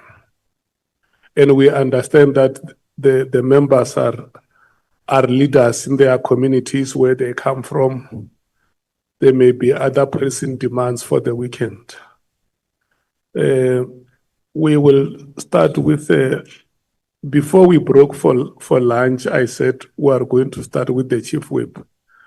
But the members have alerted me that they have spoken between themselves and requested the chair to honor their request, that we start with Honorable Mwango. So, Honorable Mwango, I'm handing over to you.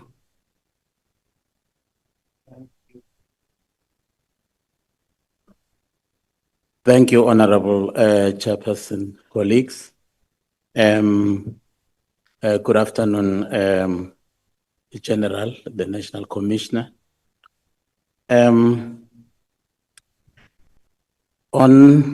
the constitutional roles and responsibilities of the Minister of Police and the National Commissioner.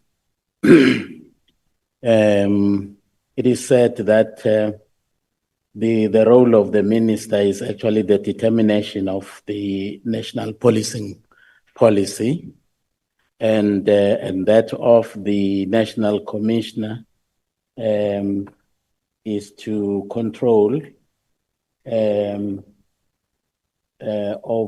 to exercise control over the police service, the control and management of the South African police services. Now I'm trying to find out, where does the PKTT fall into these two authorities? Thank you, Honorable Chairperson and members, and good afternoon, Honorable Member. Yeah, my view and interpretation is that the PKTT is a task team. It will fall under the administration, that is the management and control by the National Commissioner. I'm asking because rightly so, PKTT is the creation of the president. And the president actually then established an interministerial committee, and the interministerial committee gave the control of the activities of the PKTT to the steering committee. I'm not hearing any interaction with any of the police structure. I'm hearing the president, I'm hearing the steering committee, the IMC. Where is the police featuring? How does it feature into this? Thank you, Honorable Chair. The police, they are a member of the steering committee. which consists of all the departments that we spoke about, justice, NPA, corrections, SSA, and so on. So they are part of that steering committee, which together with the National Commissioner will then report to the IMC. But the decision to establish was eventually established or disestablished was taken by the National Commission.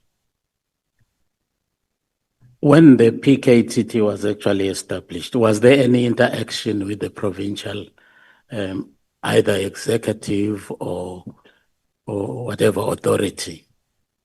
Did they have any input? Because apparently this task team was established ostensibly to address the issues that are actually related to political killings in KZN. Thanks, Honorable Chair and members. It is true, yes. The then Premier, Mkhunu, I'm not sure whether to call it the senior Mkhunu, the old man.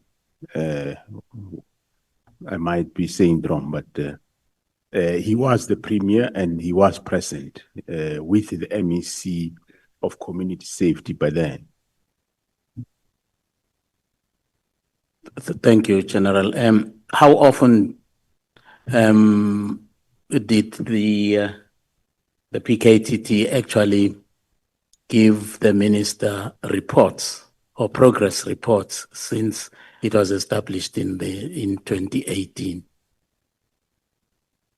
Thanks, Honorable Chair. The PKTT would give the minister reports on a quarterly basis together with the IMC, or sometime when the minister happened to be in the province, KZN, he would call me to say, I'm here in KZN.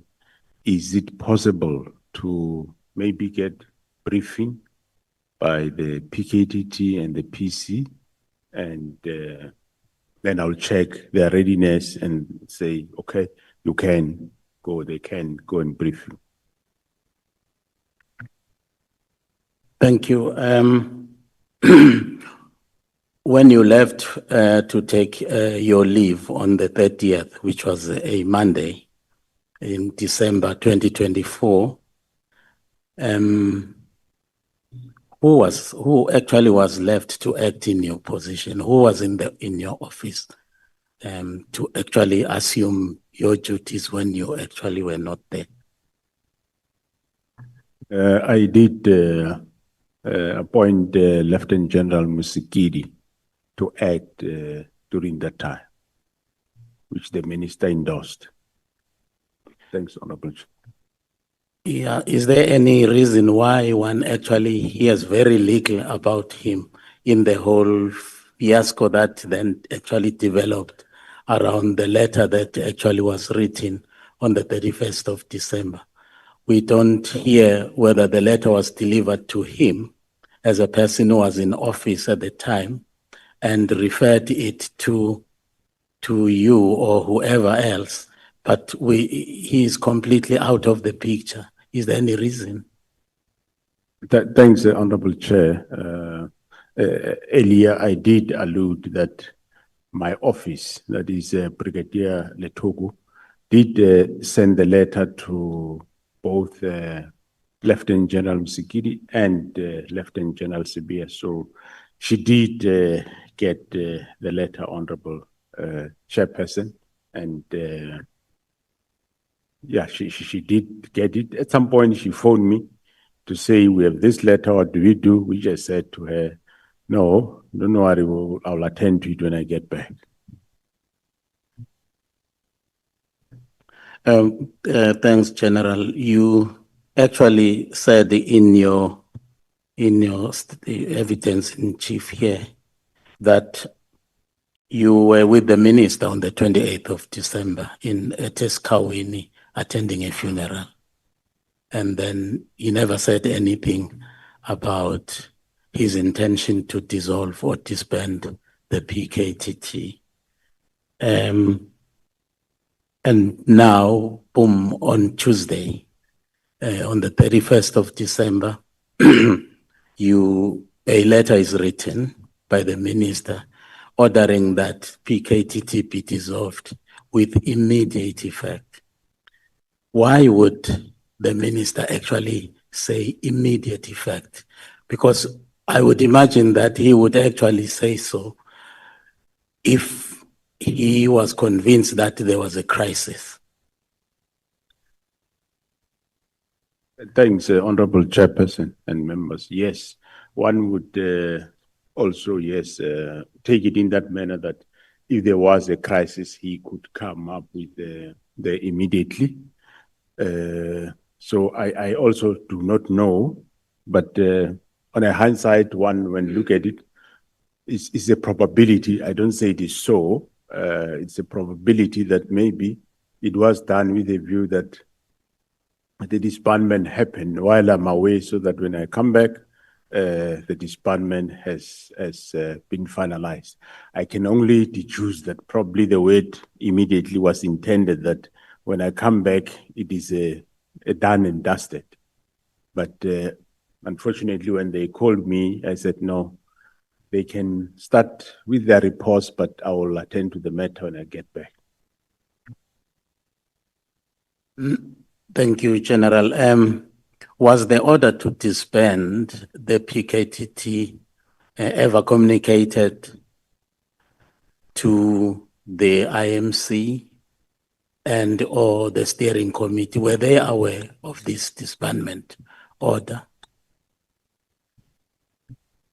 Since the new administration, Honorable Chair, there was no IMC for political killings, and also the steering committee haven't sat since the current administration. So it was more consulting, talking to counterparts, like I did speak to the director of public prosecutions, and in the province, the provincial commissioner, General MKWANAZI, also spoke to the director of public prosecutions in that province. Thank you, General. There were obviously a number of meetings when you returned to the office on the 14th of January. And there was a meeting on the 14th, 15th, 16th, 17th. So there was just that series of meetings. But the one of particular interest to me is the one which was on the 16th of January, where you had actually secured an ear of the minister to actually listen to the report that you had actually been asking for him to actually, receive on the operation of the PKTT. Then you were granted that opportunity. In the meeting, you were with General Khumalo. Now, you provided the minister with a comprehensive update of ongoing counterintelligence investigations.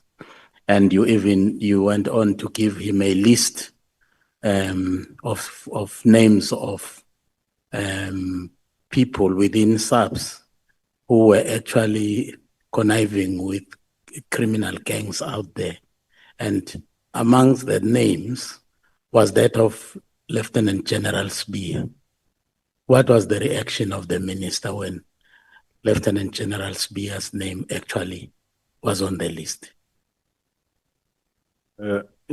Thanks, Honorable Chair. I didn't observe any I wouldn't say observe any reaction whatsoever.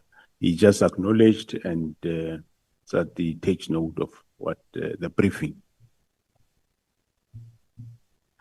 I read that you had actually asked the minister to bring back that particular list. Is it this list that you wanted him to bring it back after you had actually given him, because it was having sensitive information? Did he give it back to you? Through Honorable Chair, yes, he did give we asked it back, and he did give it back, Honorable Chair.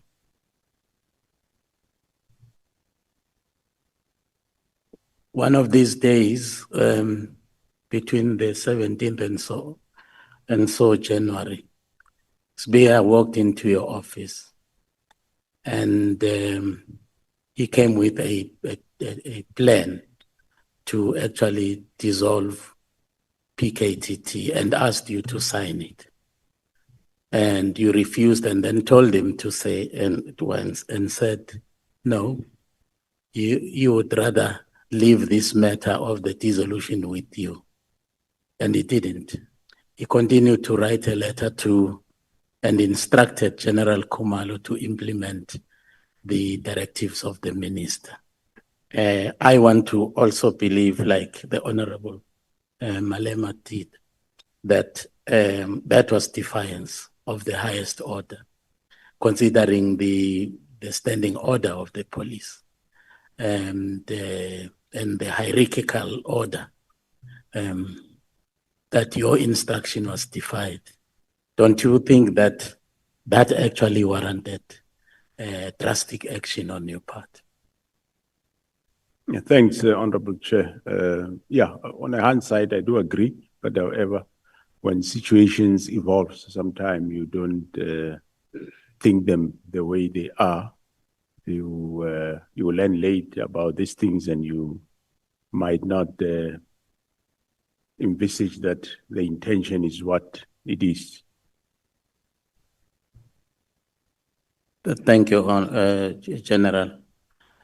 General Sbia at one time was out of the police service and was employed by the city of Johannesburg. And somehow he came back. But before he was re-employed by the service, police service, he already came with a lot of baggage, should I call it that, because there were allegations against his conduct. But the police went ahead to re-employ him anyway, without actually checking on the veracity of the allegations that were being made against him. Now, why was that? Why did the police actually turn a blind eye to the allegations that were made against the behavior of Mr. Smith? Thanks, Honorable Chair. It is not that the police turn a blind eye to the allegations. Yes, we had, there's a report, I think a member of parliament that said he wrote a letter to the minister. But here, the Labour Appeal Court have issued a judgment that this person should go back to his work with various conditions and so on. So, meaning he had to be re-enlisted, and if there is a misconduct, then we deal with that specific misconduct. So in this case, if I can go directly to that, he was dismissed on the 31st of August 2015, and on the 22nd of July 2020, the Labour Court judgment did dismiss the case of the employer as procedurally and substantively unfair, and ordered that he be given 12 months remuneration at the current level of a Major General, and SAPS to pay those litigation. So this judgment was not appealed, and by the DPCI then, and then, well, he wasn't satisfied. He further took the matter to Labour Appeals Court, and the SAPS through DPCI they said it will be too much to appeal this matter because they think that the first court of instance was right, and the Labour Appeal Court then did give judgment, well, it set aside the Labour Court judgment and replaced it with reinstating Sibia at his back at he had the option of election to come back to SAPS or only receive payment, which then he elected to come back to the service. Later, there were cases that were registered, and those cases were finalized. Some of them, it was said, and there was a case that he was employed regularly by Gauteng Johannesburg City Council, and that case was held that it is not him who employed himself, and it's not against him. There was other cases that were eventually finalized, and he was not prosecuted in those cases.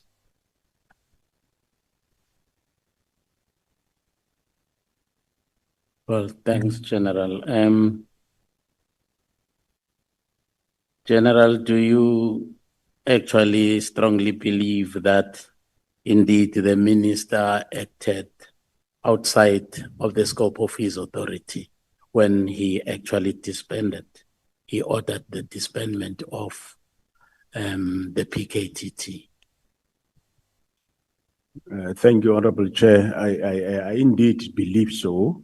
I did have my doubts at the beginning, but after I become aware of what were the intentions, then my belief became strong that this was indeed my suspicions were right, that this was illegal, this was done for purposes which have ulterior criminal motives behind. In the letter, the minister uses very strong, expressions here. He says, this team is no longer required, nor is it adding any value to policing in South Africa. And that is, he says that is his view. Yeah, that is correct, Honorable Chairperson. That is his view. But the problem with that is, I'm not sure how he knows that they are not adding any value.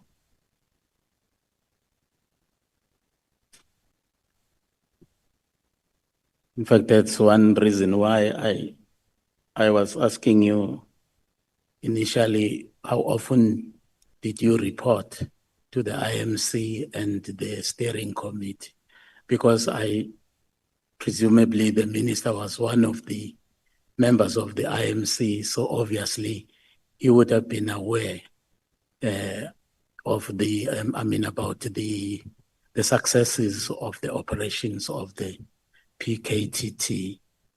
And if there were regular reports, I think when, assessing the performance based on the reports, then he would rightly come to the conclusion that this team is actually not adding any value and therefore it must disband.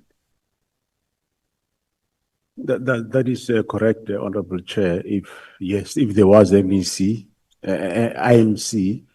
and he was attending those meetings, he could have been aware. However, there was no IMC during this tenure, but however, he did have officials, myself and the others, who were privy to the work of the political task team, which actually we offered to brief him, and the date never came to brief him until that letter came. Well, General, I would like to know where the 121 files are right now and their status is, and that of the PKTT. Is PKTT actually still there? And if it is still there, is it actually in possession of the 121 files? Is it continuing with the investigation of those cases? If not, why not, if it has not been disbanded? Thanks, Honorable Chair. The PKTT is still there in KZN, and the 121 dockers are back with the team. But I think about three or six, I think 3 of those dockers, the Provincial Commissioner KZN sent them to the province of Eastern Cape, and the team is working and they are investigating also this 121 dockers. I think they made an arrest a few weeks ago on one of those dockers. The July 6 media briefing by Lieutenant General MKWANAZI.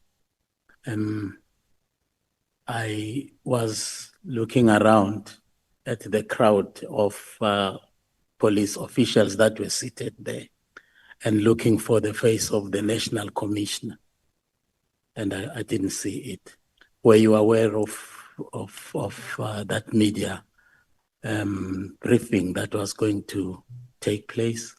And if you were aware, why did you not attend it? Because it was actually talking about, discussing issues of national importance, national policing importance. Thanks, Honorable Chair. I was aware that he's going to do a press briefing to talk about the work of the political task team. And the report, yes, I was aware of the report because they briefed me. And that report, I was going to present it to the president. But when he was doing the briefing on the political killings task team, he did everything that was on the report. So I wouldn't have been there because he was supposed to brief on the work of the political killings task team. Somewhere I was reading, General, that you had a meeting with the minister, with the senior, leadership of the police. But present in that particular meeting where you were discussing sensitive operational issues was a character called Kabinde. But there was no rank given. Everyone was actually their ranks, were defined, but Nkabinde was not. Is he a police officer? If not, what was he doing in a meeting as sensitive as that one? Thanks, Honorable Chair. He's a chief of staff of the minister. So most of the meetings that the minister attends, he also attends. Was he vetted before he was employed or allowed to attend meetings of the senior police management? So that you are sure that who is attending your meetings? Yeah, that offhand I can't remember, Honorable Chair. He was employed as a chief of staff of the minister. I can't say whether he is or not. I never check on that. Well, my last one, Honorable Chairperson, has to do with what Lieutenant General MKWANAZI actually shared with us here, that in his view, the watershed moment was in 2007, when a political party or one of the political parties in South Africa actually held its own conference somewhere in Polokwane. And then he told us that at that conference, some senior members of the police service were actually there. They attended as observers, so much so that they had their own kiosk or whatever you call it, a tent. And what actually transpired in that conference actually had a tremendous impact on a variety of things at head office of the police, such that immediately after that conference, some members, senior members of the police, began to mobilize membership for recruiting for membership for political parties.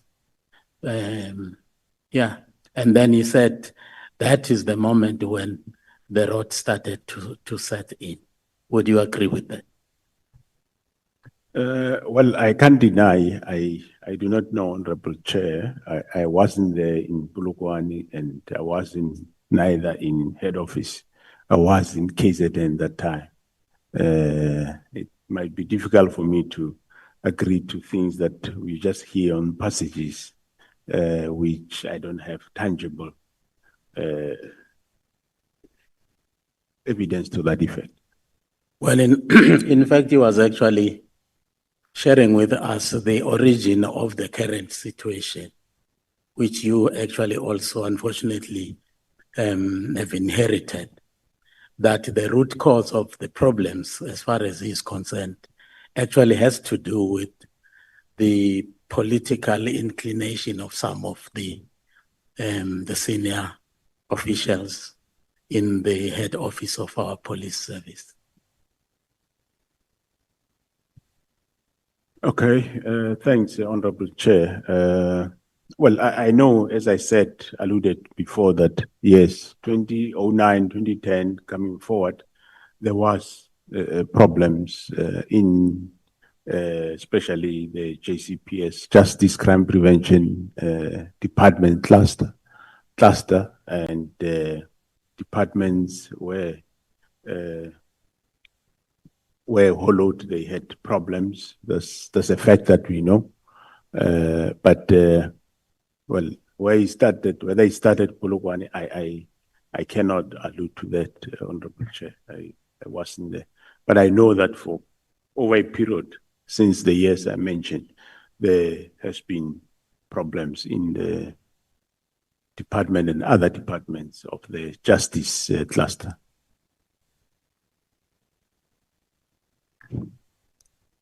Do you vote on an election day, General?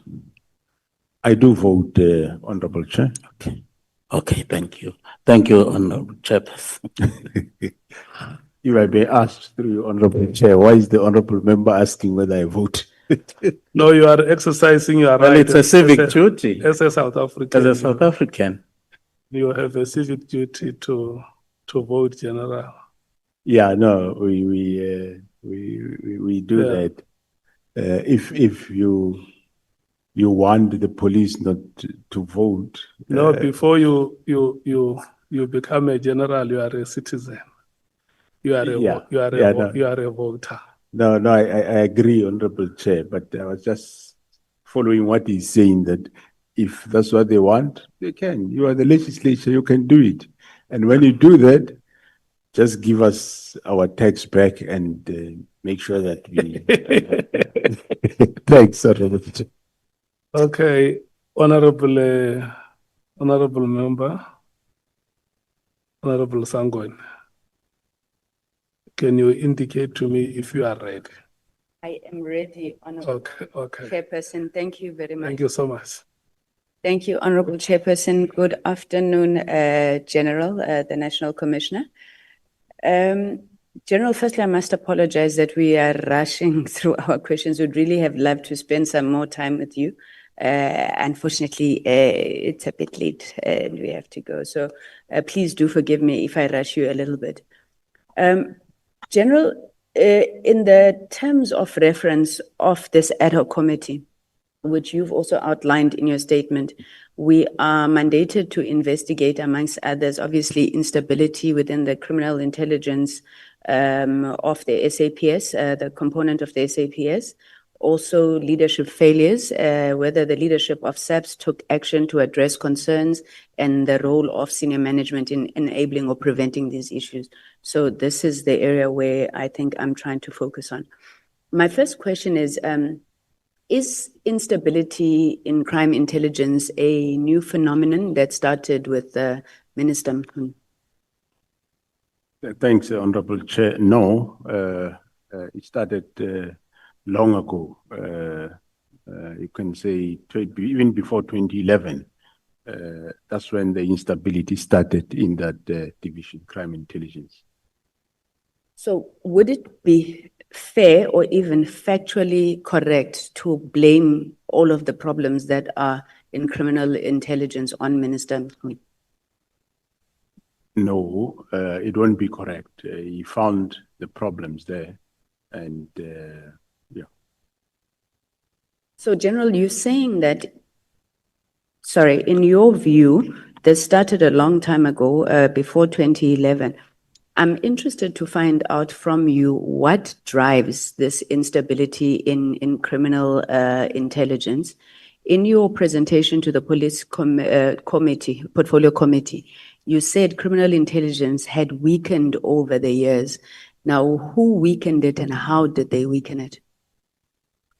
Yeah, thanks, Honorable Chair. It get weakened by some of junior members, but mostly also some of the senior members in the crime intelligence itself.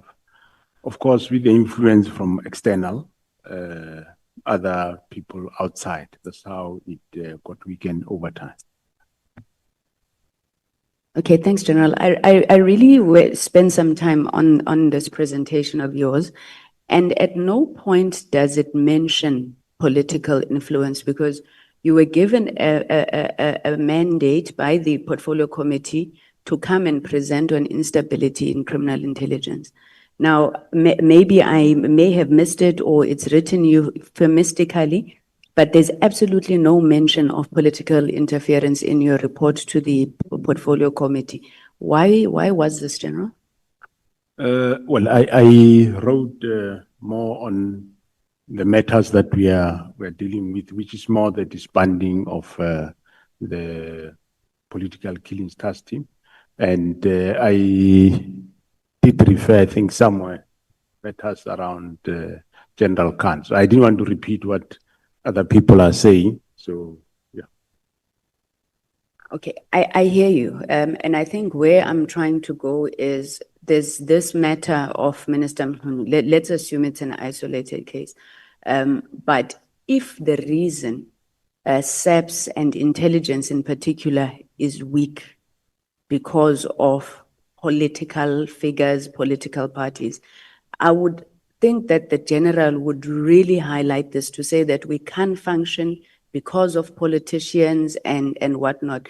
And I mean, you raise a whole lot of reasons in your presentation to the to the portfolio committee, but you don't speak about this.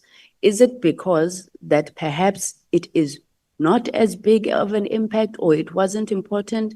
If you could just help me understand, General. Thanks, Honorable Chair. The matters that one raised around the matter of disbandment, the matter of General Khumalo. General Khumalo works in crime intelligence, and the Gauteng operations are intelligence matters. So for me, that was sufficient when one raised that. I thought that was sufficient. Okay, thank you, General. So you then went on and you said there have been various attempts to revive the division, criminal intelligence that is, and these attempts were met with resistance. Who was responsible for these attempts to thwart the reforms that you wanted? Like, for example, the issues of the cars, the ghost employees. Who resisted your attempts to thwart and bring about reform? Well, in the past, what the Honorable, through you, Chair, Honorable Chair, what the Honorable Member asked is actually there then on the statement you are reading it. So in the past, in 2011, when we were trying to reform the division. Who thwarted it, obviously, I would say, is the executive authority that time. I mean, the then minister and I won't have evidence, but to an extent, probably the president that time. Because when we were doing that, they... Sorry, please be specific. Who was the minister and the president, General? The minister then was the late Minister Mteto, and the president was President Zuma. So what one says they thwarted the attempts is when we had a plan on how we were reforming the division. We did quite a lot of work, and probably we touched the wrong button maybe, because we even went as far as to themselves, where we took cars they were using themselves for no reason that are from the division. We took them away from former President Zuma. We took car away from former Minister Mteto. And I'm sure that might have caused a problem. And that's how we were later then targeted and removed. That's where then Lieutenant General MKWANAZI ended up at home. I ended up at Limpopo. Khumalo probably was lucky he remained, but around Gauteng. So those are the people I would say they thwarted the reforms that were which it was the right thing that we were doing, I think, because we were making sure that the resources of the division solely only get used to fight crime. I mean, why would a minister drive a vehicle that belongs to the account for no reason? So we claim those things back and we put them. And also senior managers of that division, they were driving also those vehicles, and we removed them. Now, when I take over again now and appointed Khumalo there, we found again that they were given back those vehicles, the senior managers, which in actual fact is one of the matters the Auditor General has been querying. And we again started removing them. This time we had the support of former Minister General Kele, at least he was supporting us, and we started this reform. We're still continuing. Thank you very much, General. So if I'm hearing you correctly then, after the State Capture Commission, you got also the recommendations from the State Capture Commission, and you then found some of these things happening again, but you were supported by the executive authority this time, and will make a deduction that by the president as well. Now, the people who then resisted this time around was now senior management. Am I correct? Yeah, that's correct. That's more senior management and, of course, external. The external will include even some of you. In one or another, you will have influence and other institutions. I'm actually going to come back to that just now, General. General, what do you think about the interventions that have been put in place by President Ramaphosa to try and strengthen the criminal justice system? So whether it is the high-level panel review on intelligence, whether it's the work that's been attempted to try and strengthen the NPA, and you will probably know more than me. I know that there was even a classified document, programmatic response from July 2021 unrest. What do you think of those interventions? Firstly, have they been effective, and have they been helpful to yourselves in any way? Thanks, Honorable Chair. The interventions, yes, they are helpful, and we start seeing direction. We have done a lot. Most of the departments in the justice system, they improved from where they were. For example, we strengthened public order, which is responsible for policing crowd management. The same division intelligence, we increased the personnel numbers now, and we increased even the numbers of the police. You'd recall the last 3 years, we were given 30,000 for first time in history. We have such a number, so it helped a lot. The cluster is improving. There are, of course, just remnants of problems that are still there, that are not that they are insurmountable. We are attending to them. Thank you very much, General.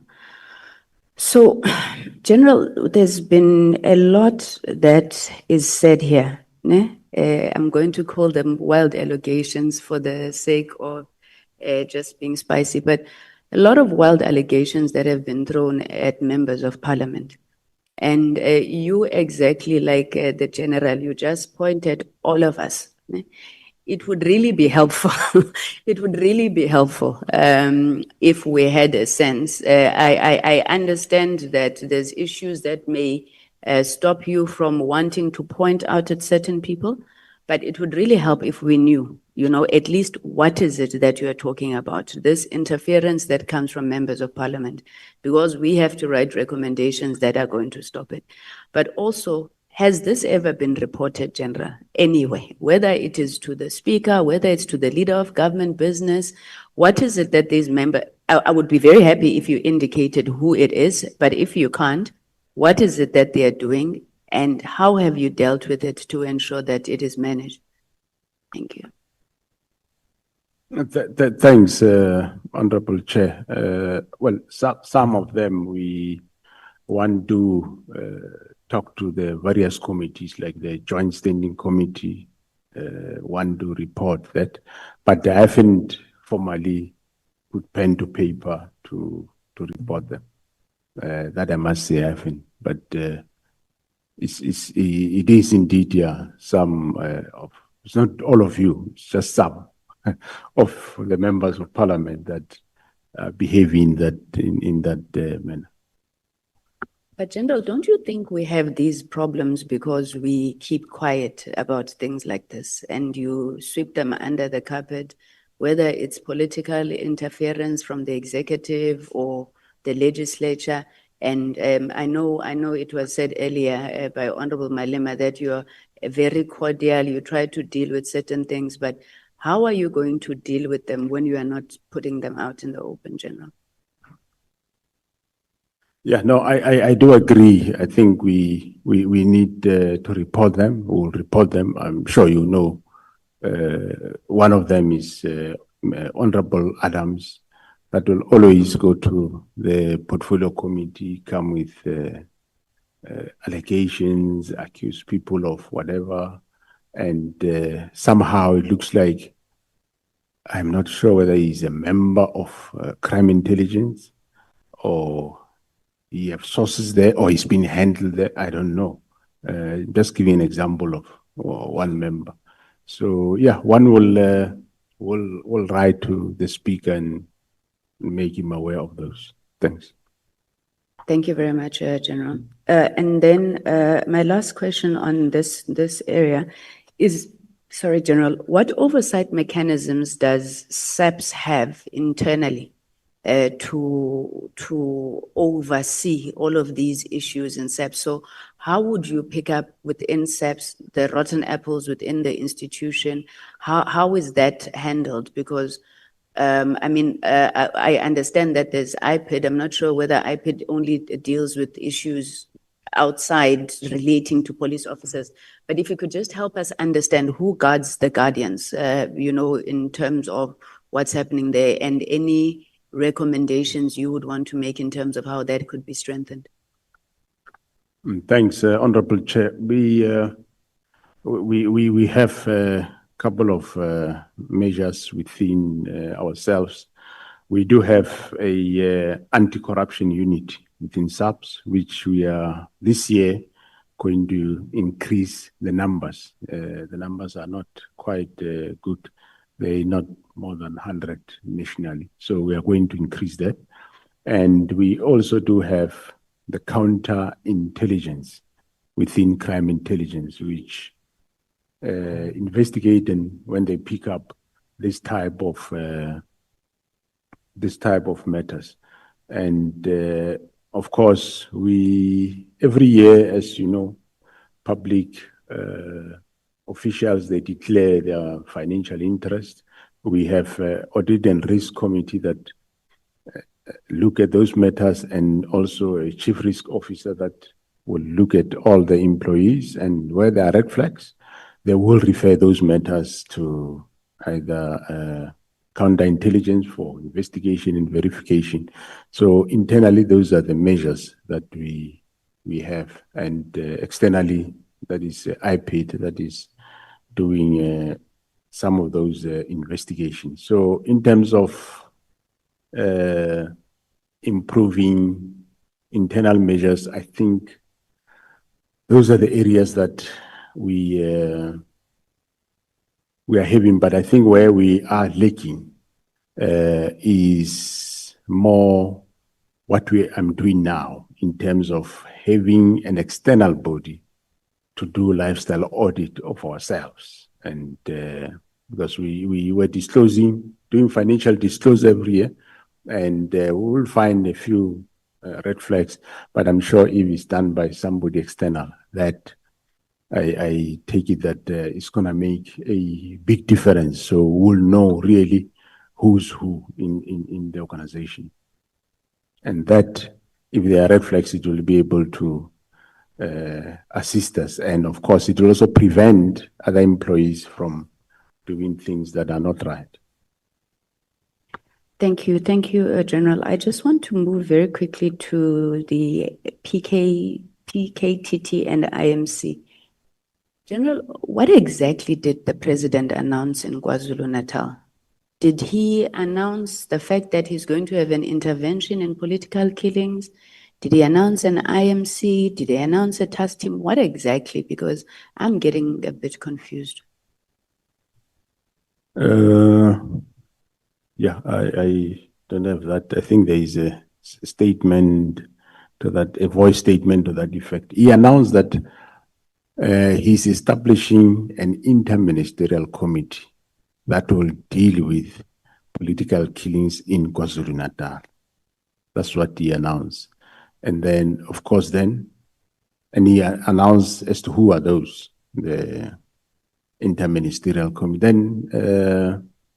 Then the interministerial committee was established and it started functioning.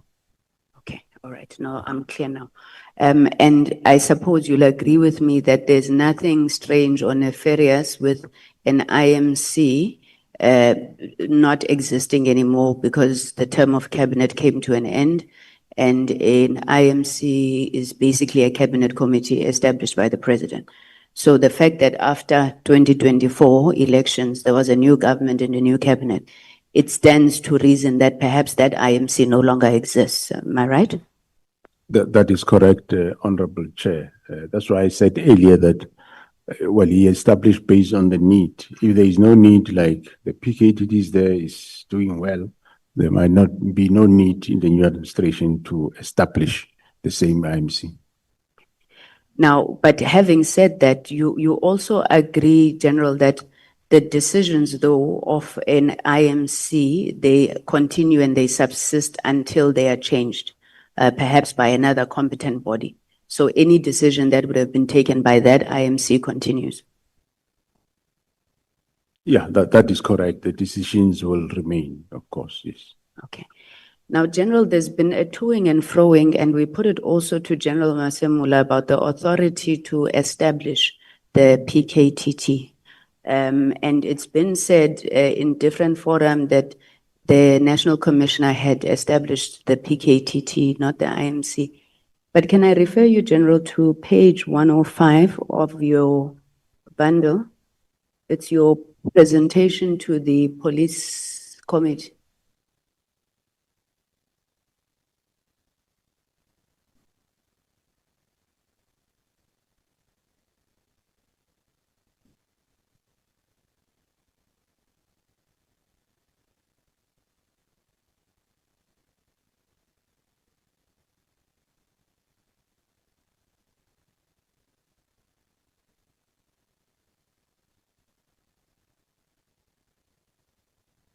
and seems to find the 105. If you just go to the, I don't know what volume, guys, volume 3, it's maybe if you just flip general and then you'll see the presentation that you made to the portfolio committee on police. Do you have it there? Maybe it's, I think I found it.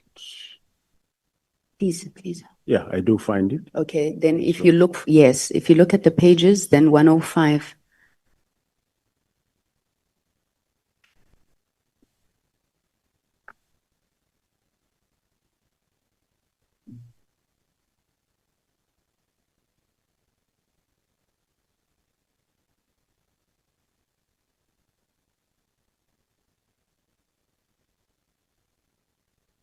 Yeah, I'm at 105. Thank you, General. The heading there is background. Correct. General, can I ask that you read for us bullet point 1, 2, 3, 4? Just that first sentence. Bullet point 4. It reads, it says a decision was taken by the IMC to establish a national integrated multidisciplinary task team consisting of SAPS and National Prosecuting Authority, supported by State Security and Correctional Services, which commenced in July 2018 to implement the now tried and tested, analysis-led and prosecution-driven investigation strategy. Thank you, General. Would I be correct to interpret the National Integrated Multidisciplinary Task Team to be what we have been calling here the Political Killings Task Team? That is correct, Honorable Chair.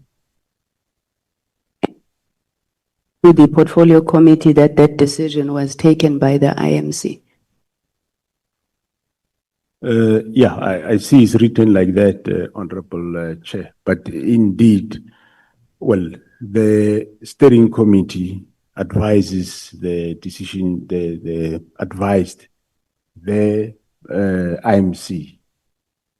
The National Commissioner took a decision that this is what we are doing, informed the steering committee. The steering committee relayed the decision to the IMC, and the IMC endorsed the decision. Well, when it gets written, yes, it's put in this fashion, but indeed, yes, the IMC endorsed that decision. Okay, I think we can move and agree, General, that this line that you are saying that Minister Mkhunu crossed is a very, very thin line, and many people don't know where the line is. And I think even having written this like this is part of demonstration for that. General, I just want to get to the last couple of issues. I really wanted to go into IDEC, but I know we ran out of time. I wanted to understand where IDEC, maybe let me ask the question. Where does IDEC get the authority to arrest General Khumalo? Gandhi, what is the mandate of IDEC? And how do hiring decisions, right or wrong, wrong, hiring decisions become corruption and fraud? Maybe we're not understanding what's happening in that case. So what's IDEC's mandate?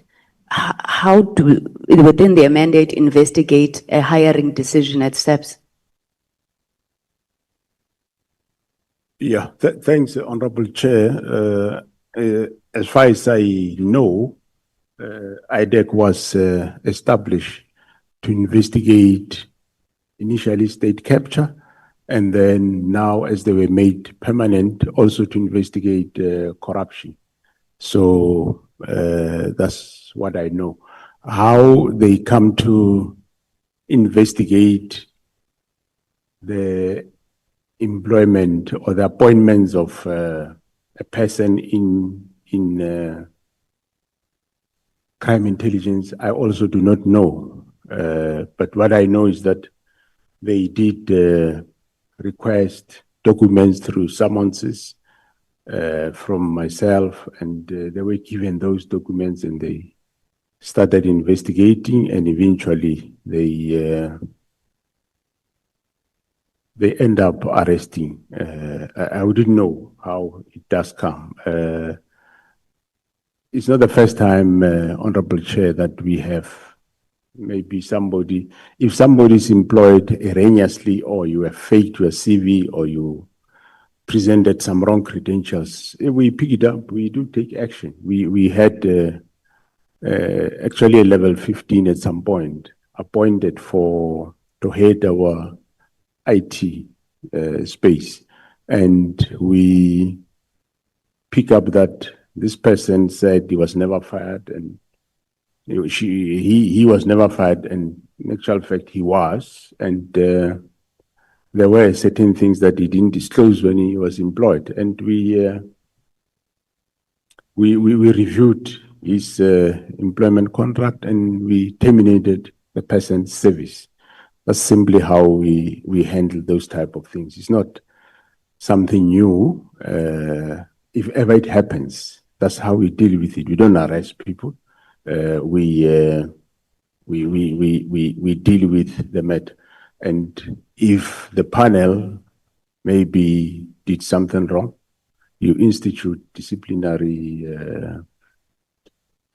action against them. So there has been, but of course, there was at some point one case in, I think in Limpopo, where members of the panel were charged criminally, and at the end of the day, they were exonerated.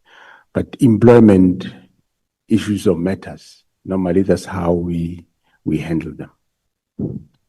Okay, I know that we're going to talk to the head of IDEC, but General, did you find it strange what happened with IDEC and General Kumalo? Yes, I did find it strange, yes. I did find it strange that they were charged for all those charges of corruptions, and I did indeed find it strange. Thank you, General. My last 2 or 3 questions around some of the structural recommendations and legislative recommendations that have been made, largely by General MKWANAZI. So General MKWANAZI says there's no process that is followed around the development of organizational structures within SAPS. I think the example that he used is that depending on who a person is, they can just walk into your office. I'm not saying you specifically. I don't know if he indicated which national commissioner, but then depending on whether the national commissioner likes or doesn't like what they see, they sign off a structure. Is that how things are happening in SAPS? Yes, that's how it was happening.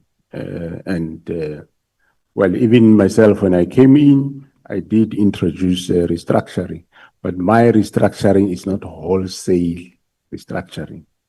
We only focus in areas where there is a need, which at head office, there's not much affected except, I think, one division, division inspectorate, which we did a study, or also even the minister also from his side suggested that maybe we don't need that division anymore. We agreed that yes, because me, I was thinking I'm going to downgrade the division, but we end up saying, no, we can't close the division inspectorate, but infuse it in each directorate so that it's not a separate division, but it is infused in each directorate and can do the work from there. So yeah, then thereafter, the area of my restructuring is more at the district and sub-district level,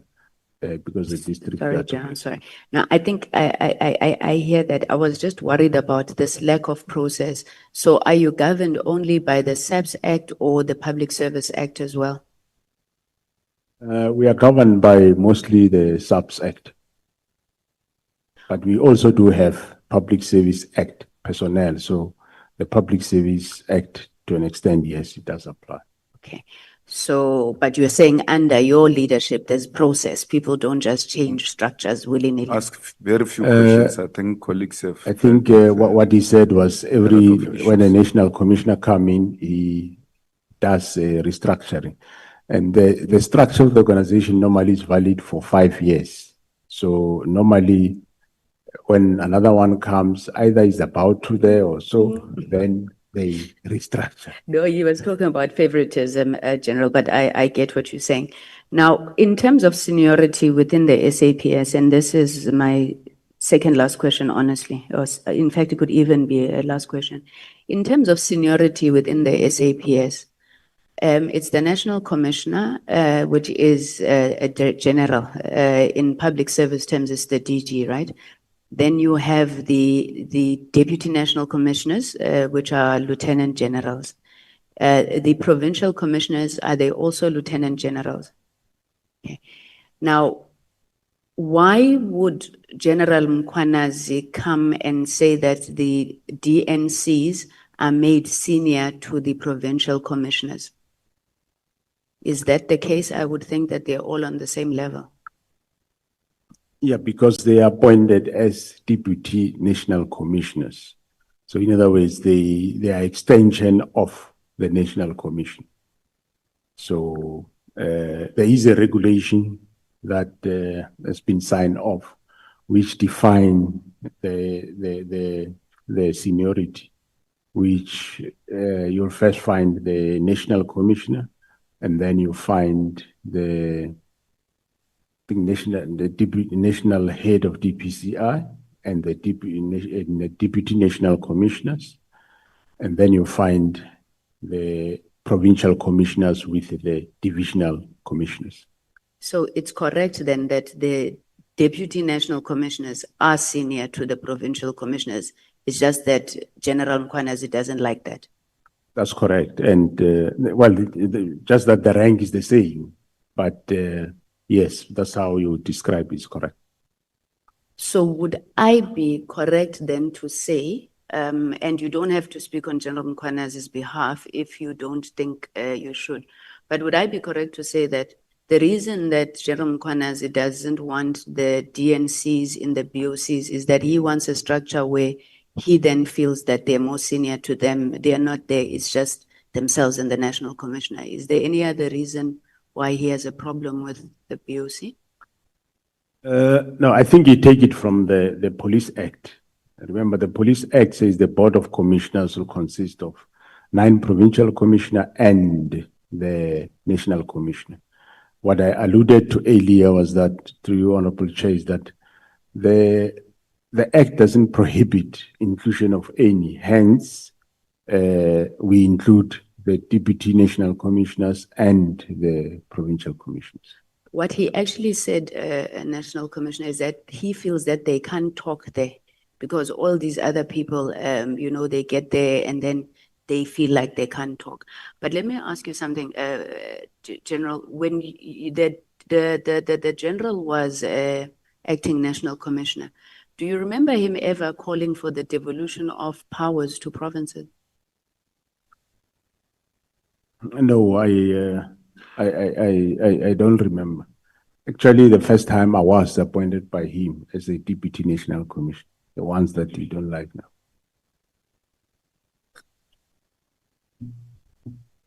Thank you very much, General.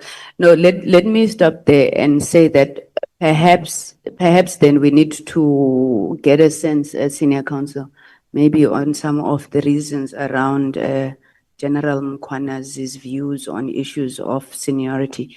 Thank you very much, Chairperson. I haven't exhausted my questions, but we've run out of time. Thank you very much. Thank you, General. Yeah. Time is always going to be the barrier between yourself and Honorable Ntuli. Honorable Ntuli. No, thanks. The baton is handed over to you too. Okay. No, thanks, Chair. Good afternoon to honorable members, the General and his team, and all colleagues, everyone who's in this chamber. I think the first one, General, I want to build on the question that was asked by my colleague. Lieutenant General MKWANAZI's main concern, as I happen to understand it, with regard to the BOC, goes beyond it in terms of the way it is structured, it goes beyond the concern that they can't talk. But there's a feeling that their own views as provincial leaders is often subsumed to the national interest, because these ones I would say, for a lack of a better word, a coordinated majority, whose ideas when they come to the BOC will prevail inevitably, naturally, because they are a coordinated team that stays together in the head office.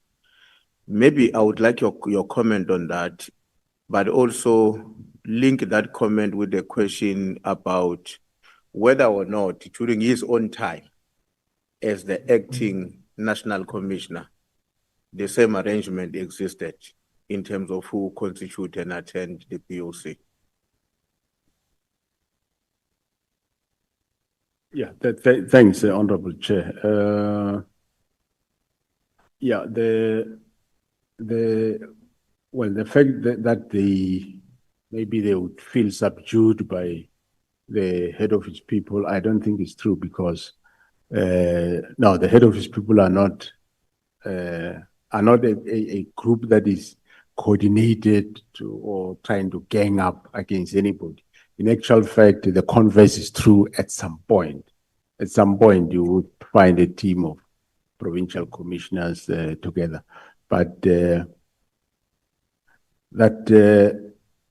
what one would say was a problem. But when coming to when he was there, or when he was acting, yes, the same setup was there. I'm just not sure whether that BOC was called National Management Forum or it was called a BOC. But I know that we were sitting in those meetings, be it BOC or National Management Forum, it was constituted that way.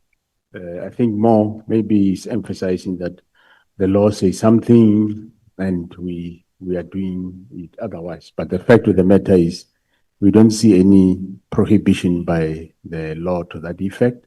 And it just makes things easier that you can't have senior managers sitting somewhere in a corner and consult the BOC, and then you must have another meeting with the other senior executive instead of just having one meeting. That is the view.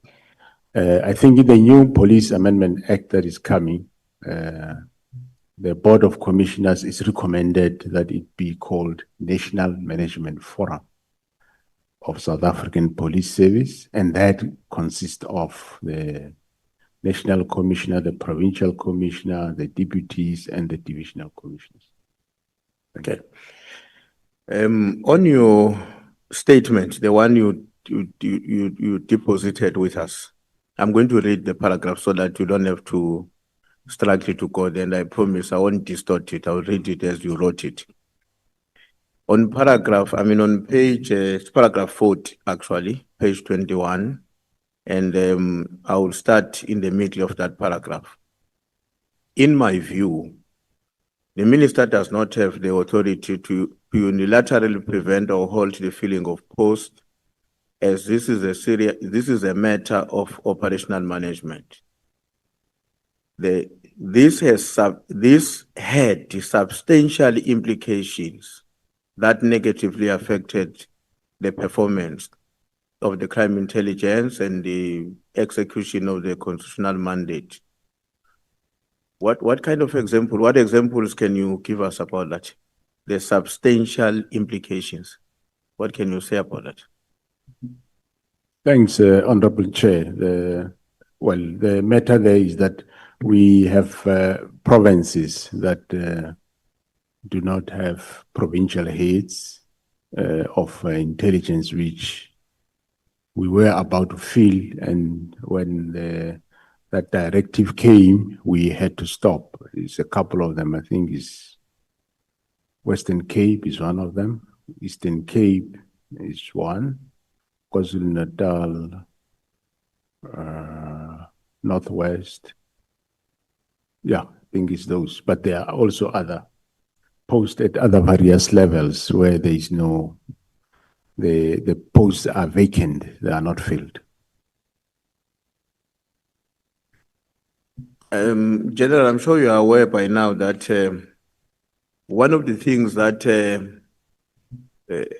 angered your provincial commissioner, the KZN Lieutenant General MKWANAZI, was the fact that you cancelled the participation and the giving of the awards to members of the political killing task team. And he was very angered by that because he says, he might be dramatic, but that's how he put it. He says, these people had prepared very nice suits. So they had entered into particular expenses on the basis that they were informed and expecting that they are going to be given awards on that occasion. And then you intervene to cancel that award. Firstly, why did you do that? Secondly, don't you think your decision to cancel the conferment of the awards to them actually betrays what you are telling us about the level of confidence and the quality of the work which the task team was producing? Thanks, Honorable Chair. No, firstly, well, I didn't know that it was cancelled on that verge. I spoke to Khumalo that I think we're not going to have the awards for this specific team. Let's first clear up these matters that are currently happening in terms of disbandment, then we will then continue the awards. By the way, when we had awards in Limpopo, I think it must be 2 years ago or so, we had the team PKTT present, and from there, I had a discussion with General Khumalo that we think the PKTT awards, we shouldn't do it with the rest of the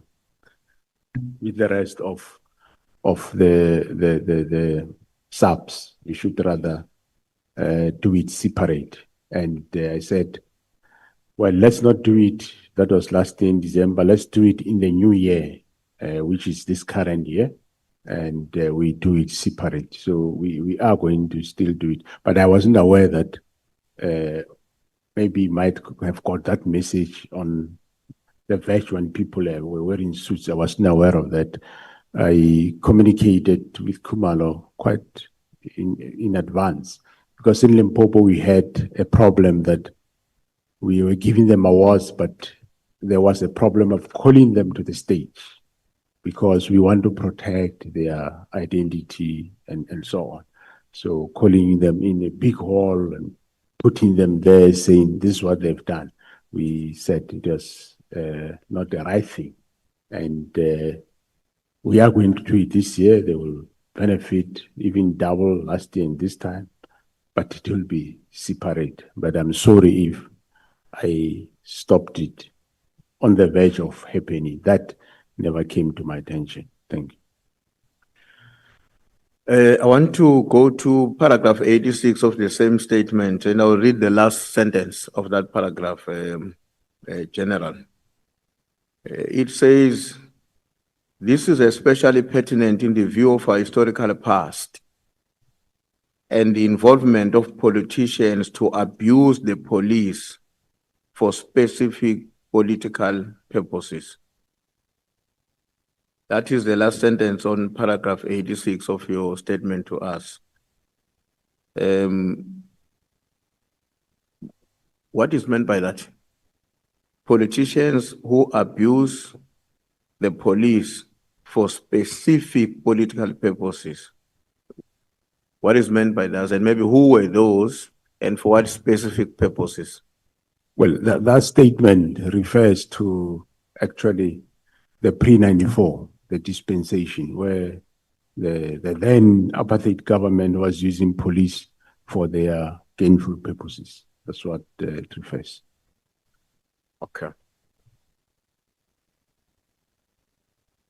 And just for my confirmation, in terms of the report that you indicated you submitted to Minister Mchunu, and you said that he never responded, that means even today, to date, you have never received his response. That is a report about the disbandment. Despite requesting the report about disbandment, the minister did not respond. 57 of your statement. Up to date, he has never responded to you in terms of that report. Thanks, Honorable Chair and members. Well, remember that since January there was no response, and the first engagement was in March the 6th. But that report that is in writing, yes, there was never a response in writing. Okay. Paragraph 102, same statement. Maybe let me read down at 103, but 102, I can just tell you that the first sentence there says, on the 10th of September 2025, the DA issued a media statement indicating that Ms. Kolapana wrote to the acting minister requesting him to immediately act against myself and to ensure the rearrest of Major General Lushaba. Now, I want to go down to paragraph 103. I wanted to give you context why I'm asking you to comment on that. Then the last sentence on paragraph 103, I hope it's the last year it is, it says that the motive of the statement can only be to discredit me, which is yourself, and undermine my integrity. Why do you think, what would be the reasons that a political party, in this case the DA, will be so determined to destroy you and your integrity? What could be the reason for that, in your own opinion? Thanks, Honorable Chair. I don't know. One just picked up that behavior, but really I wouldn't know why. Why would a political party go out and put out a statement that is, from every aspect of the statement, is just a lie and it's false? What would be the motive? I end up saying it's just to discredit me because, I mean, if you put a lie out to be a fact, what do you want to achieve? Rearrest of the Shaba, minister must deal with me, and I haven't done anything. I was here in Western Cape. I was 8 and 9, as I said. My movements were captured quite widely and on television, and I never met the Major General that is being referred to. But even if I was in Pretoria, I met him. What crime is that? There wouldn't have been any crime. And the very same official, yes, he has been arrested twice, but he had no bail conditions, nothing. So why would then a political party come out and give this type of a statement, which everything of it is false? The only thing I could come to a conclusion is to discredit me and put a picture out there to the public and the minister that he is doing wrong things. Now, General, I'm now taking you to your affidavit to the Commission of Inquiry. And I just need clarity on few areas there. The first one is on 130, paragraph 130 is on page 39. I'm also going to read it for you to make it quicker. And I'm going to start on the second sentence, which says, my position has always been that the PKT had to remain. Therefore, in the report to the minister, we simply stated the directive of the minister to disband has been noted, and that the initial objective and the directive by the president has been achieved with a noticeable degree of political related killings. What do you mean by the initial objective? And what could have been or will be the second and more objectives beyond Well, the the- initial one? Through you, Honorable Chair, the initial objective was to fight political killings. So political killings were going down. That was the objective was to achieve, to resolve political killings, and the team was doing that, achieving. But by that one doesn't mean that's the end of it, because there were still some killings.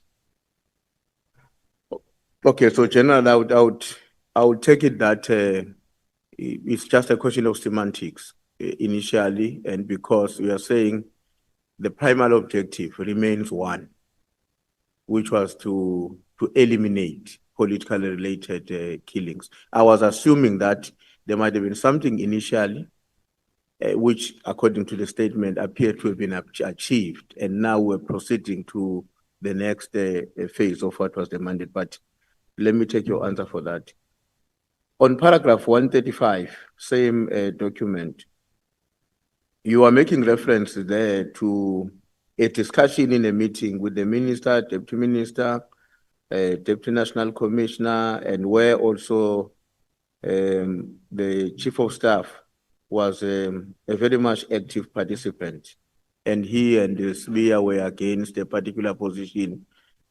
What I wanted to check is, has it been a common practice that the chief of staff would be such an active participant on matters of this nature, whenever they are discussed with his principal and you who are meant to be the expertise in the field?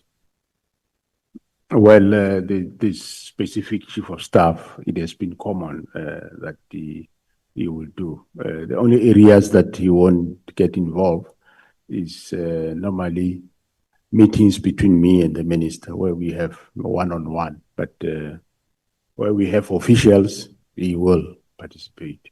On 141, paragraph 141, you are saying the minister appeared to be angered by the fact that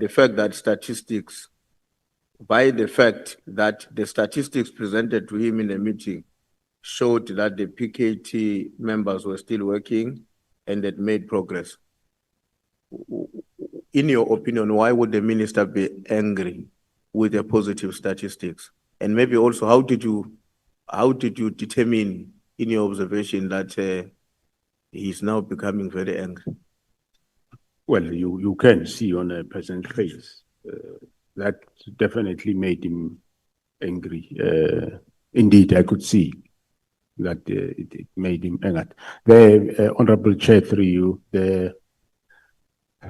I don't remember the exact number of dockets, but I think the dockets were either 114, they increased to 115, or they were 112, they increased.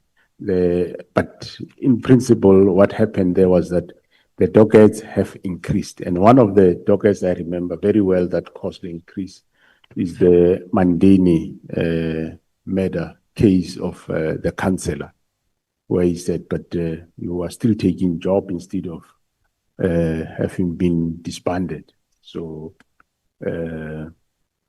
yeah, that's what I say. That surprised me.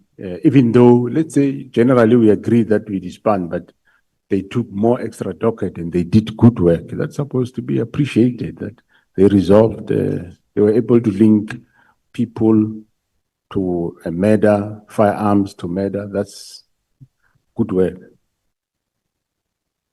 Now, in paragraph 174 of your same affidavit, you are very, very concerned about the fact that what had been raised by Lieutenant General Sbia, and you didn't agree with, some 3 or 4 issues that he proposed, I'm sure you recall them, comes back now, pops out, coming through one of the interactions that we're having with Minister Mkhulu. Have you come to the conclusion that Minister Mkhulu was acting honestly and coincidentally his concerns were related to those of General Spear? Or your view is that he and Spear may have conspired? That because I didn't succeed with the National Commissioner, my boss, you are technically his boss because you're a minister. Please bring these things in on the other side. Thanks, Honorable Chair. That's exactly how I interpreted it. After, when I start to realize later, initially I didn't see that way, but later when I look at how the issues unfolded, I realized that it is indeed so that the same matters that General Sibia raised before, which the first one I think was the command and control of the cold case team that he wanted to take over. Other one was that counterintelligence shouldn't carry dockets. And the third one was that General Kumalo shouldn't oversee PKTT. He must only deal with this division. I do not, I did indicate to him that there is no problem. On the issue of Kumalo overseeing PKTT, I said, if Kumalo is overloaded, so it be, to relieve him. And, but otherwise, he's a member of SAPS, a police official. There's nothing wrong if he still look after the team, which eventually indicated he have got no problem. The other one was that the counterintelligence investigations shouldn't carry dockets. And I said, the fact that it's called counterintelligence investigations, they do carry dockets. At some point, they have the liberty to enjoin a detective to what they are doing when they think the time is right. There is nothing wrong. So, yeah, it was coincident that, yes, Minister raised the matters. I think on the meeting of the 27, even went as far as there was a presentation of the National Strategic Intelligence Act, where they say that, you see, in the mandate, there's no investigations there. There might be no investigations, but he's a member of the police. His functions are in terms of Section 205 of the Act, Section 205(3) of the Act. If he can do any of those functions, there's absolutely nothing wrong with that. And there's nothing wrong in him overseeing the investigation. Actually, it makes the work much more easier. So, yes, the same matters happened then, later be raised by the minister. And that gave me an indication that probably that's the reason. I think I'm left with about 2 or 3 questions, Chair. I know the time I'm left with is too much, but I'm going to leave it because I think some of the questions were dealt with by my colleagues. The one for those 2, 3 questions that are left, General, in terms of, I mean, if you look at I think it's paragraph 17, or I would say point 17 in the report that you've given us. There you are talking about on your evidence, you are talking about national and strategic direction as that being the responsibility of the minister, if I understand very well what you said there. So what will that constitute? National and strategic direction?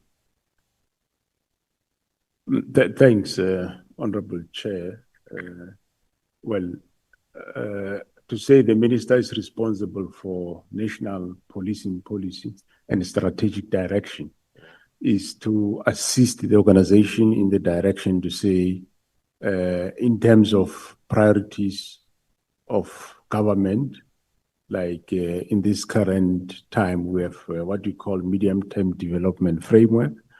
We have this priority to develop a ethical, developmental and ethical state.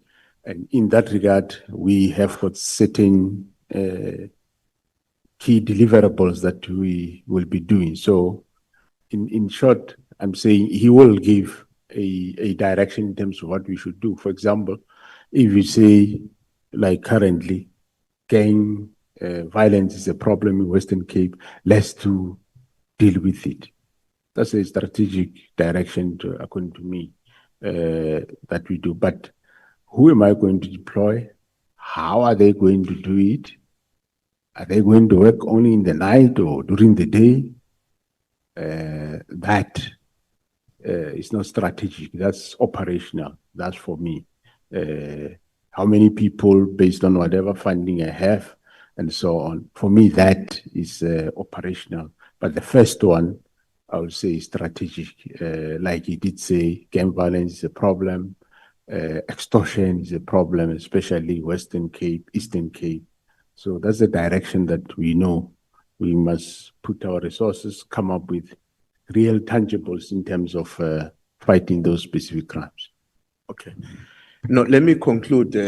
I'm going to combine the last two questions into one because they are not going to be difficult to combine. They are very much related. The contract awarded to the business company associated with Ket Machala is finalized in June. And then we obviously, let me not say obviously, but when I was looking at what then happened subsequent to that contract, is that already there were some publicly expressed concerns relating to that contract. Whether they reach you or not, I'm not sure. But what I want to understand is that if and when you were able to see those developments, just a few months or so after the contract had been finalized, did you do anything? And if yes, what did you do to respond to those public criticism or negative reporting about that contract being awarded to Machala in June? If you did anything, I would like to know what did you do, but also to know if you were aware of whatever that got reported as negative coverage of that contract. The last one, they are linked, General.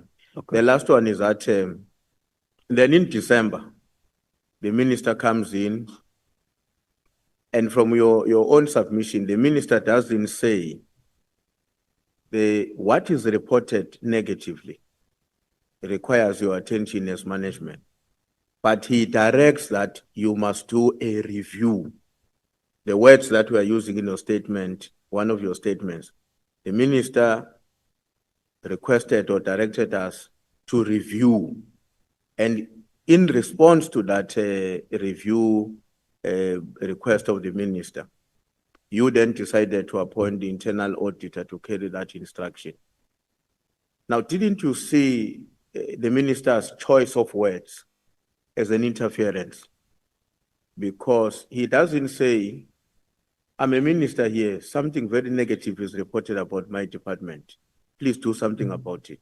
But in terms of your own formulation on the statement, he says review. Is that not an interference? Thanks, Honorable Chair. Well, the first one, I don't remember that being aware. I only became aware after we were doing that process of auditing the contract. And on the last one, well, the minister said review. Review, I think it means yes, go and look at, is everything still okay or not? He doesn't say cancel it. So review is to go and relook what is happening. And we indeed tasked the internal audit and risk. They went, they reviewed, they found problems, and eventually after legal processes, then we canceled the contract. Just like he said with the, for example, the division inspectorate, that maybe the work of this division, let's relook at it, let's discuss it, whether do we still need this division, yes or no? And then we relook at it and we end up saying, no, there is a way of doing this. We can maximize our forces by doing away with the division and creating these functions within each directorate instead of having one directorate that might reach all divisions or provinces or might not. But if it's in each directorate, it will. So he didn't say, hey, disband now. He says, let's look at it. Thanks. Okay, thank you very much, Chair. I see your mic has been read already. Does it mean I was already out of my time? Or you forgot to make it not read? Thanks, Chair. Thanks, General. Thank you. Thank you so much. Thanks. Chief Whip, I was warning you that you must round up. I want to give to Honorable Skosan, Honorable Nombalo. Yeah, Chair, no, I wish to have a follow-up question based on the questions by the latter speaker. Yeah, Can I? You are allowed. National Commissioner, during the period between when the instruction to review by the minister and when the outcomes were issued out of the internal audit team, was there an attempt to influence you on how the outcomes should look like of the audit team? No, there was no influence whatsoever, Honorable Chair. So the word review, does it suggest that the minister didn't give an instruction for the contract to be cancelled? He just said, do anything in your power to review the contract. And what you saw as relevant at that time is to appoint an internal audit to review, because they have skills and expertise to do that. Thanks, Honorable Chair. I might not remember the exact weight of the minister, but yes, I appointed both risk and internal audit to go and do exactly that. They are skilled to do that, which they did that work. So it can report to legal processes, which there was at some point we were going to court, and eventually the legal process says no, let's cancel. We don't even have to go to court. Is the report specific that the contract must be terminated? Is it specific? Is it giving a directive to that effect? Yeah, it does give recommendation that the accounting officer can cancel the contract. But of course, that when we engage, they said there are legal processes that we need to go. And so much so that some say, no, let's go to court. But after deliberations, eventually we agree that no, we don't go to court, we cancel. If they take us to court, we will then go to court. In December, there was a court challenge by Matlala in December, and later he withdrew it, and yeah. No, the reason why I'm asking National Commissioner is because in the WhatsApp text that we're circulating, in a conversation between Raun Mokgotsi and Kat Matlala, it appears that Raun Mokgotsi is making a promise to Kat Matlala that he's going to influence either the department or the minister for the outcome, I mean, for the contract not to be terminated. That is why I'm asking if during that period there was an attempt to influence the outcomes of the internal audit. Thank you very much. Thanks, Honorable Chair. No, they was never influenced on what to do.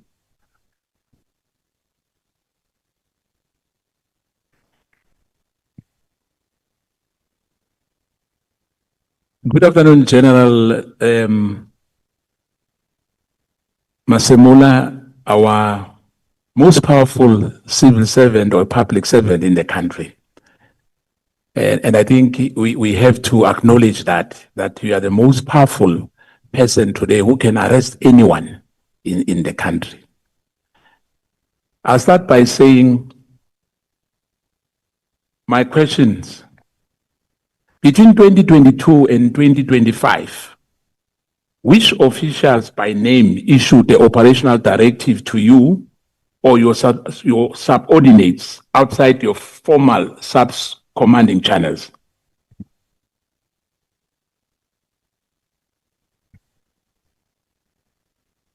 Between 2022 and 2025. 25, very honorable Chair. What is the question there? The question is, which officials by name issued an operational directives to you or your subordinates outside formal commanding channels? Yeah. Thanks, Honorable Chair. I wouldn't remember that of such. I think it caught me off guard. Maybe the honorable member can. I don't really remember outside subs issued directives to me or officials. Yes, to officials, yes. For instance, if I can make just an example for you, you remember the issue of Brian Mokhotsi as well. Just, yeah. Besides him, maybe, I'm just giving you that question to say, is there anyone who has ever issued any directive outside the subs officials? No. Thanks, Honorable Chair. No, the people don't issue official directives, but people can, normally people complain to say there is a problem at such and such a place. And for example, the Honorable James, now and then she will phone. She's not giving me a directive. She will say there is a problem of a child at such and such a place, wherever. And I will then respond with the police to do that. He's not issuing me a directive. He's giving me a complaint. Yes. Hence, I was making an example of the gentleman called Brian Mokhotsi, who was related to the minister in a way. Whether he's a friend or not a friend is still going to be investigated. Did any of those instructions involve withholding evidence, delaying prosecutions, or redeploying investigators working on political sensitive cases? Thanks, Honorable Chair. No, not as far as I know. There was Not no as far as you know. evidence withheld or. Have you ever received, again, any instruction or advising, suggesting you are avoiding briefing Parliament on selected committees on certain matters related to political killings or corruption probes?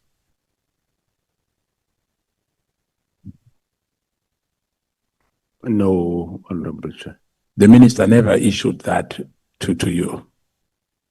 That I should not brief certain committees in Parliament. No, Honorable Chair. Were any high-profile suspect or political figures under investigation by PKTT prior to its disclosure? If yes, who were they and what became of those cases? Honorable Chair, the PKTT, they investigated any and everyone, and we never really had a problem. The problem we had, as I previously said in KwaZulu-Natal at some point, was that when they started working, some of the politicians started wanting to know what they are doing, what is happening, and eventually I did that time with the then minister, agreed that, that's why you had me saying that we agreed that the team is not going to brief anybody else, including whoever was the provincial commissioner at that time, including even the MEC in the province. They didn't brief him. Everybody will only be briefed when we have an IMC, or maybe I go down, they brief me. So no. Do you believe that the disbandment of PKTT served the interests of justice or the interests of those implicated in its investigation? Well, it can and could only serve the interest of those that were implicated in.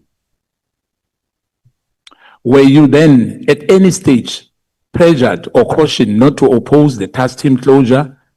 And if so, by whom?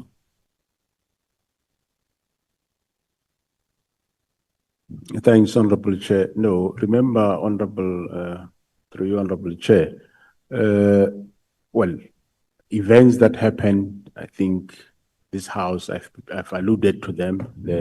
This House is quite aware what I said, but I was never pressured to not to do certain things. All what happened is what I alluded to this committee, that the directive came that we must implement, and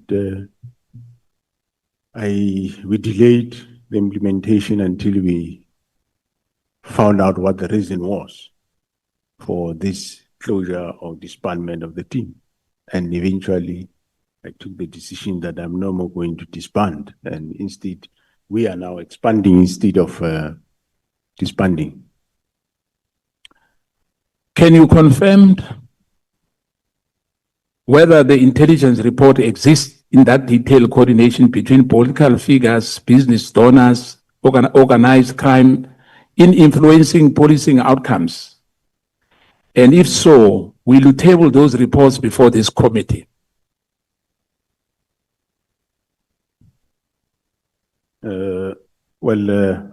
Thanks, Honorable Chair. There are, of course, reports that entail a lot of figures of the cartel, and that is still under investigation by the counterintelligence. So it's not reports we can table at this committee. Only when we are finalizing the investigation, we can come and report the outcome. For now, it's sufficient to say we have seen, we have arrested Katie Mulefe, we've arrested Ket Matlala, and you have heard about the Big Five, so we're still gonna continue. So once we're done, we can be able to table a report to this committee. Is there any imminent arrest of Mr. Mahumela? If any, if you know anything about it? No, not that I know of from SAPS. I wouldn't know from the Hawks and or IDEC, I don't know. Are there any known criminal syndicates that have penetrated or corrupted South African Police Service operation in specific provinces, particularly in KwaZulu-Natal, Western Cape, Gauteng? Name the syndicates and those compromised divisions, if there's any. Yeah, Honorable Chair, I can't name names of syndicates. Otherwise, then I've got no job because I want to find them. They'll run away. But what I can tell you, the cartel that we identified in Gauteng, it's not for Gauteng only. Yes. It have got links here in Cape Town. Yes. It have links in KwaZulu-Natal. So it's not a Gauteng matter. It's a national matter. Yes. Do you have any evidence that presidents or cabinet interfered directly or through intermediaries in SAP's promotion, task team mandates, or procurement decision? No. I don't know of that, and I do not have evidence to that effect, Honorable Chair. In the Phala scandal, we had the police guarding the farm. Major General Rode investigated the matter with his team. He went illegally to Namibia following the suspect. Can you confirm that was true? If so, why was it General Rode illegally went to Namibia? Or was it legally for him to do so? Thanks, Honorable Chair. I'm not aware that General Rode investigated any matter that I know of. And going to Namibia, I am aware That was during, I think, General Stoller's tenure, and yes, he did went, whether legal or illegal.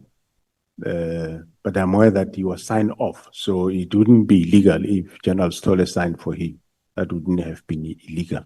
And don't have the facts to allude to that matter now. General, previously you mentioned that the media is being used to smear and running campaign to tarnish the reputation of South African Police Service official. However, there were media reports stating that officials from the Investigative Directorate ID visited you regarding the potential case. Louis Vuitton handbag alleged with the intention of making this matter disappear in exchange of appointment and investment and promotions. No, It's not true. thanks you, Honorable Chair. No, there is nobody that visited me that wanted appointment and exchange of Louis Vuitton bag. No, that is not true. So there was never any investigation regarding that. Well, I wouldn't know. I know that there's been mention of Louis Vuitton bag. What I know is that the IPID, that is Independent Police Investigative Directorate, Yes. far back, somewhere around 2017, they did an investigation, and I gave them my facts, and that was the last time I heard of the investigation. That was far back in 2017, somewhere there. Earlier, you said to my colleague we've spoken about Rode as well. I'm talking about him that he has a right to investigate. Am I right? Anywhere, anytime, because he's a policeman. Am I right? Through you, Honorable Chair, can you just repeat that area? You said earlier to honorable member, my colleague earlier, Honorable Shongwe, that Rode has a right to investigate anywhere, any matter, anytime. Honorable Chair, through you, what I said is that any commander, when there is something that happened within your terrain, you do preliminary investigation before you can even call detectives if it's a matter that happened in your policing terrain. You will do preliminary investigation, and from there, you then can, of course, call detectives. I even gave an example, you'd remember, about the fire. During the appearance of General MKWANAZI, he testified about the involvement of Paul O'Sullivan in the investigation, including infiltration and association with Robert McBride, Matthew Sissoke, IPAD and IDEC, especially during the tenure of Robert McBride.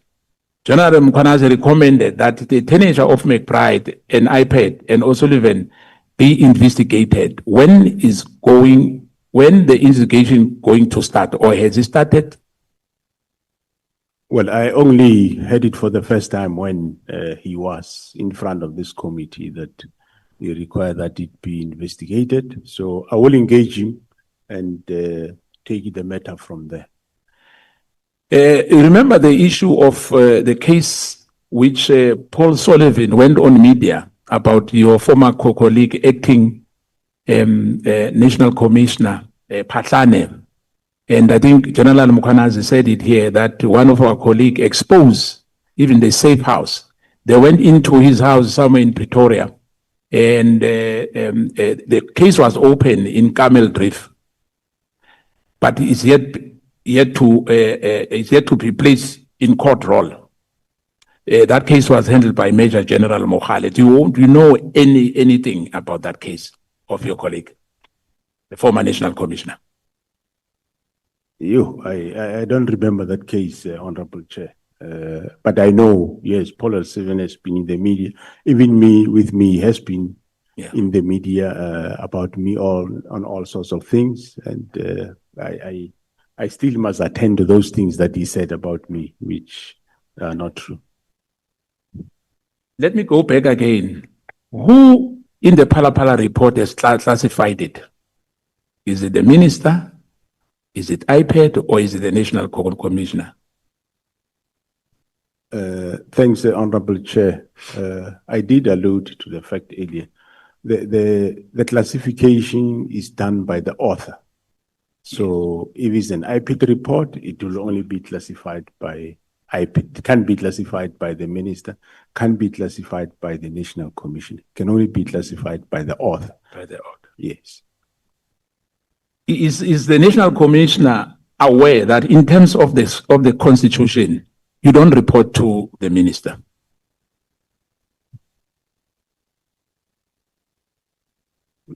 Thanks, Honorable Chair. So where do I report, Honorable Member? I'm asking you. Oh. In terms of the Constitution, you report to the President. Well, I do report, through you, Honorable Chair, I do report to the minister because I work with him, and I also do report to the President. So can the minister give you instruction? Well, it is my understanding that he can, yes. So if the minister say you must disband the PKTT, you don't have to ask him, don't have to refuse to do that. You have to follow the instruction of the minister. Well, through you, Honorable Chair, I think in the current case that we're discussing, you are aware that how it went, and I explained how it went, that I didn't accede to it. I came with alternatives. I engaged the President, and yeah. What is the disciplinary policy of SAP saying about insubordination? Well, insubordination, yes, you do take departmental steps. Why was not carried out against General Sibia? After all what he has done, whilst we are still the accounting officer in the South African Police Service. The question was previously asked. Yeah, no, I'm aware. I'm aware of that. I'm going to make a follow-up to say, why if there's insubordination, there's no consequence management on that? Because the act is very clear. If someone ignores or defy your instruction, that's what we call insubordination. But as far as we are concerned, beside what is happening now, Sibia, General Sibia, as you know, you said it yourself. You've spoken to him. Have you ever written a letter? Have you wrote a letter to him? And what was the response? Because he was continuing, hence we are in this state where General MKWANAZI had to have a press conference. One of those things was because of General Sibia. General Sibia was like, in the public eyes, now running South African Police Service whilst you are in the office. It's perceived like that.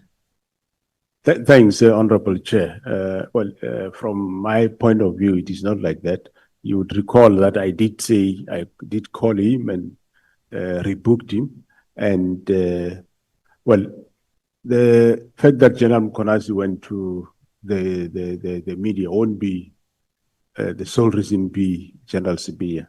I did explain to this committee that after the discovery of what was on the phone, and after they compiled a briefing, they briefed me.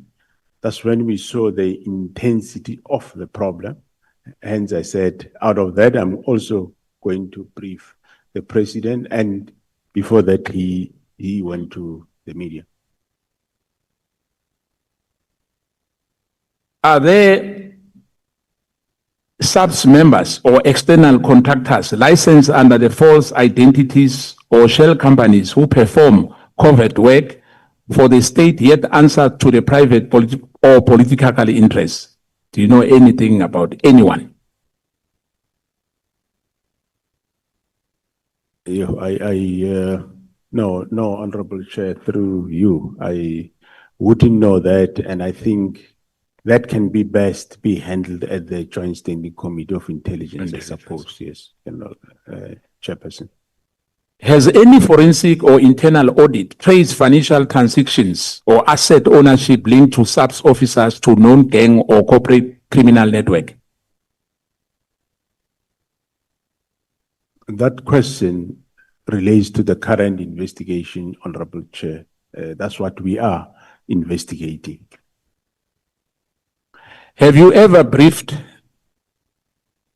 personally the president about the consequences of disbanding the MKTT, including stall investigation, pending arrest, or comprise evidence chains? Thank you, Honorable Chair. You say, have I ever briefed who? The president. Thanks, Honorable Chairperson. I think I did allude on my briefing to the president earlier. I did allude to this committee, I think, more than once, still today, in terms of what I said to the president. And I will repeat that the president was taken aback when I say the team is being disbanded. And I did say, Mr. President, if ever it has to be, I suggest it gets done in a phased approach, which he said, yeah, I agree, and he will speak to the minister. The National Commissioner's agreement that the minister and his boss undermines the constitutional framework and operational independence of South African Police Service. This is entrenched in Section 205 of the Constitution. As an accounting officer, the National Commissioner's role is distinct, not subordinate to the minister. I don't think the commissioner understands on that matter, or perhaps the way you explain it. And I think my colleague has asked several times about that. And I think the answer for me was not convincing. And I think we have to make sure that everyone, when we went out of here, understand that you are an accounting officer and your responsibility of the South African police operational issues belongs to you only, not to the minister at all. Thanks, Honorable Chair and Honorable Member. I do understand that what my function is, yeah. But remember I said I do my work on the also on the direction of the minister. So the issue of the direction, I think, is what also the committee needs to interpret as to what does direction mean. I think rather, I don't mind the committee condemning me that I'm wrong in what I'm doing, but rather be of assistance to say direction means 1, 2, 3. I think that will also assist the situation. I think the National Commission must understand that the issue of corruption in terms of the executive, SARS itself and ordinarily the ANC itself, Phala is how linked to the president and the minister to corrupt activities and misusing the executive authority to hide criminal activity on the president part. I'm not sure whether the issue, you understand it very well, that South Africans were very concerned about the Phala, because now we are told that that matter is classified. I just want to say to you, I'm not sure whether it will sit well. I understand it's a very complex issue once you say the matter is classified. Are you happy in terms of how the Phala matter was investigated? Thanks, Honorable Chair. I can't comment on something that I haven't seen. I haven't seen the investigation. I can't comment on something I don't know. It was investigated by the Hawks, and that is it. The investigation that I know is the one that is currently pending at court, but this one you're talking about, I wouldn't know. Thanks. We view it as an illegal encroachment. We suspect that is an illegal encroachment, which we think that it should lead to actions. And this can be reported to the president as well. We know the president is conflicted on this matter because this thing happened at his farm. The issue of the dollar happened at his farm. And South Africans have confidence in the South African police in particular. That is their responsibility if there's crime, to make sure that they investigate the matter to the latter. As a national commissioner, are you happy the way the Phala matter was handled? Thanks, Honorable Chair. I will say again that I don't know. You can be happy if you know what the investigation entailed. So I'm not privy to the contents of the investigation, so I wouldn't know. Even myself, I was accused of sending a chopper to Palapala, falsely so. I mean, I never knew about anything about Palapala. So how would I even have sent a chopper there? So I think there was one of the members from this honorable house that said I sent a chopper to Palapala, which I didn't do. So I can't comment on investigation. I don't know, Honorable Chair. For me to be happy or whatever, I should know the intricacies. Then I can express my opinion. I think from what I've heard today from you as well, because remember Minister Cele, during his time, on Mondays, there was parade of all senior officials at the head of office. Is it still happening as we speak? Parading to the minister. No, I don't know of that parade, Honorable Chairperson. I know that we had a meeting on crime where we review crime for the past week and talking about crime, what can we do where, and yeah. So, well, even now, I do have meetings myself every Monday where I get reports from the 9 provinces. Can you assist and clarify any grievance or complaints that made the minister to stop the post, this advertised post from the crime intelligence and public order policing? I'm sure maybe you have explained a bit, because there's an outcry that the posts were freezed by the minister. Is that true? Thanks, Honorable Chair. I think is the freezing of post of crime intelligence. It is there in the directive. We alluded to it earlier in this meeting. But public order police, I don't know. I'm not aware of those posts that were freezed. I definitely don't know. I'm not aware of that. Now, I'm not sure about the issue of the minister. Maybe you can clarify for us to understand the relationship between you and the minister when it comes to the issue of General Sibia. Was General Sibia more closer to the minister than yourself? Well, that's my my reading of the situation. Correct, Honorable Chair?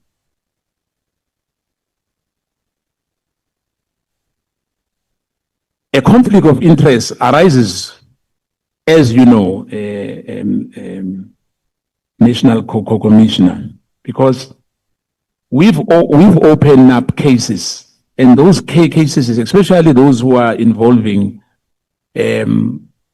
high-profile people.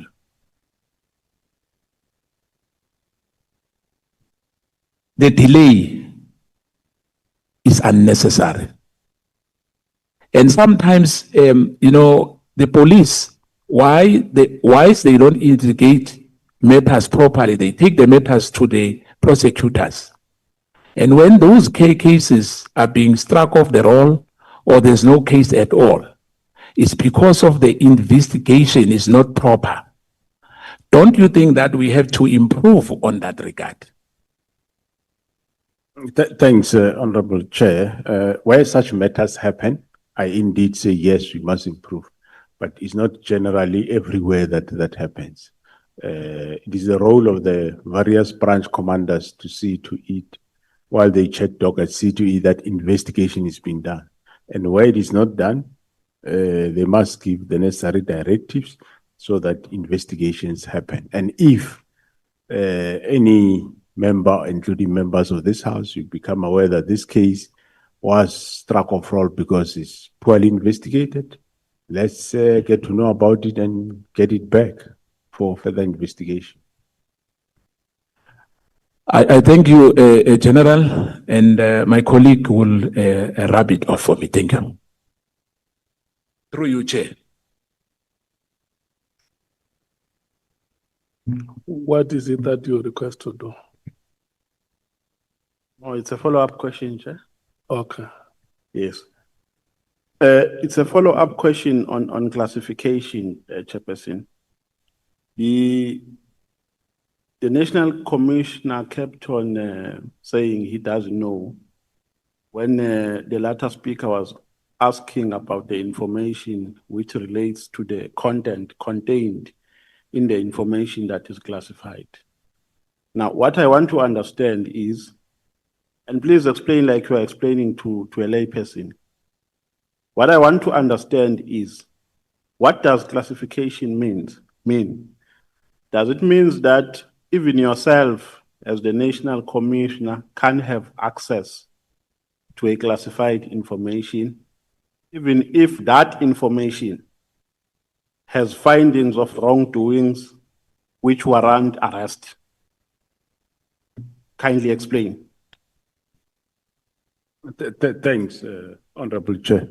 A classification, there's various confidential, secret, and top secret, and so on. So what I said is that the author is the one that classifies a document. And it is the author again that disclassify the document. It doesn't mean that if something warrant arrest, it can, some documents do get classified for purposes of investigation. That does happen. No, I don't think you have heard my question correctly, National Commissioner. The question is, can an information with findings of criminality, for instance, which warrant arrest, be classified? And if so, what does that mean? Does it mean you can't have access to it, even you as the National Commissioner, because it is classified? And does it mean that you can't arrest people because it is classified by the author? Honorable Novan, let's do like this. Let's take the questions one by one so that you don't drown the witness. No, I thought it's one question, but it has many dimensions. Yeah, that is exactly Chairperson. why I want you to be patient. Ask him one, he responds, come with the other until you exhaust it. No problem. Yeah. But did you get the question that I've asked, Commissioner? Yeah, no, Honorable Chair, if the document really, deals with, is classified and it needs to be used for arrest, so one will request the author to declassify it. And if I do have security clearance to the level of the document, doesn't need to be declassified. Whoever can give me the document, then I can have a look at it, depending on the classification level. So if the classified information has findings of criminality, you would ask the author to declassify it. Am I following you correctly? Correct, depending on... But how would you know that it has findings of criminality? Because you would have not had access to it because it is classified. Well, if it's classified, it never reached me, then I will not know what is inside. Thank you, Chair. I'm not satisfied, but for the sake of progress, let's move on. Okay, can I hear Honorable Ngola? Thank you very much, Chair. I just want to bring to the attention of the ad hoc committee that Section 2061 of the Constitution accords a cabinet member responsible for police a responsibility of policing policy. Section 2071 of the Constitution accords a responsibility to the National Commissioner, the implementation of the policing policy. And the cabinet member responsible police has a responsibility of oversighting the implementation. So it can be logical that the National Commissioner does not account to the Minister of Police. I think what we're confusing, Chair, is the significant difference between an appointing authority and an executive authority. To stop that point of Thank you very much, Chair. and, We're confusing two things, two aspects, different. Appointing authority, executive authority. There is no point of order. Honorable members, let's have our meeting on Wednesday. No, it's not But confusing. he is out of order, Chairperson. I'm not out of order. We did not invite his explanation. No, Chair, I don't need to be invited by Mr. Questioning Nomva. witnesses here. Don't Order. project yourself as an expert. You are not an Order, Chair. expert here. Order, We Chair. did not ask for your opinion. We Chairperson, are order. questioning the witnesses. You must be Chairperson. quiet. You must be Chairperson, quiet. order. We don't need your opinions here. We're questioning the witnesses. Order, Chair. You Order. must keep quiet. We did not invite your opinion. Chairperson, Who order. are you to advise us? Chairperson, order. Who are you to advise us? You are not an expert here. Chairperson, We have a on legal point of order. advisor seated next to me. If we need the legal advice, we will speak to him, not him. Chairperson, on a point of order. Chair, I rise on a point of order. Because the point of order by Mr. Nomvalo is actually out of order. He has been allowed numerous times to make. Chair, if you allow him to patch, you are also going to patch. Even yesterday. If you allow him to do what he is doing, we'll do it as No, well. you are not a whip. And we can do it better than what he does. No. Don't make. We're not going to be bullied by You are Ngola making here. useless We'll threats. never be bullied by Ngola here. Chair, He projects himself as an expert. You are not an expert here. We have a legal advisor. Chair. We're asking questions from point of witnesses, order. not from you. Who are you? Who are you? What is this? Hey, Chair, can I proceed with my point of order? I want to apologize for your behavior, the two of you, to the people of South Africa, who have been following us from the first day up to this point.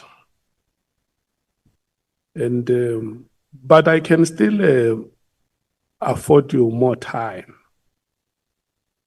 Yes, I can still give more time and maybe just sink my head below the table. I will rise when we are ready to proceed. And my profuse apologies, General MASEMOLA.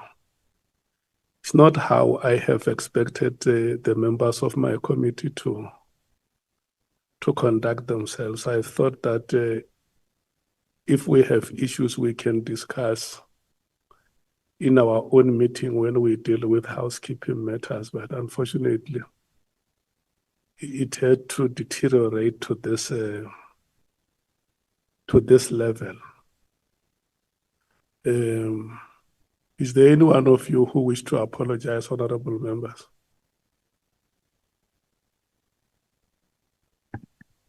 Chairperson, I'm not going to apologize. I think you failed to play your role as the chairperson of the meeting. We are asking the witness here, Honorable Skosana, based on how he understands what is written on the statement, and he wanted to be satisfied by the responses from the witness. The answers, like we've been doing since we started, are expected from the witness, not for him to interject and tell us about the law and what the law says. We employed the legal advisor here for that purpose, to advise us when there is a need to do so, not to be ambushed with legal advices that we did not invite. So, Chairperson, you failed the meeting. You were supposed to call Honorable Ngola right from the beginning because he was bullying us. No, honorable member, you are right. I gave you chance to speak, and when you were done, Honorable Ngola raised a hand and he spoke. Before he could conclude, I called him to order to tell him that the matters that he was raising were points of debate. And maybe because I spoke in a measured tone, I was not animated the way the two of you took each other. You might have not heard me. My measured tone could have drowned by the fist fights of your voices. But I wanted to restrain the honorable member to say, let's not engage on points of debate now. The honorable member has concluded his questions. We must now move to Honorable Cameron. But I still insist that if you honorable members do not see anything wrong with how you display your antics in front of the public, it's okay. We can hand over to Honorable Cameron. Yes, Honorable Nomval. No, Chair, following that explanation, we apologize. Let's move on. That is human.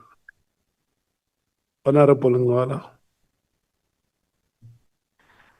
Chair, for peace sake, I apologize. Otherwise, You don't apologize for peace sake. You apologize because you know it's genuine to do it. Not, but Chair, I did nothing wrong. We've agreed that we are going to allow members to intervene in between. So it was just a pure intervention, but I apologize. Thank you. Honorable Ngola, do you apologize? Yes, Chair, I apologize and I forgive Mr. Nomval for Do you howling it. apologize? Do you apologize for the manner you reacted? Yes, Chair, I apologize and forgive Mr. Nomval. Thank you so much. Honorable Cameron, can you just take a breath so that I can see that you are not animated? I am certainly not, Chair. I was scared you're going to ask me to apologize in advance. Okay, thank you so much. You are allowed, you can proceed. Thank you. Thank you, Chair. Thank you, General MASEMOLA, and for your patience today. General, yesterday when you were speaking, you said that the Portfolio Committee should have read between the lines on the 5th of March meeting. I quoted that from what you said. To realize the closure of the PKTT was irregular. What exactly did you mean by reading between the lines? Are you saying the committee was expected to interpret silence or omissions from SAPS as evidence of wrongdoing?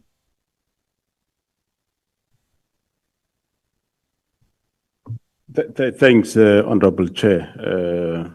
Well, what I was saying is that the team was being disbanded, and you did a good thing to invite us to come and tell you why the team disbanded. We briefed the committee and also said committee is doing well, and General MKWANAZI expressed his side of the story on unhappiness about the committee being, the PKTT being disbanded, and yeah, that's where it ended. But General, help me understand the rationale between expecting the committee to read between the lines, specifically that line, read between the lines. The reason I ask is I want to understand, do you believe that Parliament should conduct its oversight by questioning whether presentations from SAPS or the ministry, or for any other department for that matter, reflects the full truth? Because if we read between the lines, you leave the interpretation open for us. So should parliamentary committees generally be expected to distrust official briefings and infer irregularities rather than being transparently informed? No, I think through you, Honorable Chair, the briefing that we did to the committee that day was we showed the work of the team, how well the team is doing. And General MKWANAZI did express that also that this is what the team is doing. And he expressed his view on the closure of the team. And that was then the end of the meeting. Sorry, General, I'm going to labor the point. So I want to get back to reading between the lines, because what I'm asking you is, are you then suggesting that Parliament's oversight role depends on suspicion rather than transparency? And the reason I say that is because if you say we had to read between the lines, it means we had to do some guessing work. And the thing is, General MKWANAZI wasn't part of the presentation. He was in the meeting, but General Khumalo did the presentation. And in that presentation, and the reason I'm saying this is because, and I'll get to the details now, but there's an impression that Parliament didn't act. And that was what was said at the Madlanga Commission as well. And I feel that we should set the record straight. And I'm going to get to more details now. The point is, there was no objection. So how were we meant to read between the lines about the unhappiness of the disbanding of the political killing task team? I'm not referring specifically to anything, but what I recall, Honorable Chair and honorable members, is we briefed the committee on the work of the team, and we did indicate that according to us, the team is doing well, it should continue. And thereafter, General MKWANAZI came, he was part of our meeting, and he expressed also his side of the story in terms of the team. And I think then the minister did also allude that the team should be disbanded, and he agreed with the president, and that was the end.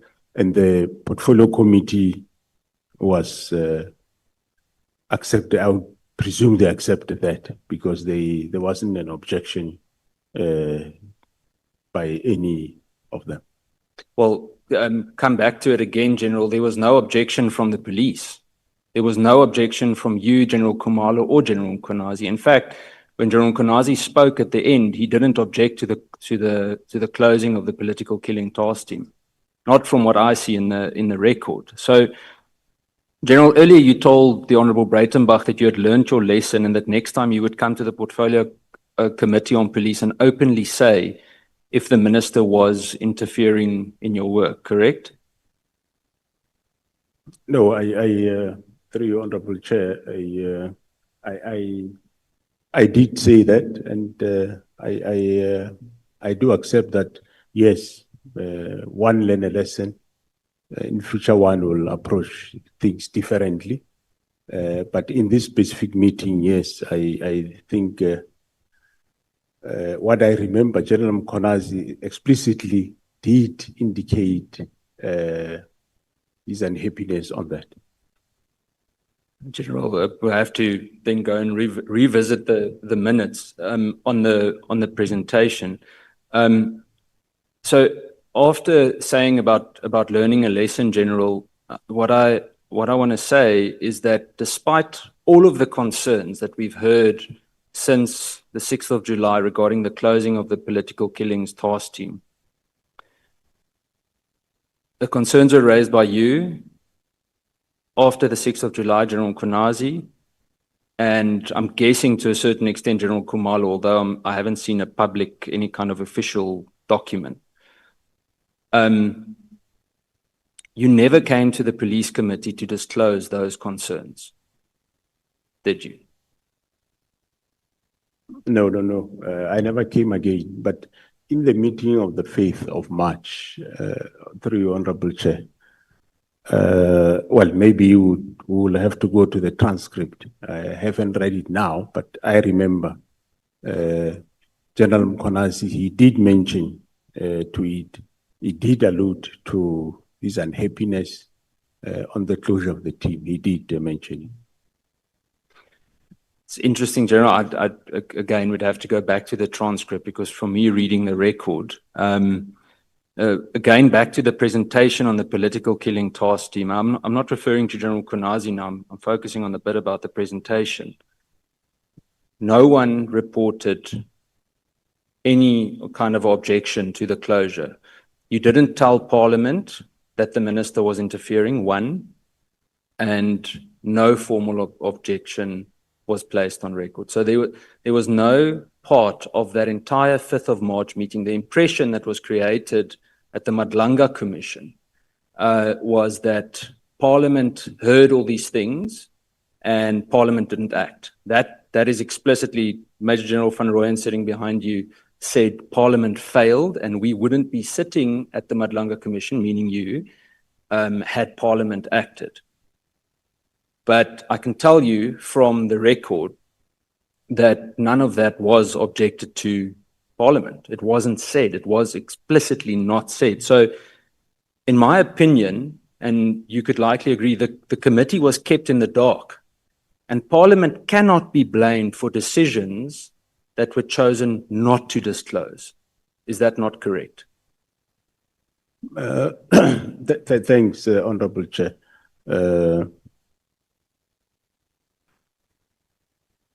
I remember myself and Kumalo, we expressed that the team is doing well. Yes, I agree that we expressly maybe not say Minister is interfering, that we didn't say. But General MKWANAZI did explicitly say it. Well, let's just say we'll go and check the records. I remember him saying that at some point that he will open a case, whoever come there to disband the team. I might not remember the exact ways, but he did express that.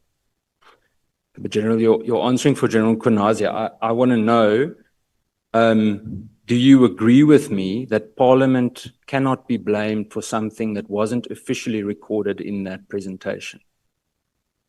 That's yes or no? Well, yeah, no, there I will agree that it's not recorded in the presentation, yes. So, thank you, General. So I want to go back to the comment of reading between the lines. When Parliament considers the South African Police Service's annual report next week, should we again read between the lines? And I don't see this as sarcastic at all. I'm asking that, can I believe when that presentation is made? I also laughed when I wrote it, so we can smile about it, General. But when I wrote that, my question comes as to the past year since we've been communicating through the committee.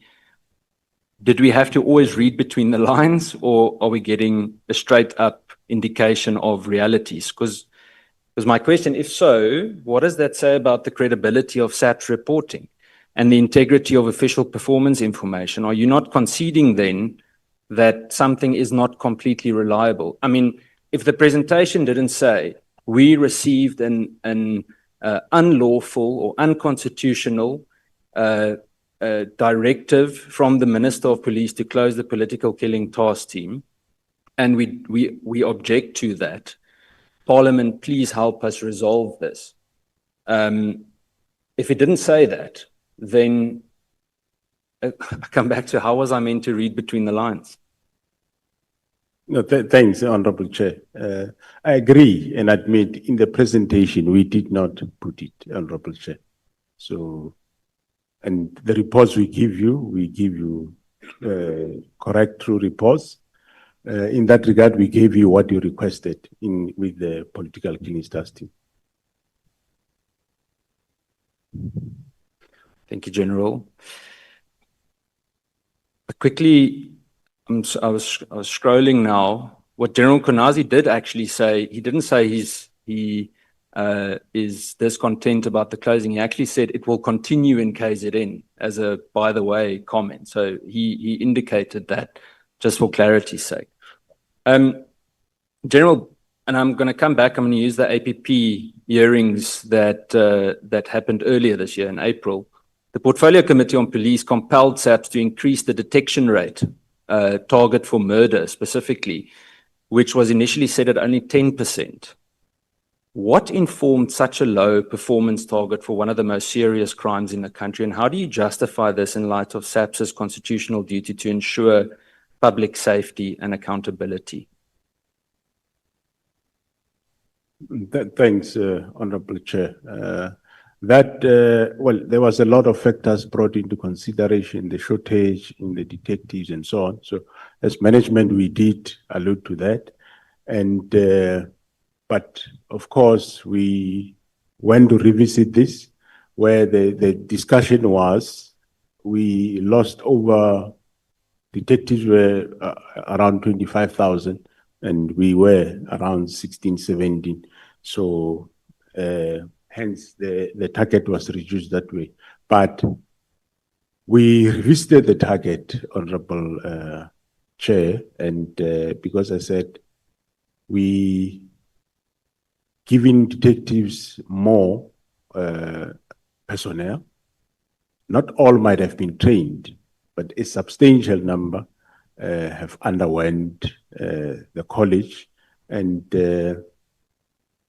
let's increase the target to, I can't remember the figures exactly where it is. So yes, that's why we ended up reviewing it. Thank you, General. General, I want to put it to you that, I hate saying that, it sounds like Harry now.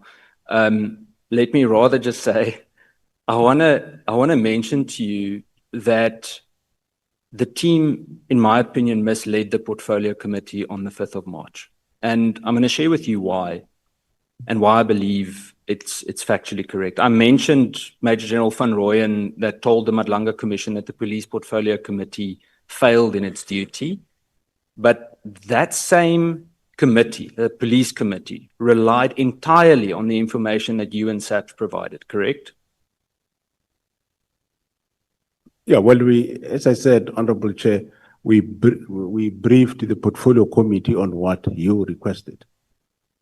Spot on. So you're answering my question for how is it then fair that your department, whether yourself, anyone else, or a senior officer from legal services, to publicly accuse the police committee of failure when it was SAPS that withheld specific information? Whether it was deliberate or not, it doesn't matter. The point is it wasn't indicated. Well, I never listened to General Van Rooyen when he was doing that. Yeah, I'm sure we can go to the records and look at that and take it from there. General, you can go to the records. I base this on the records, so I'm sitting with it here in front of me. And I say it specifically because Parliament and the Police Portfolio Committee will not be the scapegoat of things that wasn't disclosed by the officers in that meeting on that day. The mention of Brown Mogotsi that Minister Mkhunu later on denied he didn't know was immediately, and I'm not going to go into detail about the cases, but there are 2 MPs that I know of that laid criminal charges for him misleading. And that was the only bit of information that Parliament or parliamentarians could act on. So across the board, all the parties represented in that committee, that was the only bit of information. Nothing about Kat Mutlala was mentioned that day. Nothing about judicial capture was mentioned. Nothing about a drug cartel was mentioned in any part of that meeting. General, I want to go to ask you, with what we've just discussed, why do you think the perception now persists that Parliament didn't act, or persists to prevail or exist? What created that perception? What created, through Honorable Chair, that Parliament didn't act? I take it that maybe the perception arises out of what General MKWANAZI said on the day in question. And this is where I want to go back to the July 2025 press conference, because the issues that were raised publicly in July 2025 by General MKWANAZI were not disclosed to Parliament in March 2020. In March 2025, on the 5th of March, in that meeting. Yourself, General Khumalo, Minister Mkhunu, and almost everyone else that spoke, particularly when you explained the phasing out of the political killing task team. No one, again, I repeat, no one objected to that. Parliament couldn't have done anything. When you spoke about strategic input, policy input, etc., if there was something that showed red lights there, there's a discussion to be held. But if the minister gives a directive and the way that it's explained to us by the police as though we accept this, I don't know if they accept it in a strategic way, but if the police then come and say we're disbanding, then it creates the impression that everyone is on par with each other. General, I want to go to the Honorable Shongwe. I'm not going to ask Honorable Shongwe anything. I don't know if Honorable Shongwe is still here. You told the Honorable Shongwe that General MKWANAZI had reported closure of the political killings task team to the Portfolio Committee. And I just want to confirm, according to the record here, that I've checked now after that with Secretariat of Parliament as well, and no such report of any kind was received in Parliament. There was no such report. So I just want to make that also abundantly clear and repeat that we will not be the scapegoat for things that weren't shared there. It is a misperception that's created. General MASEMOLA, General MKWANAZI told us that when you inquired about the withdrawal, and this is my, that's my last one. I've got two more questions, Chair. I'll go with the other one first. General, with regards to Richards Bay Minerals, sorry.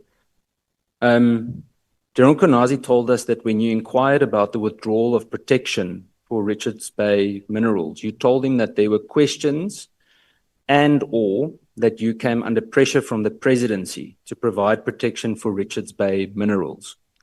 So what I want to know is who in the presidency gave that instruction or applied pressure, and why did you deploy a team from National, according to General MKWANAZI, to continue protecting Richards Bay Minerals? The reason I asked this also in detail is because the presidency is an office, it's not a person. So who is the individual by name or position that communicated that message? Thanks, Honorable Chair. The deployment of the Richards Bay, it came both from the then Minister of Police, General Kele, as well as the Minister in the Minister in the presidency. Minister Njaveni. And the team was then deployed there. And the team was not a protection team. It was a team that were policing that area. There has been executives of the mines that were killed in that area. There has been murders, serious crime that happened there. And later, of course, with the help of the province, some of the suspects were arrested, some were killed, even by the team from the province. I know there was a shootout at Palito between one of the suspects and the NIU in the province of KwaZulu-Natal. So it wasn't a protection. Those members were deployed based on crime what was happening there. It happens quite often, Honorable Chair. Even currently as we speak, in Mpumalanga, there is in Mpumalanga and Northwest, there is groupings of mine, don't know, call it mine companies that are fighting the same side. It's a new trend that is coming now, especially in Mpumalanga, Northwest, where looks like people are licensed to mine in the same area. So one quite often finds such complaints and you can't fold your hands. You need to respond, and we do our work in that regard. Thank you, General. Then my last question, General. Do you agree that Parliament did not fail in its duties on the 5th of March, 2025? No, I listened to what you say, Honorable Chair. I listened, the honorable member, so me, I didn't verify each fact by fact. So I've got no problem to agree or concede to that statement. Thank you, General. Thank you, Chairperson. Thank you so much, Honorable Cameron. Honorable Swalls.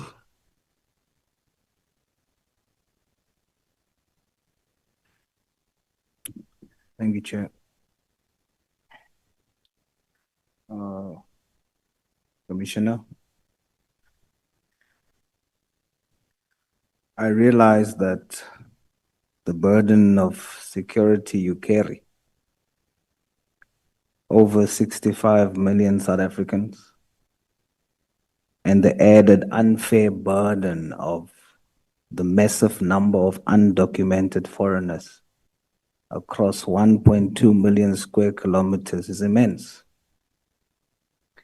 I recognize the scale of that task, especially when some of us struggle to secure even 40 square meters of our homes for a family of two. So as a patriotic South African, I extend the respect your office and rank demands. I despise the bad police, but knowing that when I thank you, I'm also indirectly thanking all the good and dedicated members of the South African Police Service you lead. The position I hold requires me to remain impartial, of course, at this time. I have no bias toward you, no bias toward General MKWANAZI or any other witness that will appear before us. Only after this entire process, I will then take a position.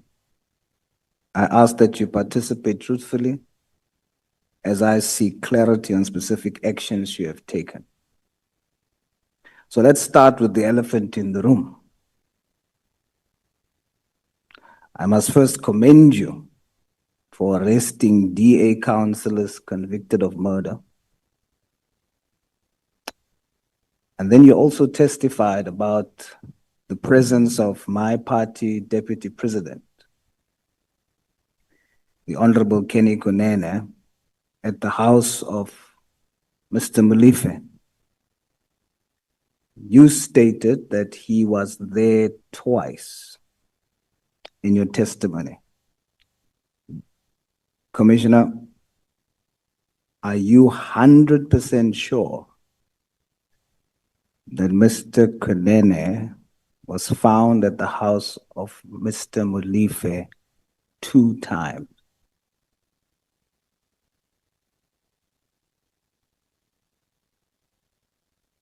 Thanks, Honorable Chair, and good afternoon, Honorable Member, and thanks for the matters that you alluded to, thanking myself and the police for what they are doing. Honorable Chairperson, what the team reported to me is that, yes, he was there twice. You'd recall one of the times he was found in the house. The other time they say he turned at the gate. He never entered, but he turned right at the gate. They denied him entry. So that's the report I got.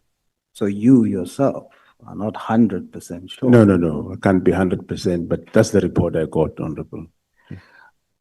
So if you're not 100% sure, as the #1 cop in this country, understanding the rules of our criminal justice system, how can you, General, knowing that you're not sure, sit here in front of all South Africans and state as fact that Kenny Kunene was there twice? Thanks, Honorable Chair. When I say not 100% sure, I mean me. I wasn't there, but the team, I believe them. They say one of the occasions he was in the house.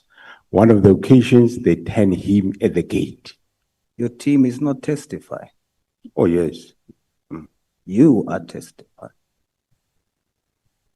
And you are saying, for surety, that he was there. You're not sure. Your team reported to you that still qualifies as hearsay.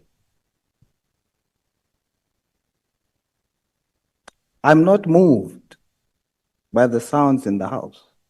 Let's deal with the law. Let's deal with what is right, Honorable General. You cannot state for a fact that he was there twice. You're basing it on what you have been told. So your team is immune to lying.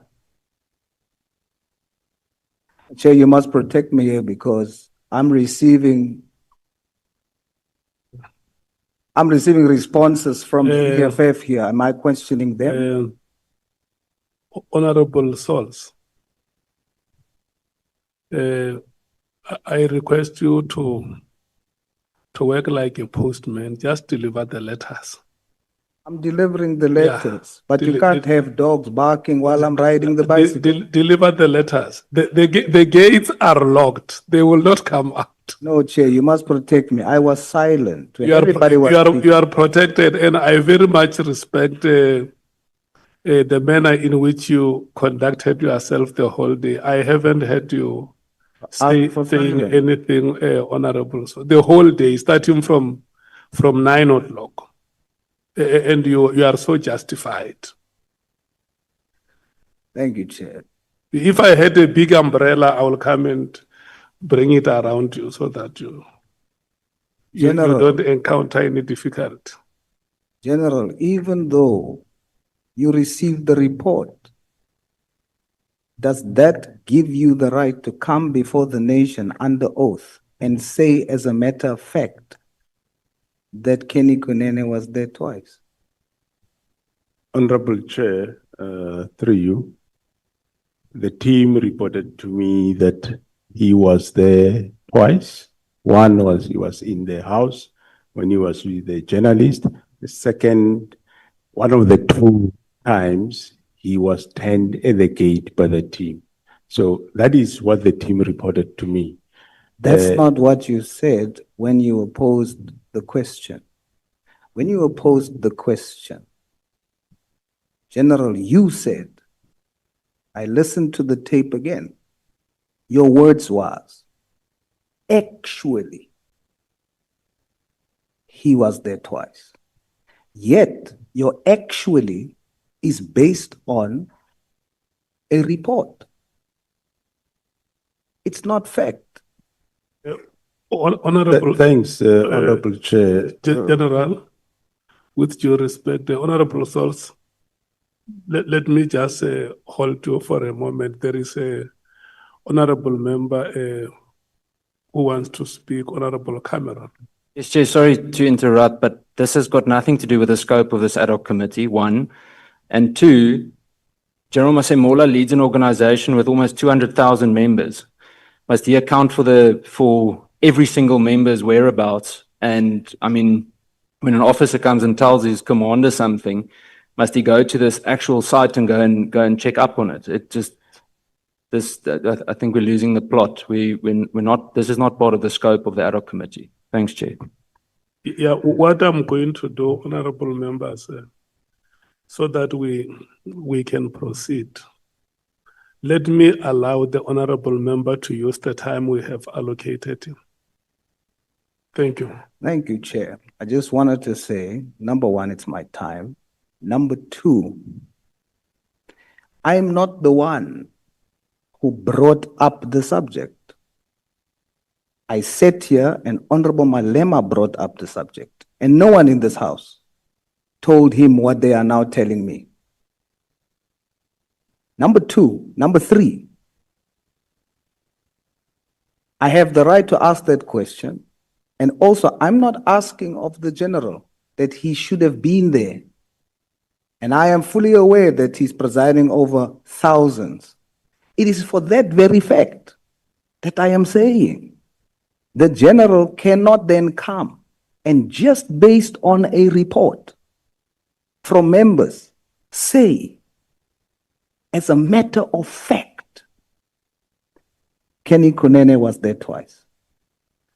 So Chairperson, you must allow me. Before he responds, I see there is another honorable member, Honorable Nombalo. No, Chair, I think I've got a problem with your ruling because your responsibility as the chairperson is to guide the meeting and your responsibility is to protect witnesses. We can't be subjected to Kenny Kunene. We have got serious issues of national importance here. I mean, the whole meeting, the whole country is watching us, and the member is subjecting the witness to Kenny Kunene. So, Chairperson, you are out of order. Do your responsibility, protect the member. That person is testifying under oath. Yes. So, to be asked about Kenny Kunene, even when he has answered that the team briefed me, that is enough. Let's not be impatient with him because. No, but Chair, people can abuse the platform on the basis that they have time. Yeah, I want to explain something, Honorable Number. You earlier on during the proceedings, you reminded us of Rule 1.4 on the scope that any other matter thereto related can be investigated. The name of a citizen here called KT Molefe was mentioned on record. And during his testimony, oral, the general was asked about the incident or the occasion of the arrest of a KT Molefe. And then he says that at the time of the arrest, Mr. Kunene was there. So it is on record in these proceedings. And so the honorable member is asking that question, and if we can please have the patience to allow him to ask what he wants to clarify, I think it's only fair. Because those statements that have been made here have gone to the records of these proceedings. Thank you. Thank you very much, Chair. The same vigor was not shown earlier when the statement was made, when an untruthful statement was made. General, you were not there physically to see that twice. You just received the report and you want the country to believe that your members does not have the possibility of lying. That every single member you have speaks the truth to you. Is that what you're saying to the country? Every member that reports to you speaks the truth at all times. They don't have the potential to lie to you.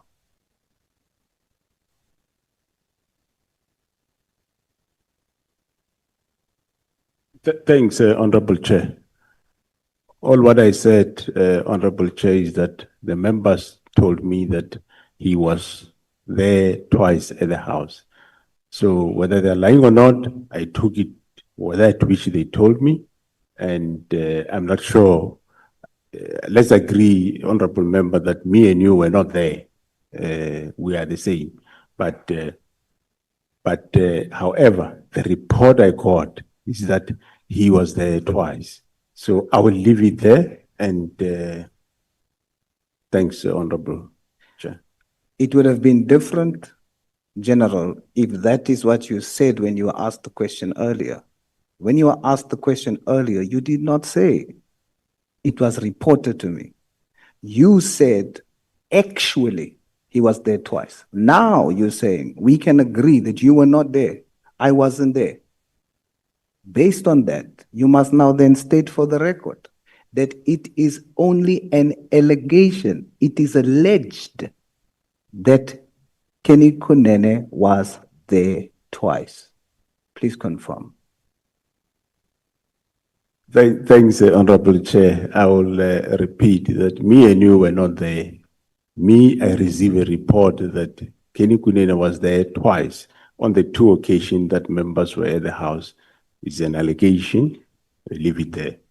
So if it's an allegation, which I now agree with you, that means it remains to be proven. You came and you said he was actually there.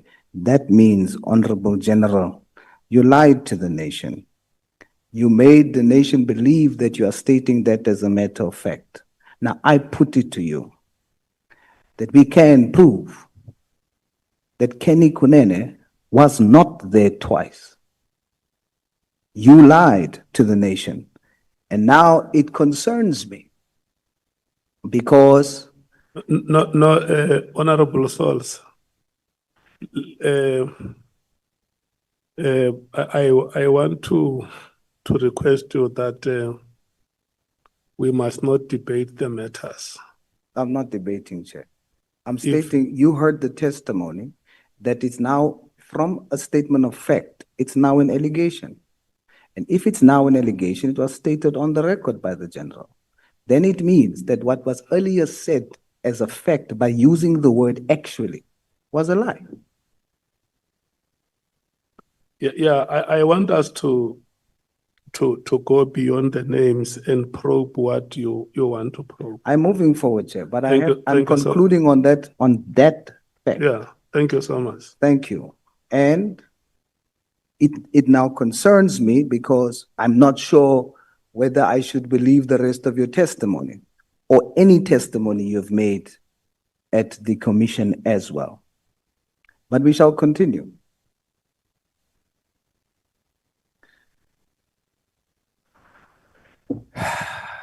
You know, General, this is a bit personal for me.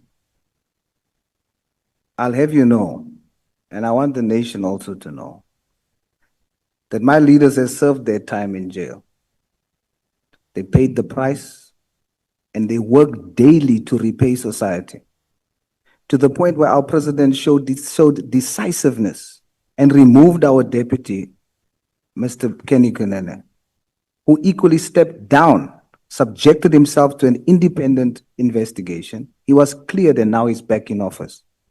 If ever our criminal justice system can have something to be proud of, it is the genuine transformation of Gayton McKenzie and Kenny Kunene, whom I am a proud product of.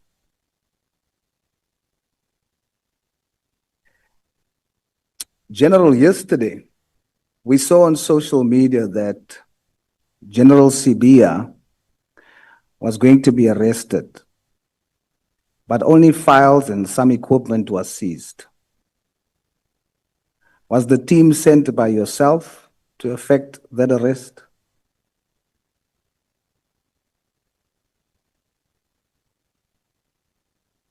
Thanks, Honorable Chair.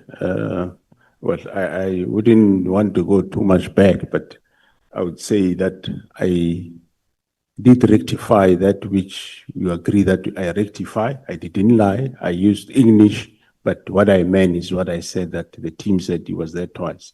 Coming to the last question that you were asking,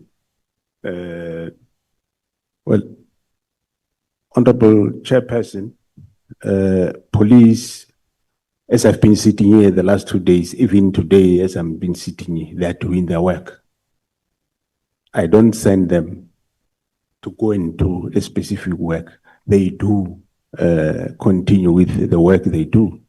They obtained the warrants where they obtained, and they went to the house to go and collect the catches they had a search warrant to collect. So in English, I'll repeat, you lied. And I'm struggling to even believe what you say now, but I will indulge you, General. Why arrest or attempt to arrest on the eve of General Sibia having to come and testify? What if those equipment that was seized was material for what needs to be presented here next week by General Sibia as a witness?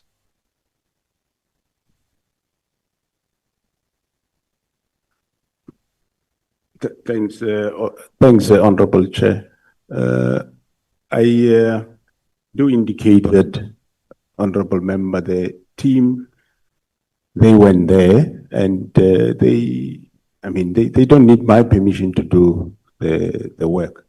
So if you say the tools might be needed, I'm sure the team don't take equipment forever. They will assess what they assess. They will return the equipment to the relevant owners.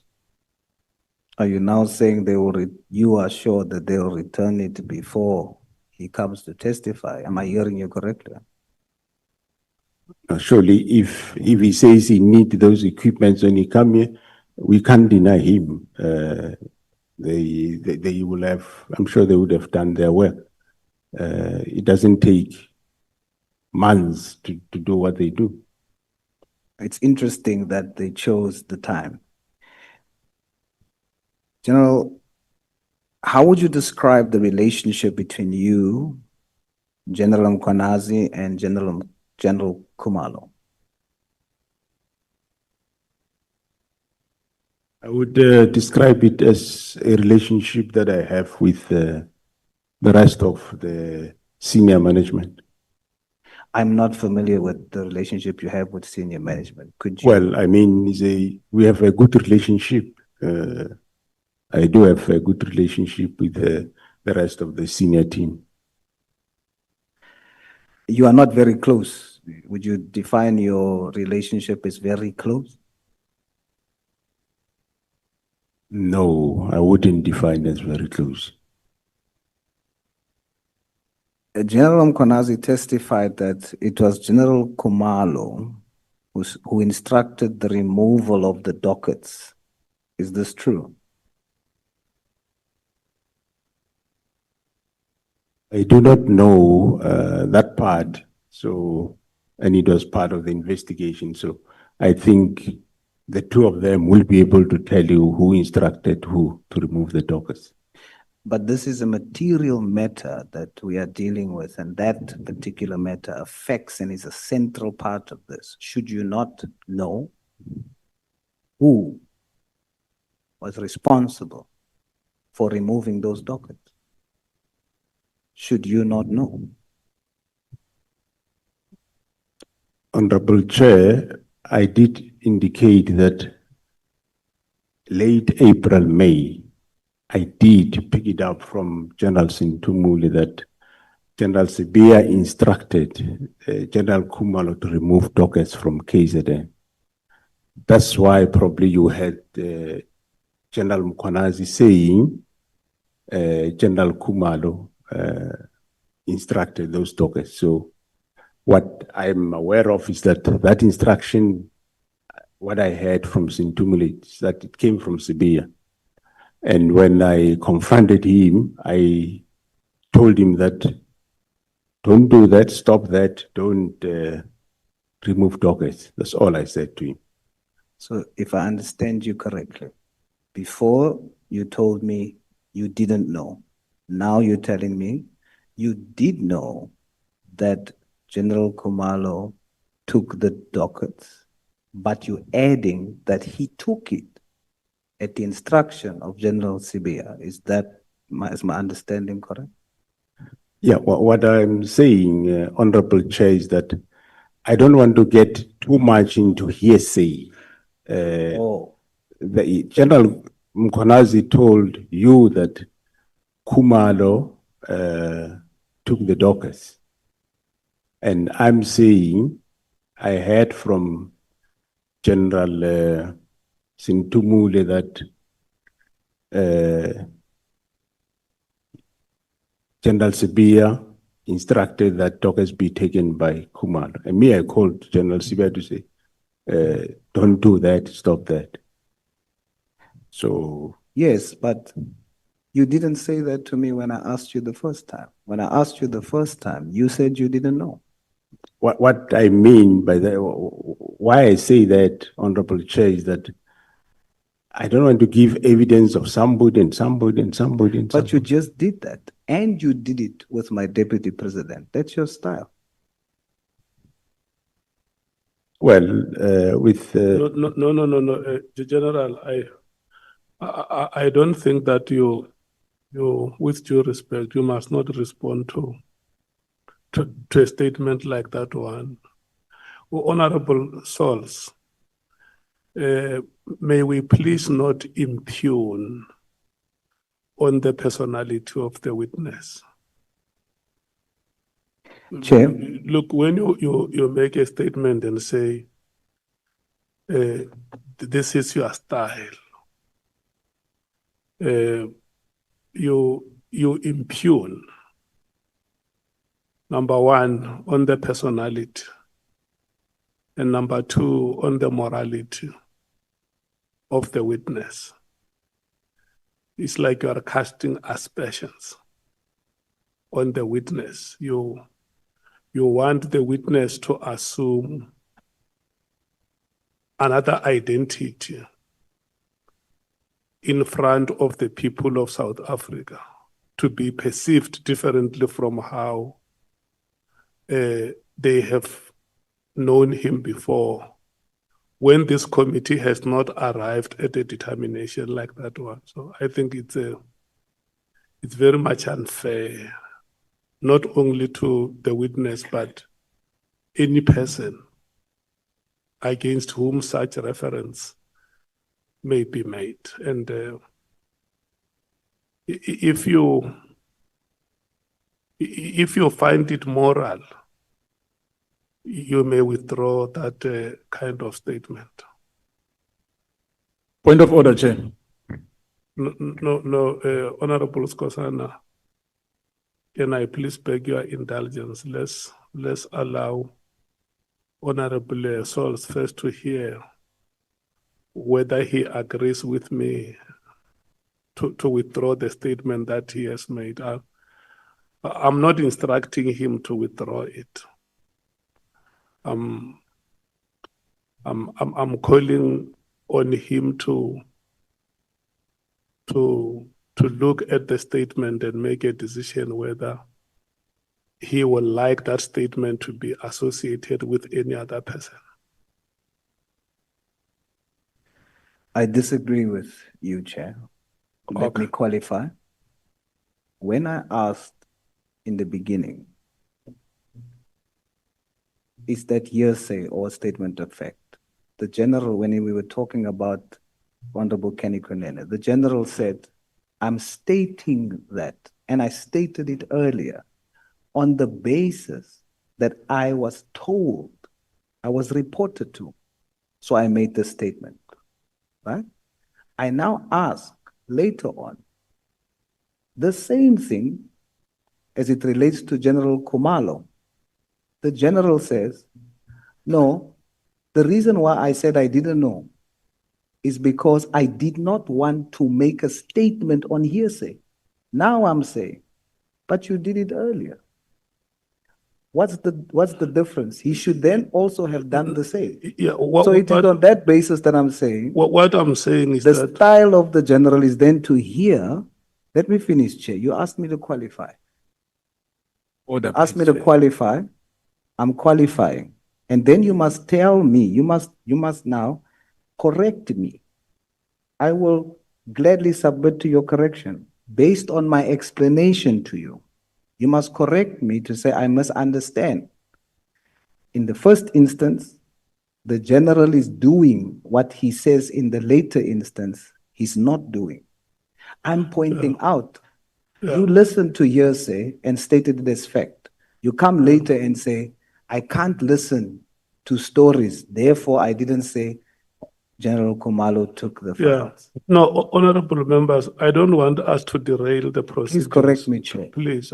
Yeah, but Chair, based on my statement. We must not derail Chair. the proceedings by bringing unnecessary interjections. Yeah, but Chair, it's not only an interjection, Chair.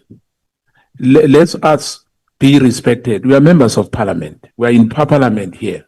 It's not correct and it's unparliamentary to say the general is lying. And he knows that, the honorable member. And this character assassination reflects back on all of us. We can't be discussing Kenny Kunene this. Whether he was left by his party, we are not campaigning here. We are dealing with a serious matter, a national issue. It can't be about Ken Unene every Yeah, time. yeah, but this And is- General Kumalo will come in here. This He'll is- answer for this himself. This is what I'm avoiding, honorable members. But it's because unacceptable, Chair. I- That the general can be really dragged into this. I have called on the member and I have called him to order not to impugn the integrity of the witness. And I thought that was sufficient. Chair. Honorable Souls is defying you live. We've got a responsibility as members of this committee to respect you. Whether you are coming from the ANC or from any party, this committee is dealing with serious work and everybody is watching it. It's going to set a wrong precedent if you give an instruction and Honorable Souls defies it. We can't allow that. It must not be optional. He must withdraw what he has said to the general. No one here must be wrongly crucified. The role of this policy, of this committee, is to investigate. How did he arrive to that conclusion? And he has been partisan here, campaigning for his party. We also come from political parties. But because we understand the responsibility of this committee, we can't be talking about MK here. We know where to campaign. We know where to locate the people when we need them. Not in ad hoc committees. Honorable Souls must withdraw that statement, Chairperson, unless you want people to lose respect in you. You are the Chairperson and you must be respected. We can't allow people, you are our Chairperson in this committee. So if you don't protect yourself, we will protect you. He must withdraw that statement. Yeah, but the last, don't inject fear in the chairperson. Honorable Ngola. In addition, Chair, to the members, the two members, we also have a responsibility as the ad hoc committee to protect our witnesses. Parliament in its nature has got a responsibility to protect all citizens of South Africa. Two, Chair, it is incorrect to want to give a hearsay status to an official report by junior to a principal. A hearsay is what you get on when you walk on the streets hugging your friends. Juniors, when they report to the National Commissioner of what they would have found from a official investigation, can't be accorded the status of being a hearsay. So if the general says there is an official report by the team, my team, that is working on this investigation, the report is that the aforesaid person was found twice on the gate and inside the house, then we can't accord that it's an official duty report, Chair. It can't be a hearsay. We've got a different understanding of what a hearsay is. Thank you. Honorable Cameron, do you still want to speak? I think, Jay, most of the members have covered it, but I just don't want this to degenerate. We can be direct, but we can be respectful. We don't have to do it this way. And this isn't the Kuneni Commission. This is the ad hoc committee to focus on allegations by General MKWANAZI. Thank you, Chair. Okay. Look, honorable members, our responsibility is not only to keep the decorum of the House. Each one of us here has a right to a good name. The reason why we are called honorable members is because we are expected to conduct ourselves with integrity as leaders of society.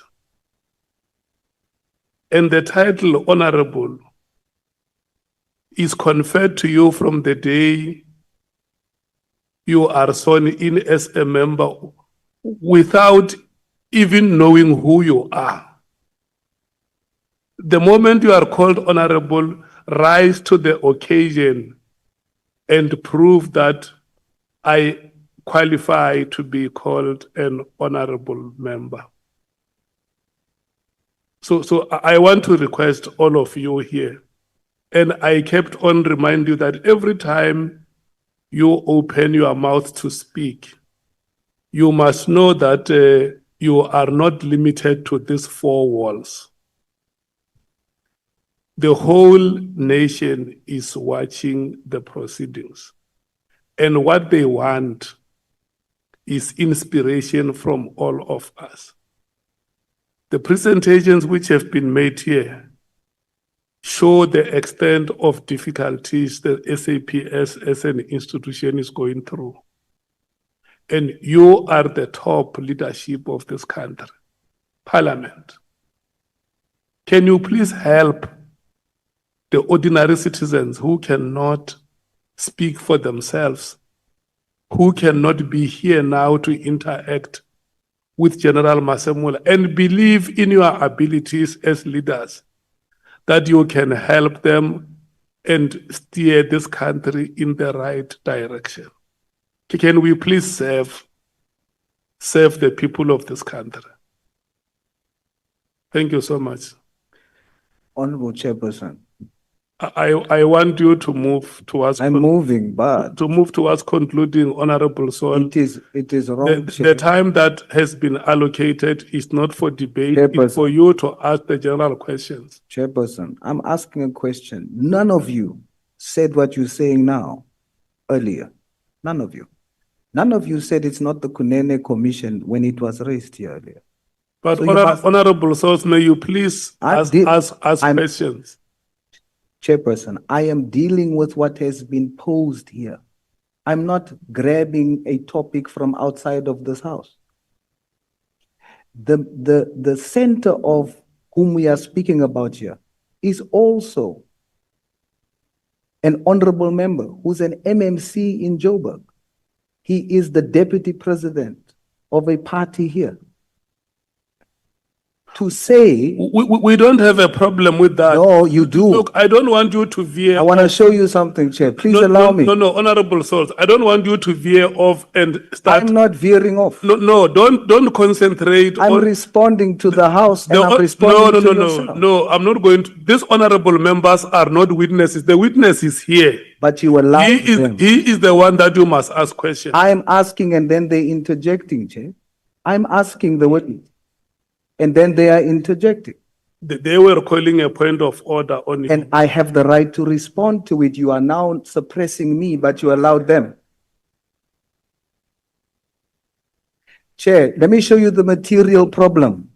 If I leave it, then it means the impression that's given is that an independent investigation can lied because he said he was there one. So we'll move along. And I'll say, but I will put to this House, I will not withdraw.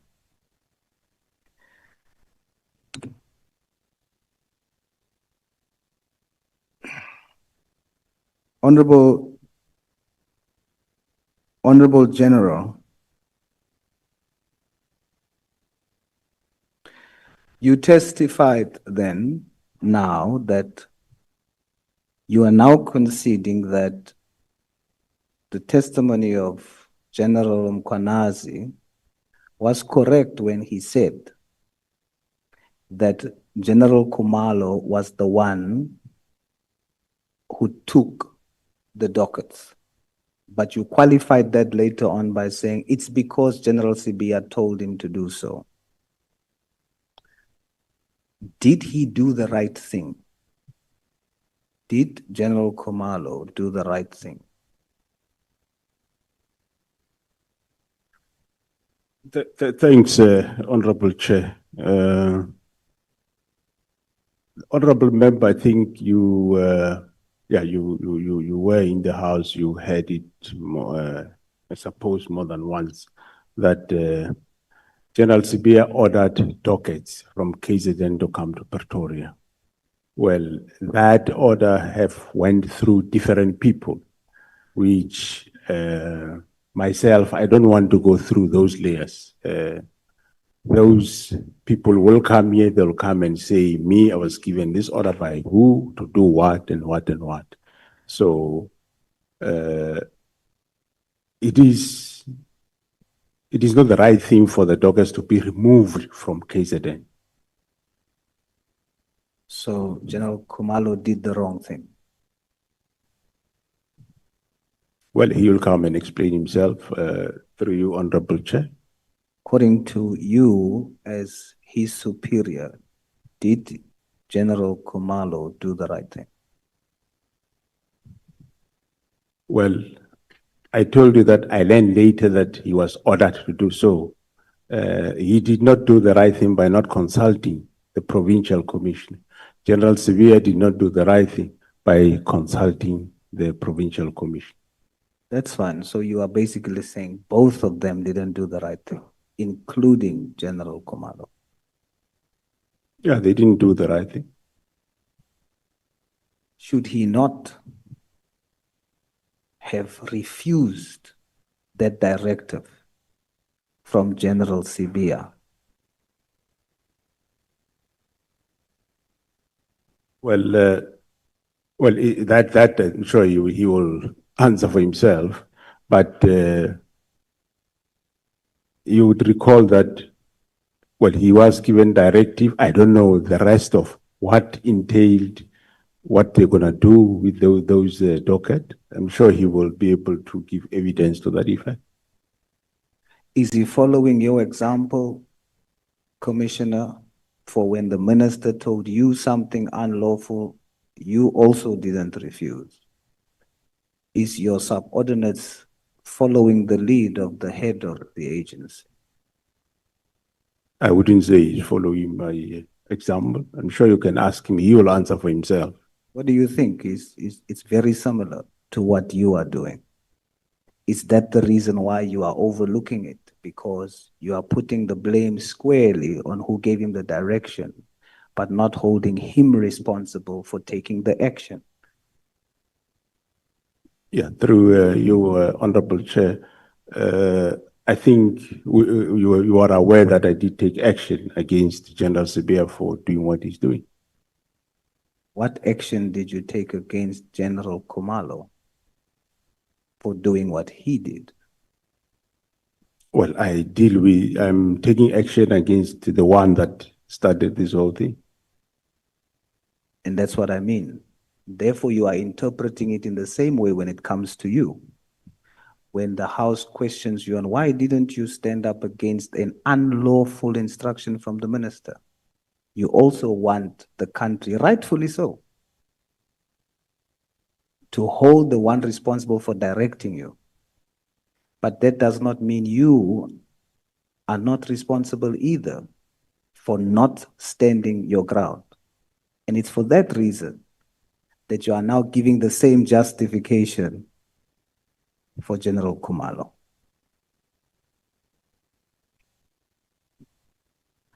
Well, through you, Honorable Chair, well, I'm taking action against the one that caused the whole thing. And I think it's the right thing I'm doing. And everyone that is attached to it, he had a duty to refuse an unlawful instruction. He had a duty to do that. He did not. And therefore you should hold him responsible too. I agree with you.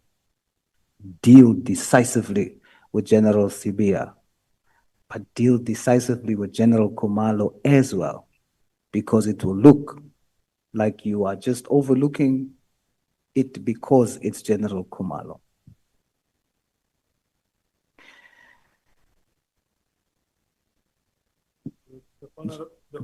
The honorable member, your time is up.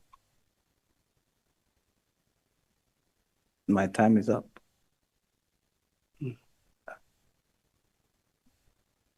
Are you sure? Chair, are you sure? But I'll accept it, Chair.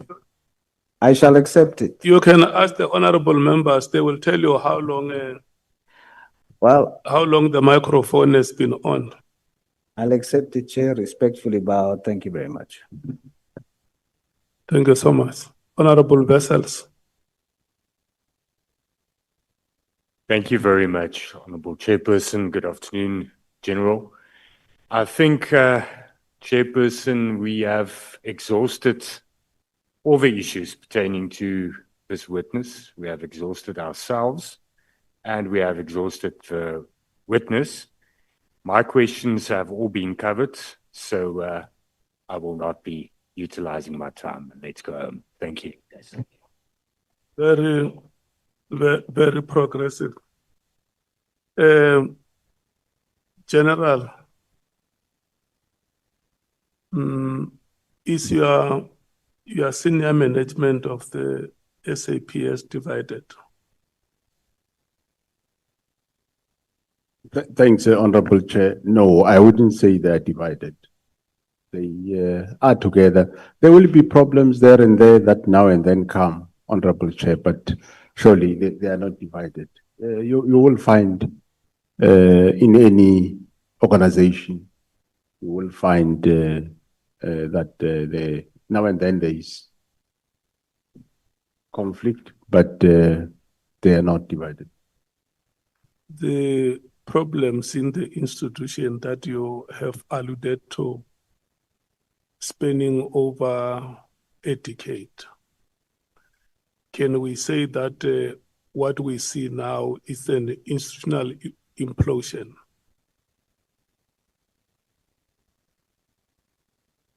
Yeah, Honorable Chair, I would say,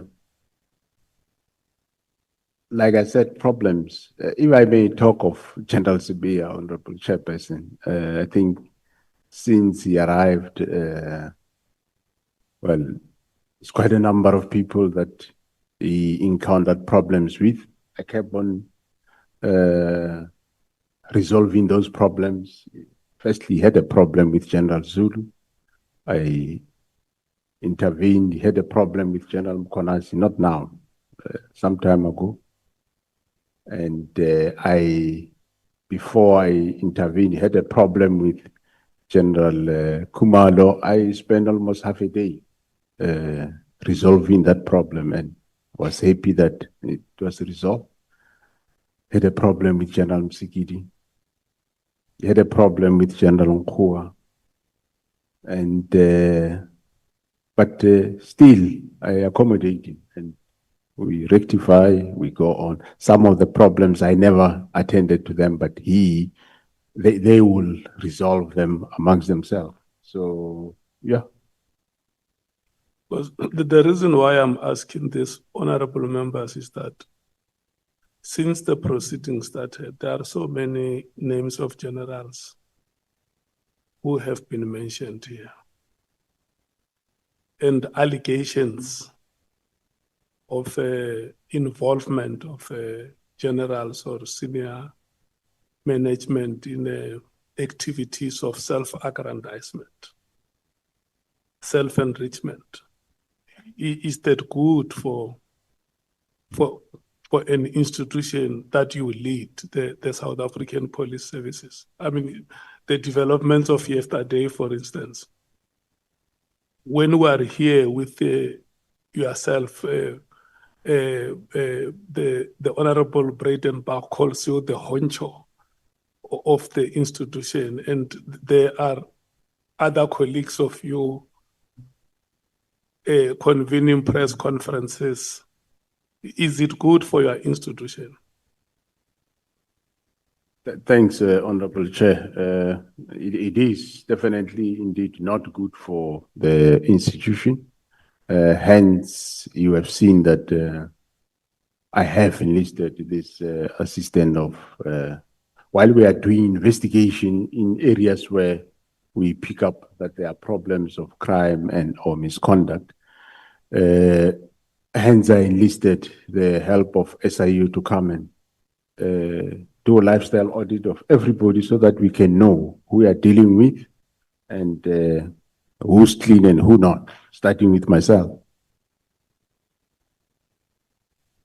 And the people of this country, one honorable member has asked you whether you are a voter. You said, yes, I'm a voter, it's my civic duty. The voter whose last hope is on us as the bureaucracy in civil service. they sit every day glued to their televisions, they hear these things about high-ranking police officers. Their expectations have been that when we hear stories about the police, should be that criminal A, criminal B, criminal C have been arrested. And now they come to hear this very, very disturbing allegations about high-ranking police officers. What does that do to the mentality of the voter or the ordinary citizen?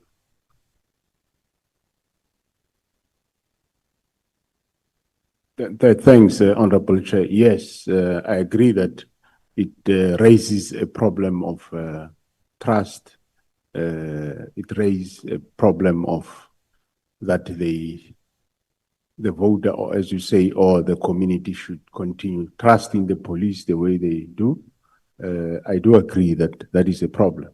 And it is an area that we are going through. And as an organization, we are not sitting back. As we are dealing decisively with areas where there is crime, Honorable Chairperson, and also cleanse ourselves by making sure that everyone that is there is above board. I'm sure that will go a long way. I know it's not an overnight process, but by making sure that we know who's who, and that will definitely create, will improve the morale of in the organization, and it will improve also the trust outside there in the police. So the quicker as we are embarking on lifestyle audit and investigations carry on in terms of areas where there are, be it criminality or misconduct, we finalize that, we'll be able to move forward. My last question would be that, do you still have hope as the leader of the institution that these senior ranking officials against whom allegations have been made and some were made by yourself do still have commitment to turn around the SAPS and make it an institution of choice? Thanks, Honorable Chair. Well, those areas where there are allegations, of course, we will, as I'm saying, we subject that to investigation of misconduct, and the criminal investigations will also take its course. And yes, I do believe that we can still turn the ship in the right direction. And it is an era that happened in the organization, and it happened, of course, because of other reasons, because of the discovery of some linkages to these drug cartels. And it's a good thing that we investigate that and make sure that we get to the depth of it and root it out. And I think after we do that, we will definitely have an organization running forward without any suspicion or accusation. Senior Counsel, how much time do you need? I'll try and be as brief as possible. I've got no questions about Mr. Kuneni. Just to clarify a few things. The first thing you asked me, General, was to just clarify the question about when I put it to you, I had agreed that no national commissioner appointed had served their 5 years, but there is one. Yeah, that is correct, Honorable Chair. The first national commissioner after democracy, Commissioner Fibers, he did complete his term. You've been criticized, questioned um, about your response to the directive of 31 December 2024. But we know as a fact that that directive has in fact not been implemented. The task team has not been disestablished. In fact, you approved the budget of the task team effective to 26 March 2026, and you actually denied a request from Lieutenant General Sabia to make money available for a differently constituted team. That is correct, Honorable Chair. I did allude to that, and yeah. Also, when lawyers look at sections 206 and 207 of the Constitution, they lick their lips, because you'll find one lot being very clear that you have management and control of SAPS and that ministers may not interfere. The other lot will say there's ambiguity and there's scope for interpretation, that the minister, because the words used are directives, in charge of policy, and so on. So just to put it on record, General, that it's far from clear. In your case, you, one, didn't implement the directive, and two, whatever you gave to the minister was to kick the can down the road, as it were, and not in fact implement it, but to phase out the team. But the PKTT is still in existence as we speak.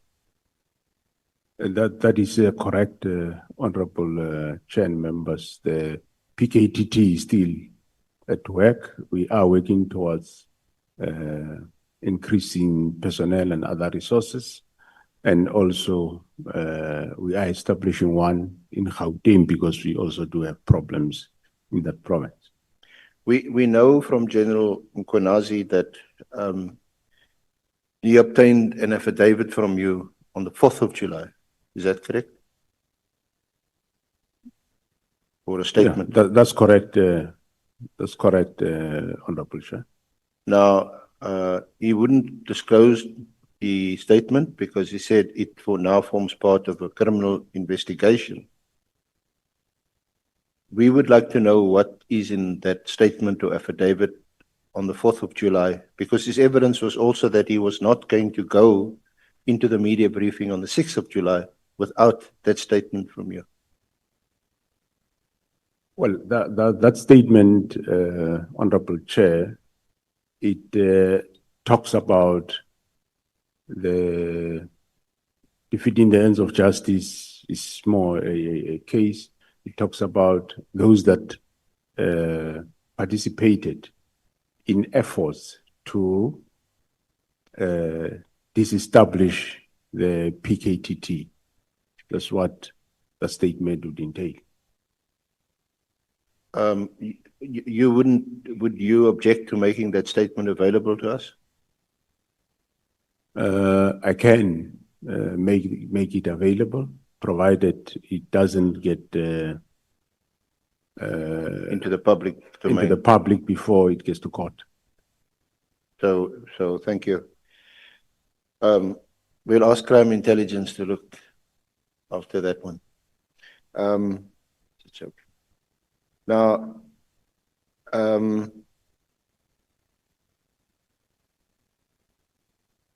the briefing that you gave to Parliament on the 5th of March, there is in fact a few passages, and you'll find it. You don't have to look at it now. It's just for the record. Okay.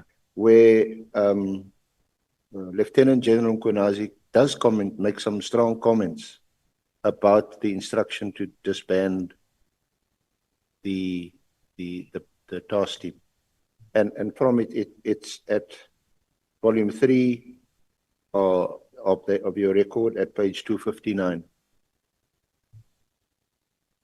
Okay. Can you recollect or recall that he, from what he was saying, and I know it's difficult, so you can't ask about body language because it was an online meeting, that he wasn't happy. He made comments at the beginning of the meeting.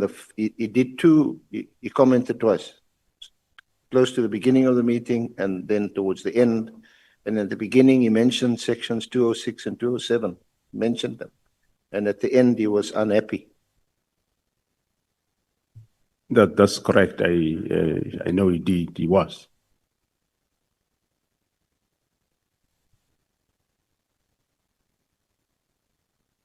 Were you aware, or are you aware that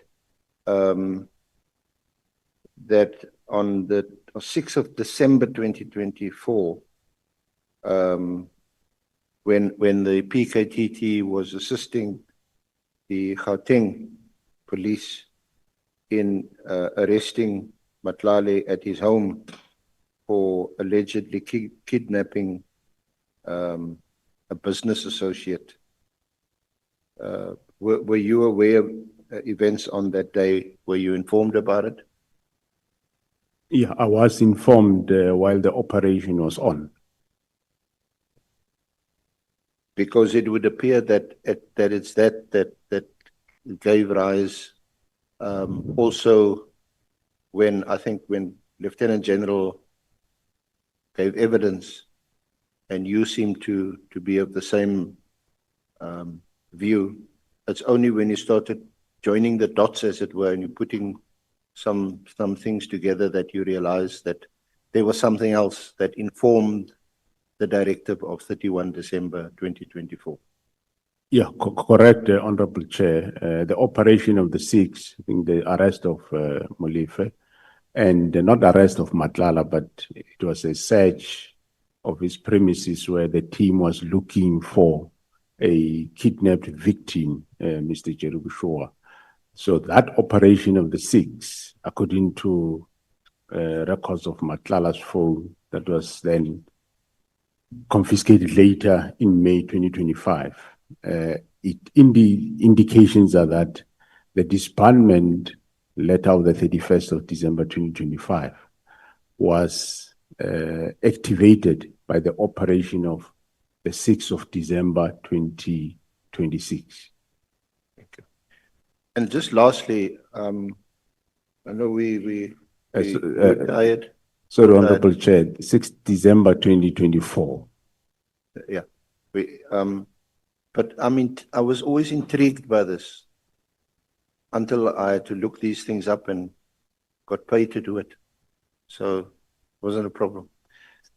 But the difference between crime intelligence and crime intelligence as addressed or spoken about or prescribed in the Police Act, and then intelligence under the Intelligence Act, and the way the police service conducts intelligence operations, and the intelligence under the State Security Agency. I think many of us, many people would want to just understand those crucial differences, because even in the Lieutenant General MKWANAZI's evidence, he at one stage there was talk of bringing in the State Security Agency to conduct some or other operation. I don't know whether to assist the crime intelligence. So perhaps just give us your understanding of how the two operate. Do they complement each other? Do they do different things? I know State Security Intelligence mainly is concerned with protecting the borders and the integrity of the Republic. But we know also from the directive that was given on the 31st of December, one of the very interesting, intriguing directives is that relating to border control and border entry. Yeah, thanks, Honorable. Sorry, I didn't mean to give evidence or make a speech. Okay, thanks, Honorable Chair. The State Security Agency, of course, is responsible for intelligence, more on the country, security intelligence for the country, state security. However, crime intelligence deal with intelligence relating to crime. But the state security, as they do their work of state intelligence, they will come across intelligence relating to crime. So that they will obviously pass to crime intelligence. And in terms of the cluster, the Justice, Crime Prevention and Security Cluster, commonly known JCPS, state security is part of that cluster, just like defense, NPA, corrections, and all other departments. So when we do work, we work as a cluster, hence they will have a representative. They might not have a representative down on the ground, but in meetings, they will have a representative. As and when they pick up whatever they will, if it's crime related, they will give to us.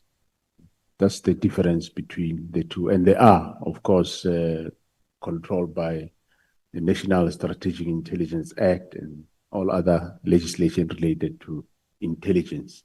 But the crime intelligence is a division of the police service. And they are collecting crime on intelligence. So their activities somehow are controlled by National Strategic Intelligence Act. And both conduct covert operations. Yeah, well, they can be, yeah, both. Crime intelligence is accounting. We have the two accounts, both covert and open account. That's how the nature of how they conduct business. Just lastly, would you, because it's also one of the things this committee must look at in terms of proposing some remedial measures to Parliament, would you appreciate a clarification of what 206 and 207 means? Or do you have a clear understanding of what it entails and what it means?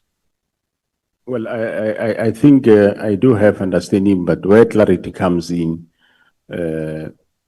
when Section 207 talks about minister responsible for national policing policy, I think that is very clear. There is one policy signed this year, and but where it says directions by the cabinet member responsible, that is the area that requires clarity as to what are those directions, at what level they are. Yeah, because I think some of the honorable members pointed out, some were even appear to be a bit horrified that you said your boss is the minister. You're accountable to the minister.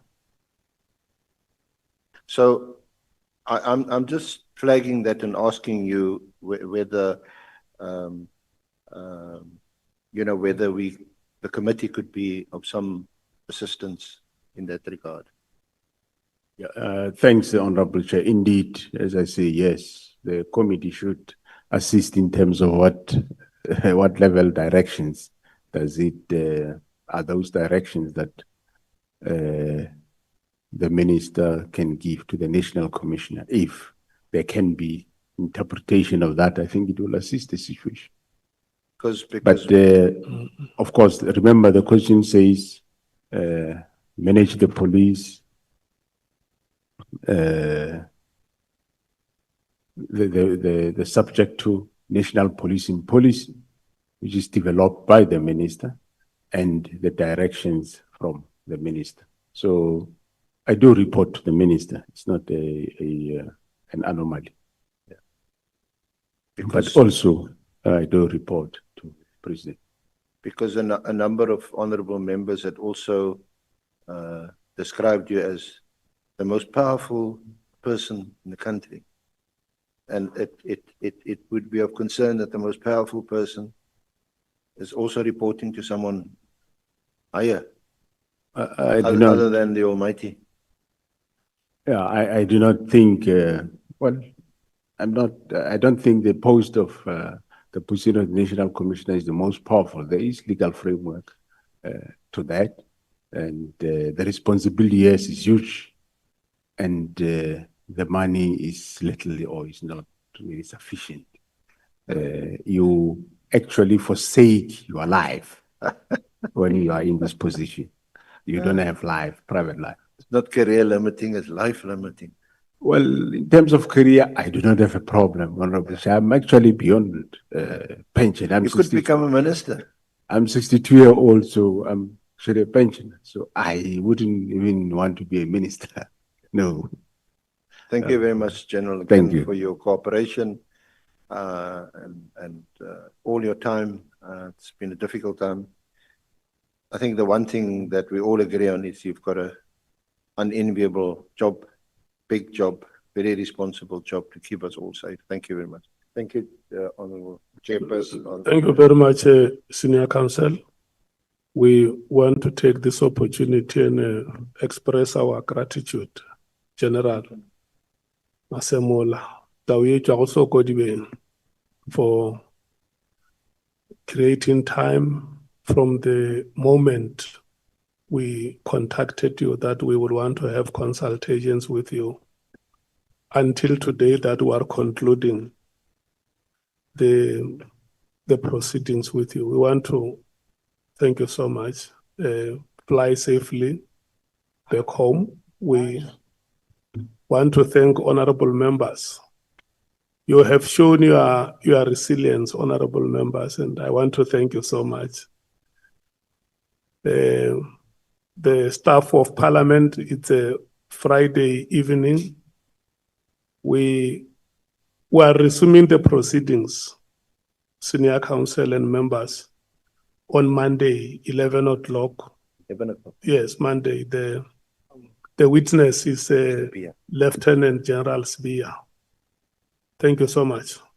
In this The same venue, Good Hope. Wow. The venue is this one. This one. Thank you.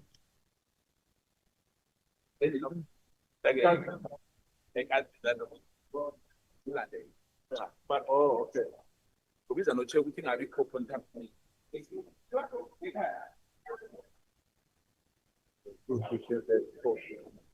But yes, Yeah,